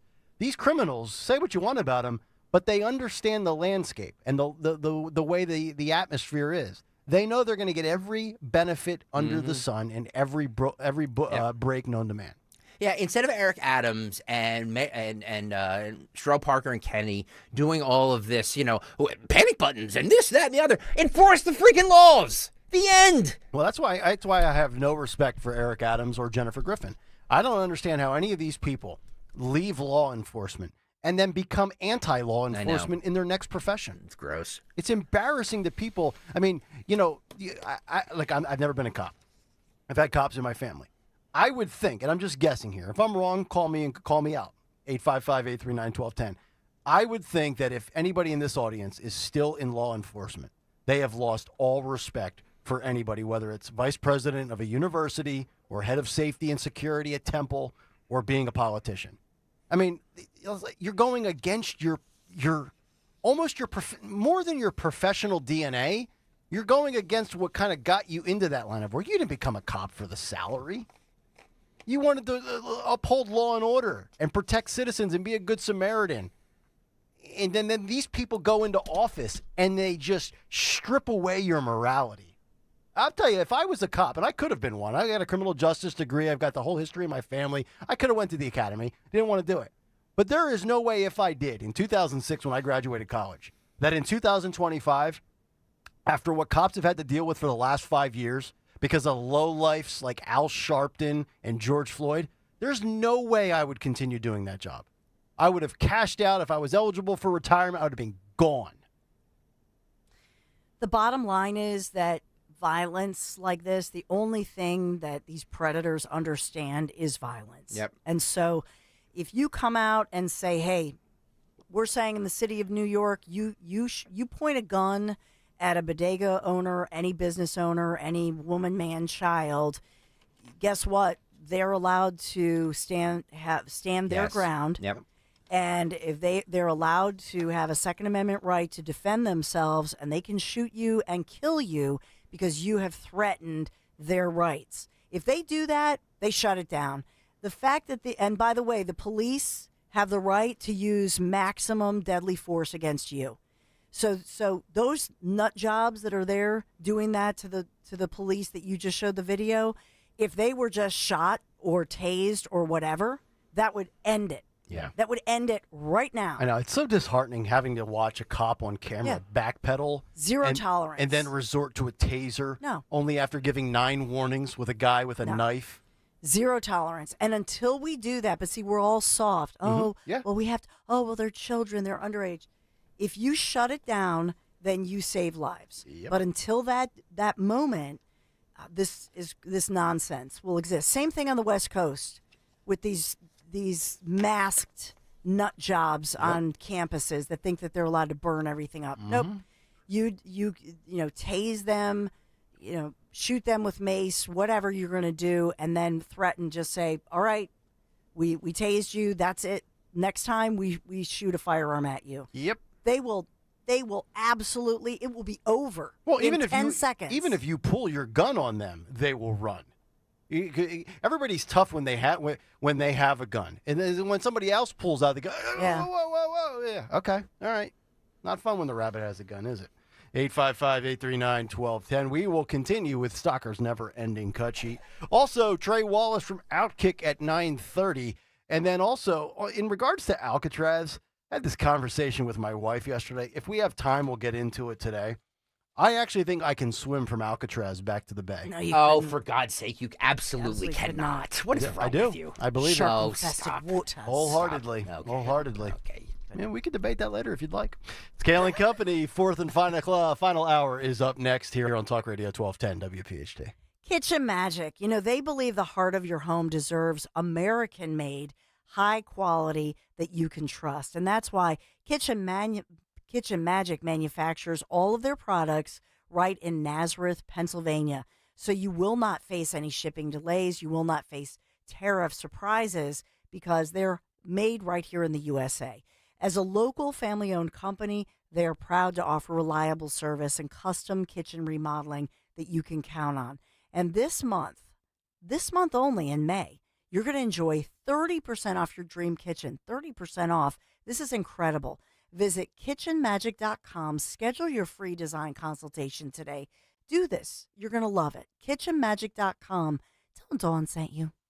We all hear the radio ads about the IRS. They tell you to be afraid, to be scared, and they try to frighten you into calling. I'm not here to do that. Tax Relief Advocates is different. TRA is here to tell you that if you owe money to the IRS, whether it's $5,000, $50,000, or $500,000, we have a solution. It doesn't matter if you're sitting in your car, at work, or with your kids. No matter where you are, call now. 800-575-6481. Don't lose hope. TRA can eliminate or reduce what you owe to the IRS. Generous programs are now available that can give you a fresh start. Our passion is taxes and helping individuals fix their IRS problems. We have over 1,000 5-star reviews on Google and an A+ with the Better Business Bureau. You don't need to be afraid of the IRS any longer. End your tax nightmare today by visiting us online at TRA.com or call 800-575-6481. That's 800-575-6481. Tax Relief Advocates. Real solutions for real people. You heard the news. Newsmax just went public on the New York Stock Exchange and listed on the big board. Millions of Americans like you are joining our news revolution. Reuters Institute says Newsmax is one of the top 12 news brands in America. Even President Trump says it's terrific. 40 million Americans go to Newsmax, and its audience grew 50% since the same time last year. Millions really are making the switch to Newsmax. If you want to be a Newsmax share owner, call your advisor or get more info at newsmaxinvest.com. Stand with Newsmax today for a strong America. This communication is for informational purposes only and shall not be intended to or shall not constitute any offer to buy or sell securities, nor shall there be any sale of securities in any jurisdiction in which such offer, solicitation, or sale would be unlawful. WPHT, WPHT HD, WOGL HD3 Philadelphia. From the Piazza Premium Automobile Studios, powering your drive with 10 brands and 20 locations. Always live on the free Odyssey app. At Verizon, we appreciate the sacrifices made by our military community. It's our honor to serve those who serve us. That's why we're offering a discount to military personnel and veterans. $15 off your monthly internet bill with a fast, reliable Fios 1 or 2 gig plan. Connecting you to what matters most is our way of saying thank you. Visit your local Verizon store today. For eligible military, approved verification documents required. One offer per account. Fios 2 gig and Fios 1 gig customers receive a $15 per month discount. $99 setup and other terms may apply. Availability varies. Subject to credit approval and may require a deposit. Chronic pain, cancer, fatigue. Find out about the benefits of medical hydration therapy on Health Watch with Dr. Molly Fantasia every Sunday morning at 8 on Talk Radio 1210 WPHT. Tune in to the Crash Proof Retirement Show Saturdays at 11 a.m. to hear Joanne Small-Canella and Tracy Stillman. The Crash Proof Retirement Show, Saturday mornings at 11 on Talk Radio 1210 WPHT. Don't miss the Education Show with Dom Giordano every Sunday morning at 5:30. Find out how you can help your child or grandchild succeed. Sponsored by New Hope Academy. Stop feeling embarrassed about thinning hair and start looking and feeling your best with Hair Grow by New Nordic. Available online at Amazon, Walmart.com, and NewNordicUSA.com or at your local CVS. Hey, this is Larry Steinitz with Investor Schooling. How many times are you going to listen to my voice before you finally go to investorschooling.com? I can't believe you haven't signed up for a class yet. You're going to learn real estate investing. You're going to learn stock options trading. You're going to learn things about money that you didn't even know existed. Go to investorschooling.com right now. Oh my goodness. This Thursday, investorschooling.com, and take that free class. See you there. Don Stensland this morning at 10. Kayal and Company now on Talk Radio 1210 WPHT and the free Odyssey app.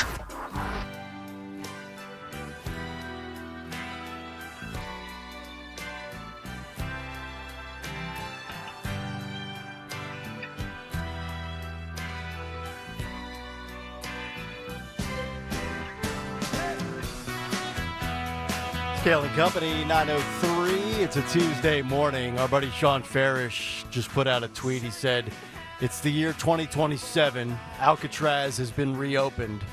Who are the 3 people you're locking away on the rock forever? I would nominate Nancy Pelosi, Hillary Clinton, and Larry Krasner. Those would be my top 3 off the top of my head. But I'm serious. I actually did some research last night on Alcatraz, okay? This is a true story. I've got the facts here.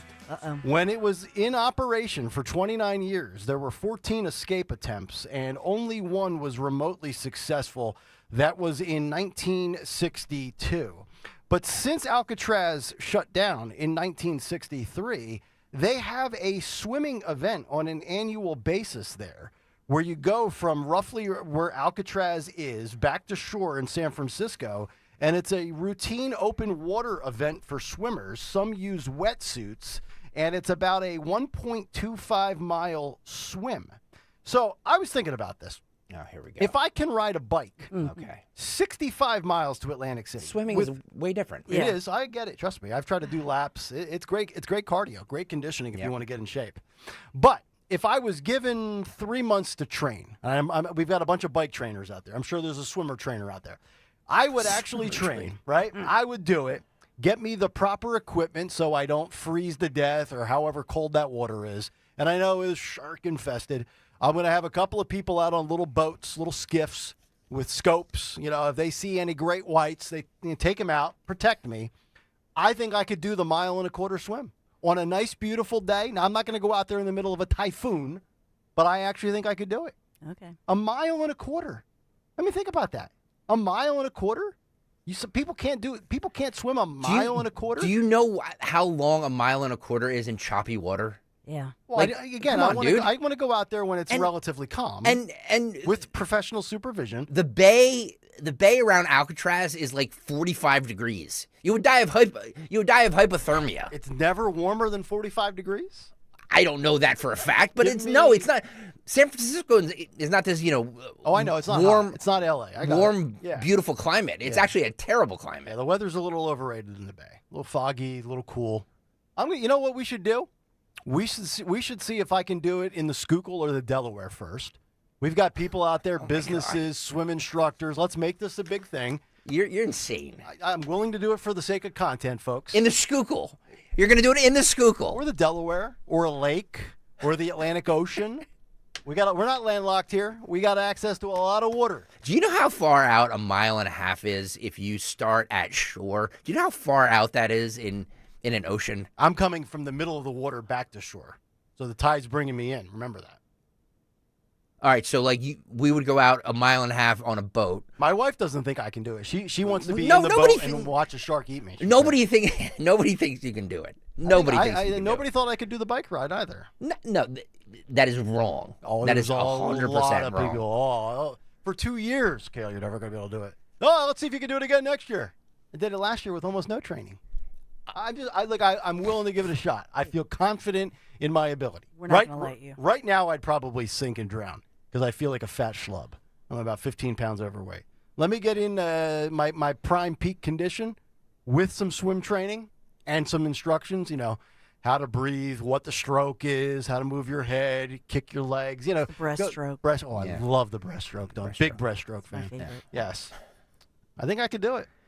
Nobody thinks you can do it. That's fine. That's fine.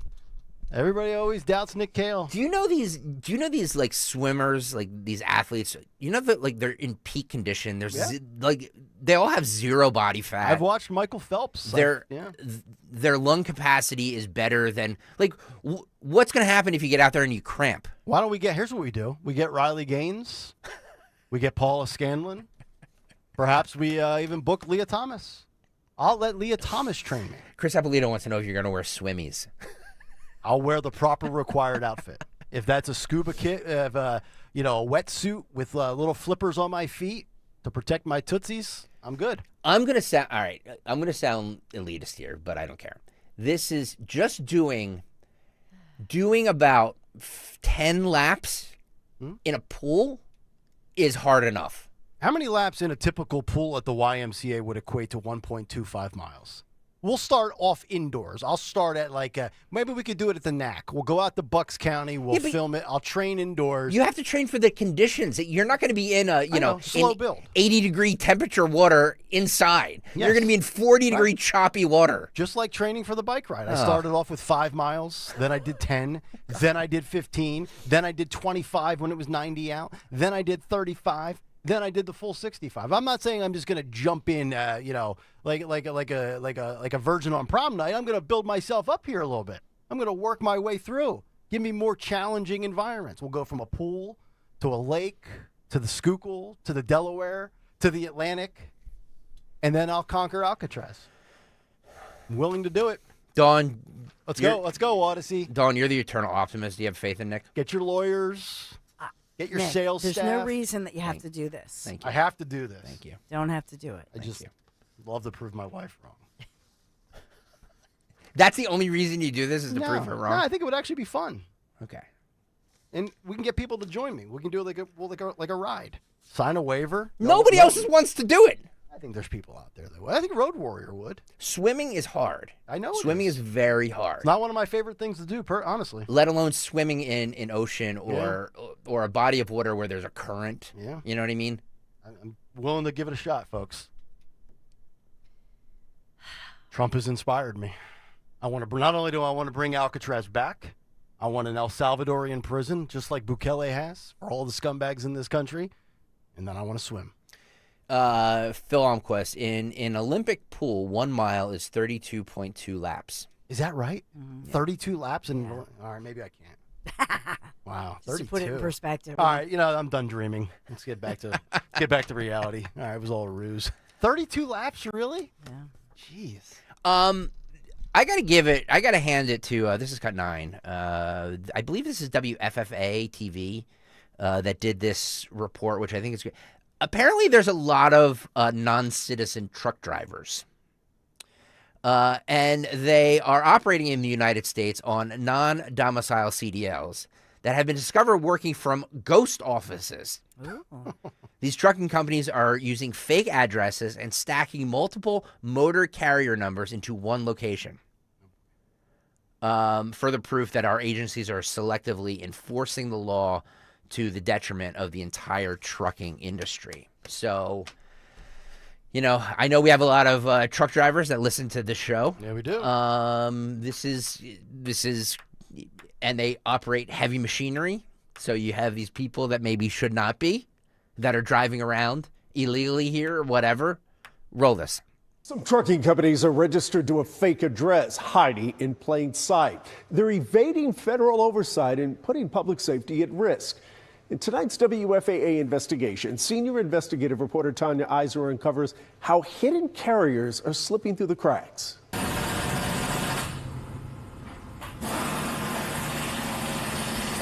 West Commerce is home to many businesses. There's a body shop, a crab joint, and this building right here, 20 trucking companies call it home. That's crazy.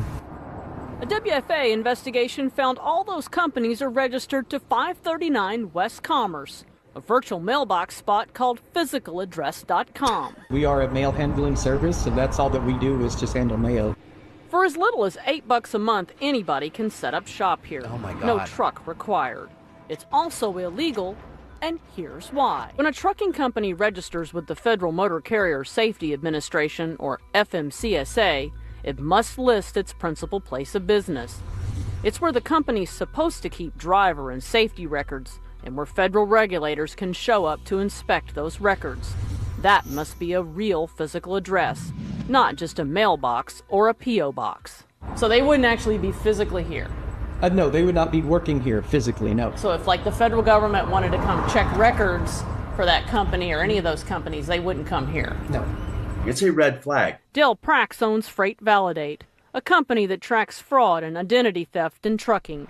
He says this is how hidden carriers thrive, using virtual addresses or P.O. boxes to dodge scrutiny and operate in the shadows. That the bad guys are less apt to register properly. Take a look at this quiet building in Signal Hill, California. Doesn't look like the headquarters of hundreds of trucking companies, right?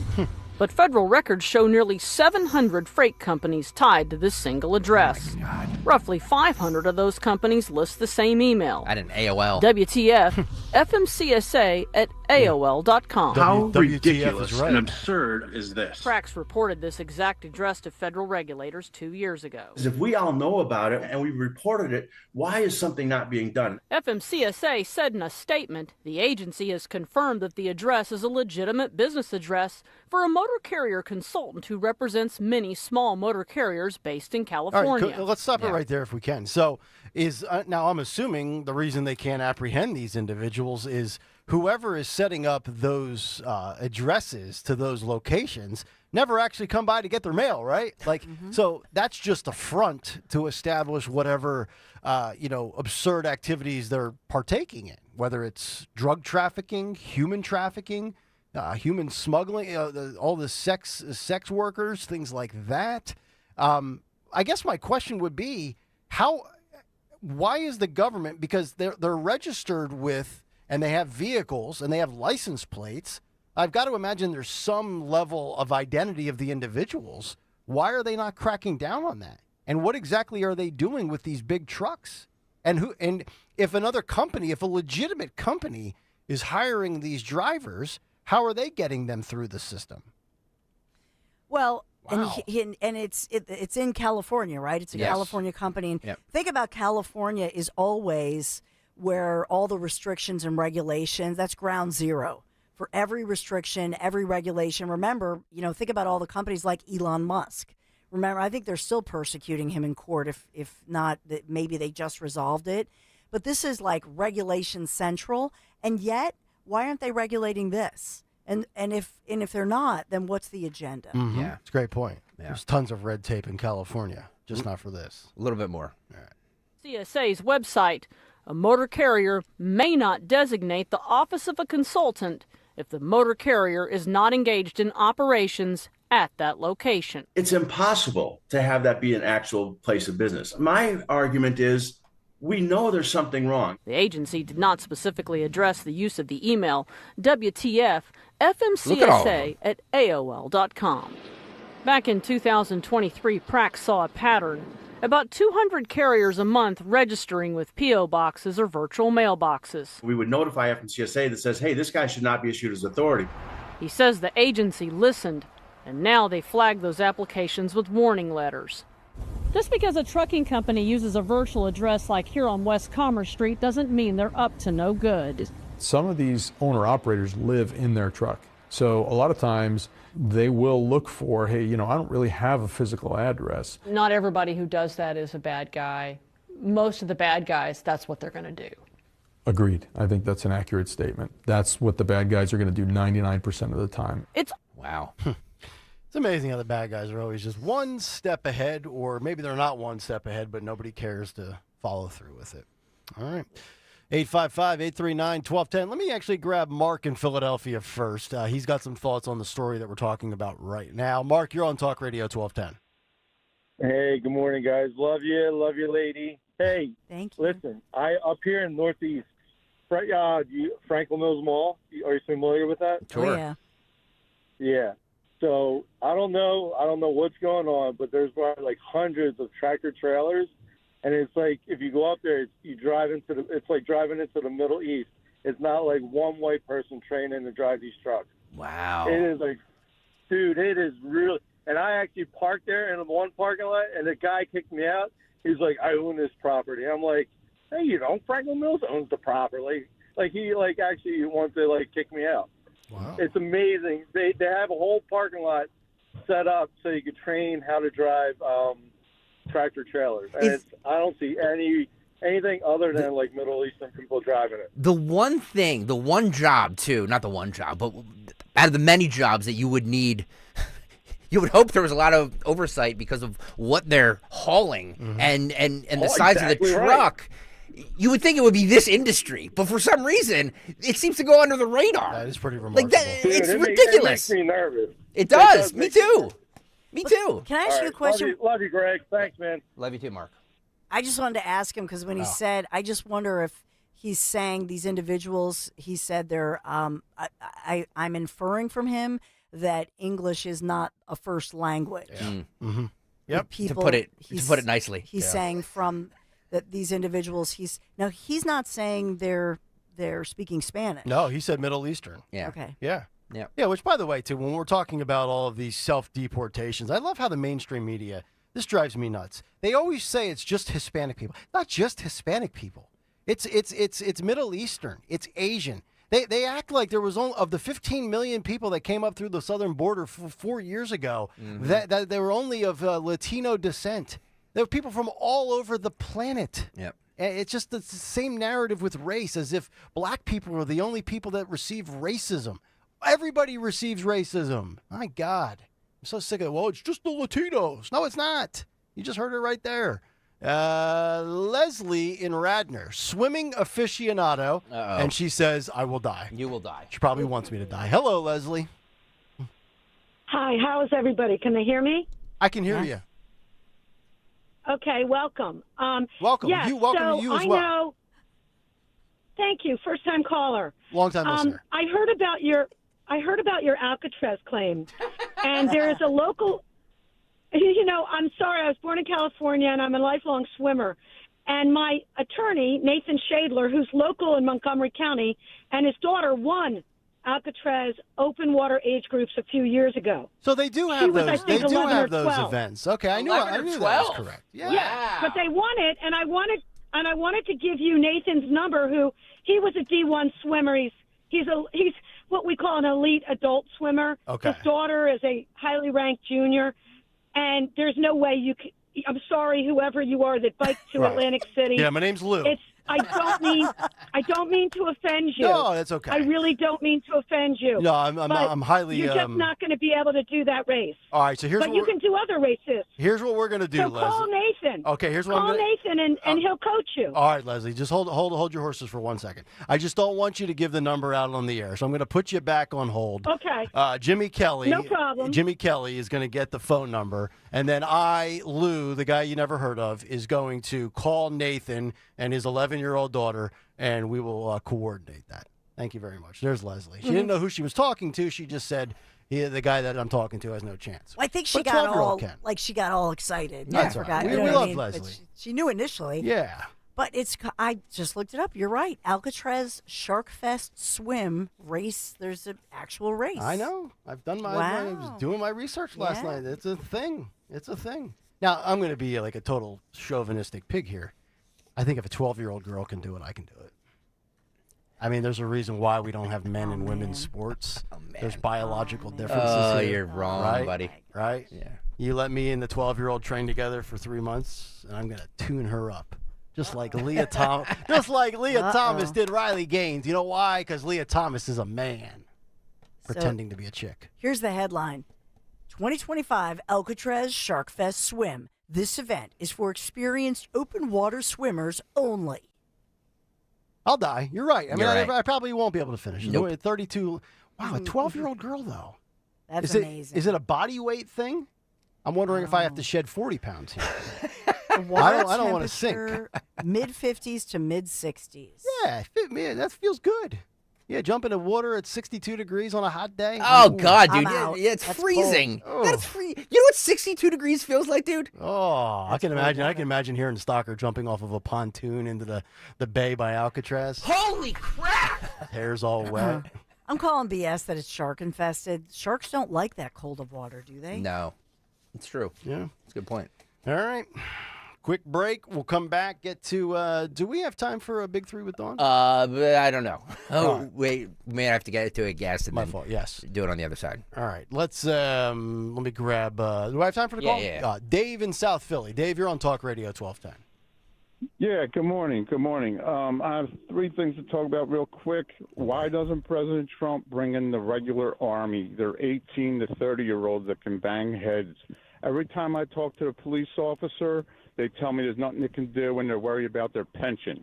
Yeah. They don't want to worry about nothing about corralling the protesters or anything. The reserves are not enough. When you bring in the reserve army, that's nothing. Those guys are worried about their families. I thought about that too. Can you imagine if at some of these bodegas and shops in Philly and New York, if there was a dude there in military fatigue with an M16? Like nobody would mess with that shop. Nobody would mess with it. You think the administration though is worried about the optics? I mean, the moment they do that, the media's going to be all over it. Trump already did it his first term, right? What was it? Minnesota, a city in Minnesota, another one in Oregon.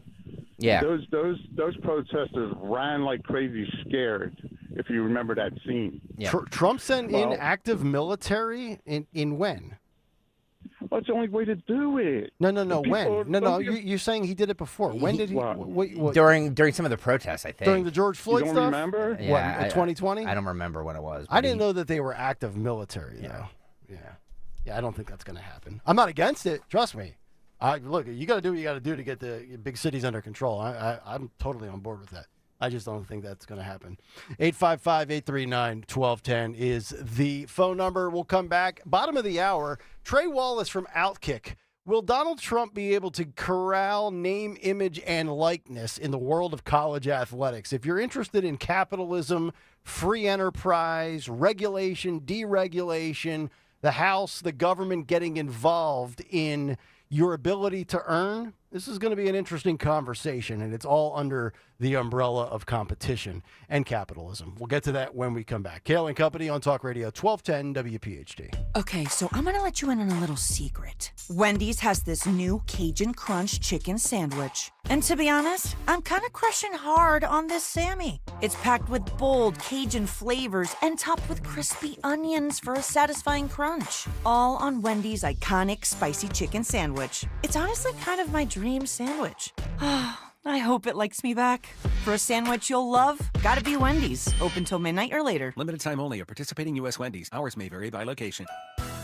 At Kitchen Magic, we believe the heart of your home deserves American-made quality you can trust. That's why we manufacture all of our products right here in Nazareth, PA, so you won't face shipping delays or tariff surprises.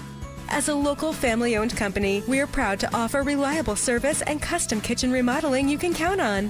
And this May only, enjoy up to 30% off your dream kitchen. Visit kitchenmagic.com and schedule your free design consultation today.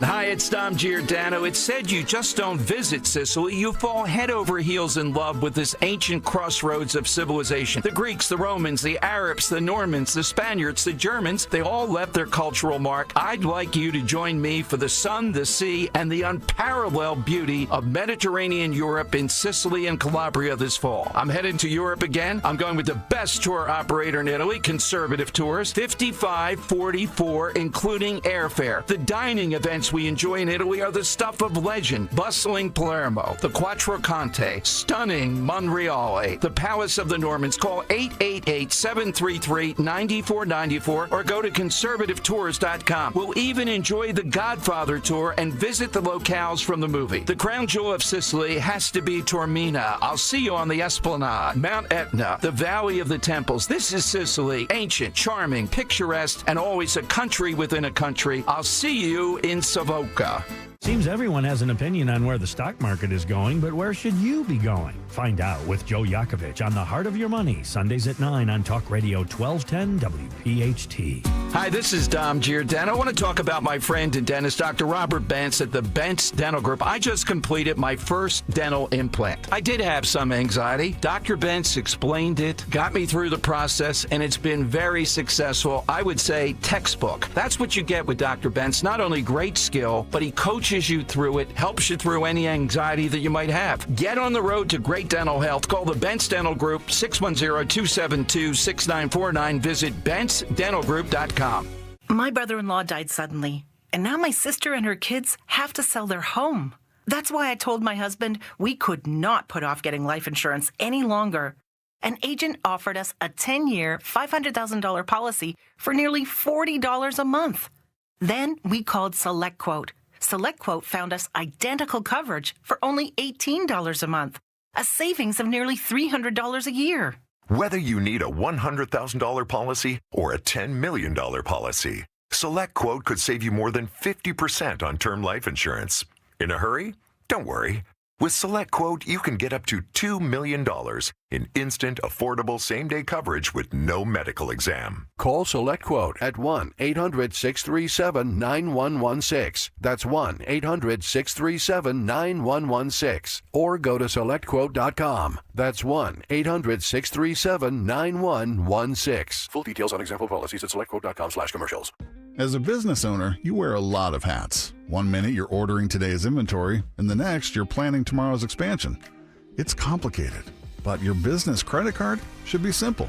With the Signify Business Cash Card by Wells Fargo, you earn unlimited 2% cash rewards on purchases for your business with no caps or categories to track.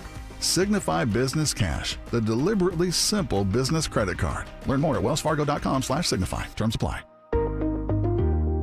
You know you have pride in your team when you offer a guarantee for the life of your roof. That's right, for decades and thousands of roof installations, the award-winning team at GP Martini lives for roofing. That's why homeowners trust GP Martini to protect their largest investment. Whether you're considering an asphalt, shingle roof, metal roof, or even a solar roof, you can trust GP Martini Roofing. Visit martiniroofing.com. There's probably a satisfied GP Martini customer in your neighborhood. martiniroofing.com.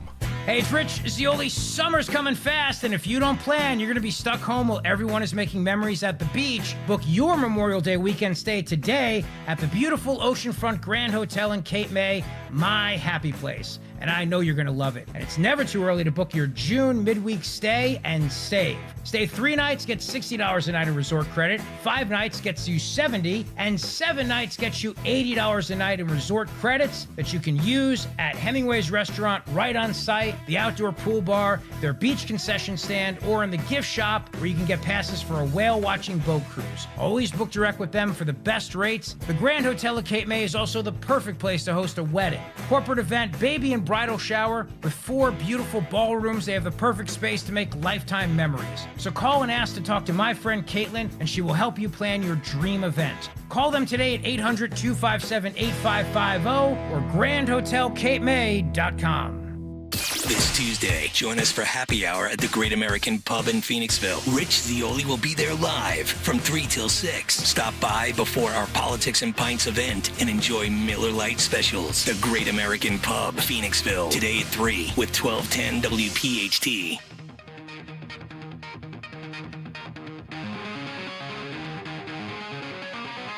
Roll Tide.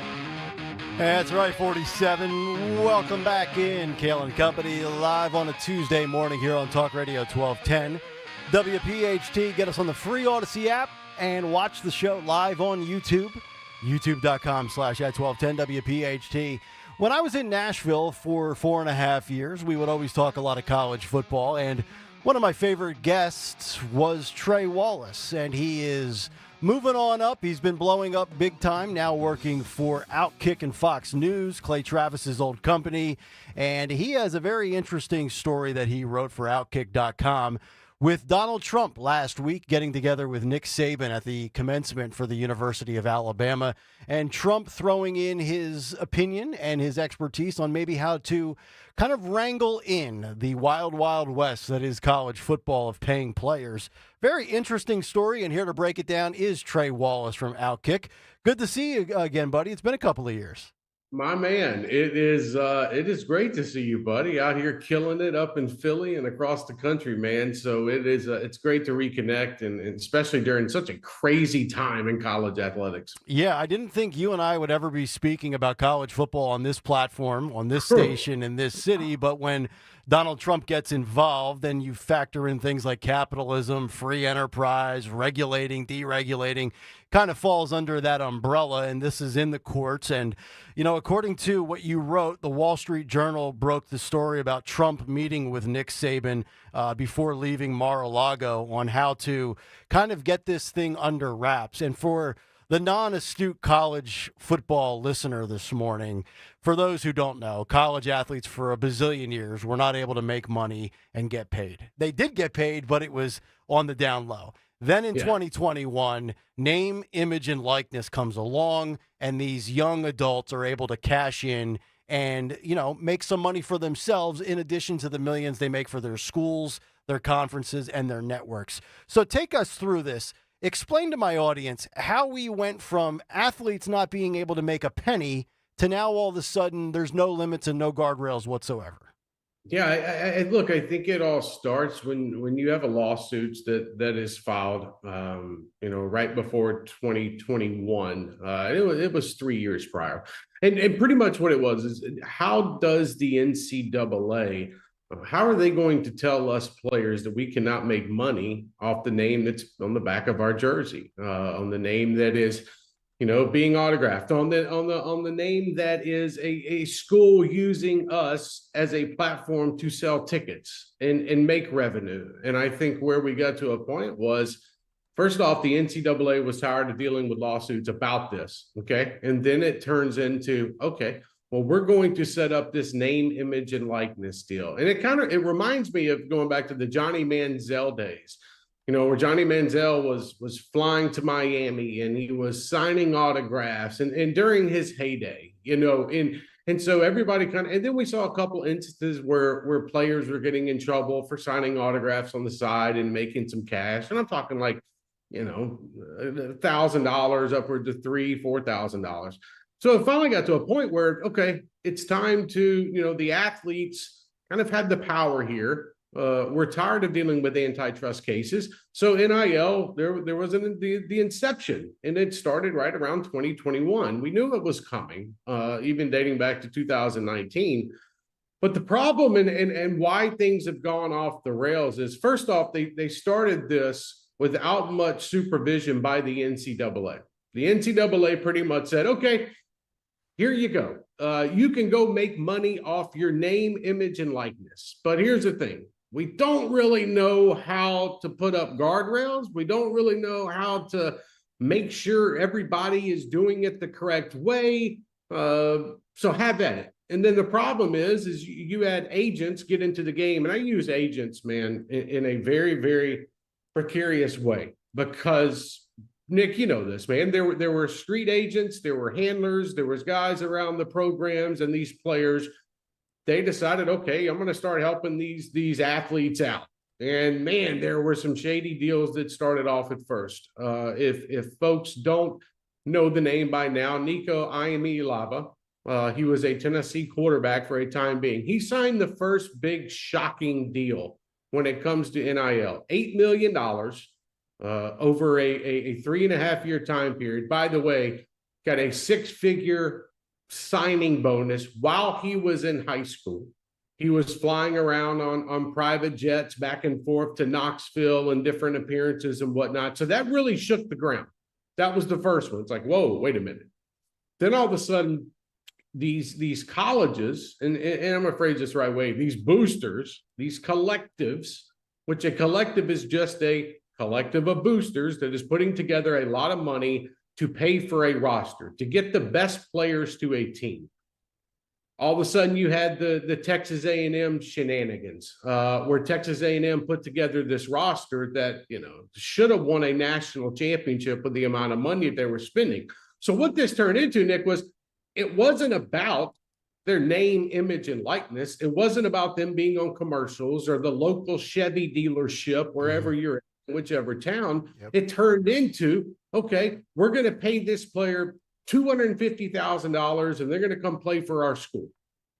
And then it's okay. And it's like, all right, how long is this going to last? And by the way, this is going on at most of your power schools around college athletics. It really started to trickle into basketball really over the last 3 to 4 years. But college football, Nick, is where everything took off. Sure. Yeah. And you had teams that were literally just paying players. Like in the days prior to 2021, you had deals being done in hotel parking lots. You had bags being dropped off at a front doorstep. So now what it turned into is, okay, how much can we pay for the quarterback, the starting offensive lineman, the defensive tackle, and we got to outbid the other schools. Yeah. So that's, so when you don't have guardrails, when you don't have any kind of protection, when there's no rules really on how to do this, and there's nobody really paying attention, everything went crazy. Yeah, and it's what really drove guys like Saban out of the sport, because now all of a sudden there's no guardrails. The players have a lot of power. The coaches hate that because they're used to being the most powerful, high-paid employee in the entire state. But I see we've got, judges. This is in the courts. Do you think the federal government should get involved? And specifically with Trump, when you were writing about him, do you think he can sign an executive order to kind of formulate some at least loose framework for what this should look like? Or should the president and the federal government stay out of this and allow the NCAA and conference commissioners to figure out a structure? The problem is you've had congressmen and women that have been putting this out there, trying to pass bills, trying to get, favoritism towards this one compared to another one. Representative Jordan, is one of them that's been Cory Booker as well. You got Marshall Blackburn involved.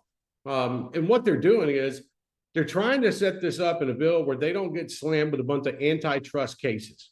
Because really, how are you going to tell an athlete how much he can make? How are you going to tell an athlete, okay, you can only have a certain amount of years in college?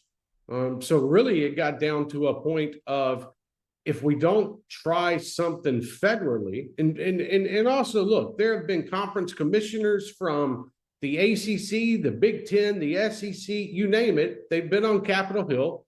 They've been trying to lobby for this bill, trying to lobby for help when it comes to reeling this in. And if I'm being honest with you, I don't look, they can pass a bill in Congress, But you know what? Lawyers are going to come right back on the other side, and they're going to start suing for even more. And they're going to say, wait a minute, you're violating my client's ability to make money. If you try to put, this house settlement that's coming up, and maybe a lot of people don't understand it, but really to break it down, the schools are going to get around $20.3 million per year, and they're going to be able to break that up into football, basketball, women's sports, and whatnot. Football is going to get the majority of that, around $16 to $17 million.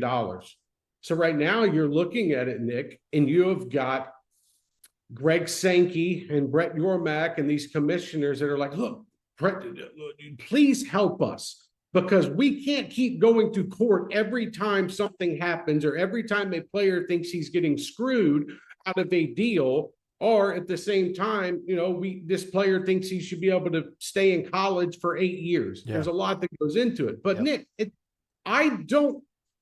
the president wants to sign an executive order, have at it. But my biggest thing is, what kind of guardrails are you trying to put up around this? And what does an executive order actually do? Right. Because if you come out and say, okay, I'm signing this order, it's going to protect colleges and universities, from being taken to court every single day, and we're going to try to have some kind of structure for NIL. I got news for you. We have seen multiple cases taken to court to challenge the NCAA. So what do you think is going to come next? And I would imagine any kind of executive order that they try to sign, there's going to be loopholes in that. And there's going to be something that is limiting these players in some form or fashion, because they hold the power now, Nick. Yep. And I think, look, Nick Saban and what he is trying to do, I understand it. I respect it in the way that he's trying to get President Trump involved. But here's the way I really just, at the end of the day, Nick, the president's got more things on his plate than he needs to be dealing with besides NIL and college athletics. Let me ask you this, hypothetical, you can only have one. Trump as the first ever commissioner of college football, or Nick Saban as president of the United States? You only get one. Nick Saban, president of the United States. All right. I think there would be, he'd definitely take the South. Some people would have to kind of get over the fact that he beat his team, multiple times and dominated college athletics. But here's the thing. Look, if Tommy Tuberville can become a senator in the state of Alabama, and that state, look, I'm from Mobile, Alabama, okay? Yeah. That state really bleeds red, crimson, not a lot of office. So what I'm getting at is if that can happen, anything can happen. Yep. But man, Nick, we are at a crazy point in time where, yes, sure, if Nick Saban wants to run for president, I think he's got a better chance of doing it than Donald Trump trying to run college football. Because as we've seen, not a damn person knows what they're doing trying to run college football. I think Saban would beat Stephen A. Smith head-to-head in a primary, no doubt about it. Great stuff, brother. Thank you for the time. Nick, be well, buddy. Thank you. It. Trey Wallace covers all of that for Outkick.com, and you can read his story about Trump and an executive order with Nick Saban on how to fix that. We have Officer Tom with us. We have to break. Oh, I'm sorry. I thought you said call. No. All right. We'll try to get Tom if we can on the other side. Let me see here. Wawa. Yes. 9 o'clock hour brought to you by Wawa. With Wawa's $2 $4 $6 menu, you can craft the order that you want with options at $2, $4, and $6. Pick one or try them all. Available now for a limited time. Gotta have a Wawa.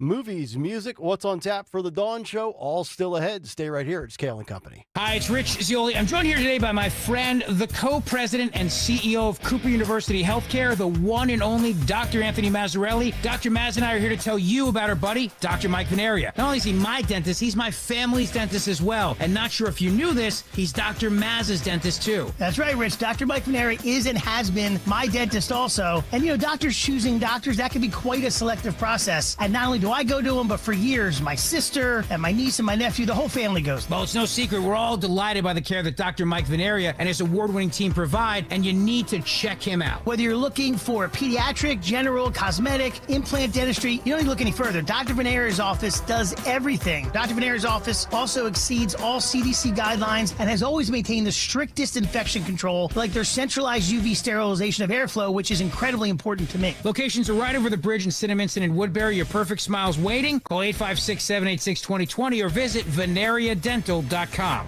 Hey, honey, have you heard about PFAS in water? No. What are they? They're harmful chemicals that can be in our drinking water. PFAS are called forever chemicals. Ooh. So how do we deal with that? I'm going to call Martin Water Conditioning. They have whole home water systems that help remove PFAS and other contaminants. So we'll have cleaner, safer drinking water? Exactly. To learn more, visit our website at martinwater.com. Martin Water Conditioning. Better water, better life. Hello, this is Jan at Toyota. Hi, Jan. Is now a good time to get a new Toyota? It is. We like to say your summer starts here at your Toyota dealer. Now through June 2nd, we have a great selection of Camrys, Corollas, Tundras, and more. Your summer starts here. I'm a pet sitter, and business is way up as people enjoy their new Toyotas. Stop, Sebastian. Goldie is not dinner. Your summer starts here. Dealer inventory may vary. See your participating Toyota dealer for details. Toyota, let's go places. Hey, this is Larry Steinhaus with Investor Schooling. Listen, I know sometimes you worry about coming to see me because you don't want to invest in real estate, because you don't want to deal with toilets, trash, or tenants. I'm going to teach you a way that you don't have to deal with toilets, trash, or tenants, or even own any real estate and invest in real estate at the same time. You want to learn this, so go to investorschooling.com. That's investorschooling.com and take a complimentary class this Thursday, and I promise you, no toilets, no trash, no tenants. Here's the hard truth. Every 6 years, your dollar loses half its buying power. That means a $100,000 savings account today could feel like $50,000 by 2031. And you see it every time you fill up your tank, buy groceries, or pay the bills. Prices are up. Your dollar is down. But there's a simple way to protect the value of your savings with something real, something proven. Gold, an asset that holds its value over time. That's why I trust Noble Gold Investments. They make it simple to protect your savings with physical gold or silver. No high-pressure sales, no call centers. Just honest guidance, one-on-one support, and transparent pricing. And right now, when you open a qualified account, Noble Gold will send you a free 10-ounce silver American flag bar as a thank you. Head to noblegoldinvestments.com today to learn more. That's noblegoldinvestments.com. Past performance may not be indicative of future results. Investing in precious metals, including gold, involves risks. Consult with your tax attorney or financial professional before making an investment decision. Hey, it's Nick Kayal. Don't miss your chance to witness history as the iconic Wanamaker Trophy makes its way to the city of brotherly love for the 2026 PGA Championship at Aronimink Golf Club. Ticket registration is happening now. Be there for every moment as the best golfers in the world go head-to-head. To register for tickets, go to pgachampionship.com/register. The earlier you register, the better chance you have at securing the most popular tickets. When you're hiring, have you ever felt like you're missing out on meeting truly great candidates for your roles? It seems impossible to find them, but they have to be out there somewhere, right? Well, they're not hard to find when you know where to go, and that place is ZipRecruiter. And right now, you can try ZipRecruiter for free at ZipRecruiter.com/free. ZipRecruiter helps 10 million people with their job search every day. And because these people are actively looking for jobs just like yours, it's easy to find the right person right away. In fact, 4 out of 5 employers who post on ZipRecruiter get a quality candidate within the first day. But if you're not using ZipRecruiter, you're missing out. So see what it's like when the impossible is easy. When you go to ZipRecruiter.com/free right now to try ZipRecruiter for free. Once again, that's ZipRecruiter.com/free. ZipRecruiter.com/free. Never miss out on great candidates with ZipRecruiter. Prescriptions require an online consultation with a healthcare provider who will determine if appropriate. Restrictions apply. See website for details and important safety information. Price varies based on product and subscription plan. Hey guys, let's talk ED because millions of men experience it, but not everyone can access or afford treatments like Viagra.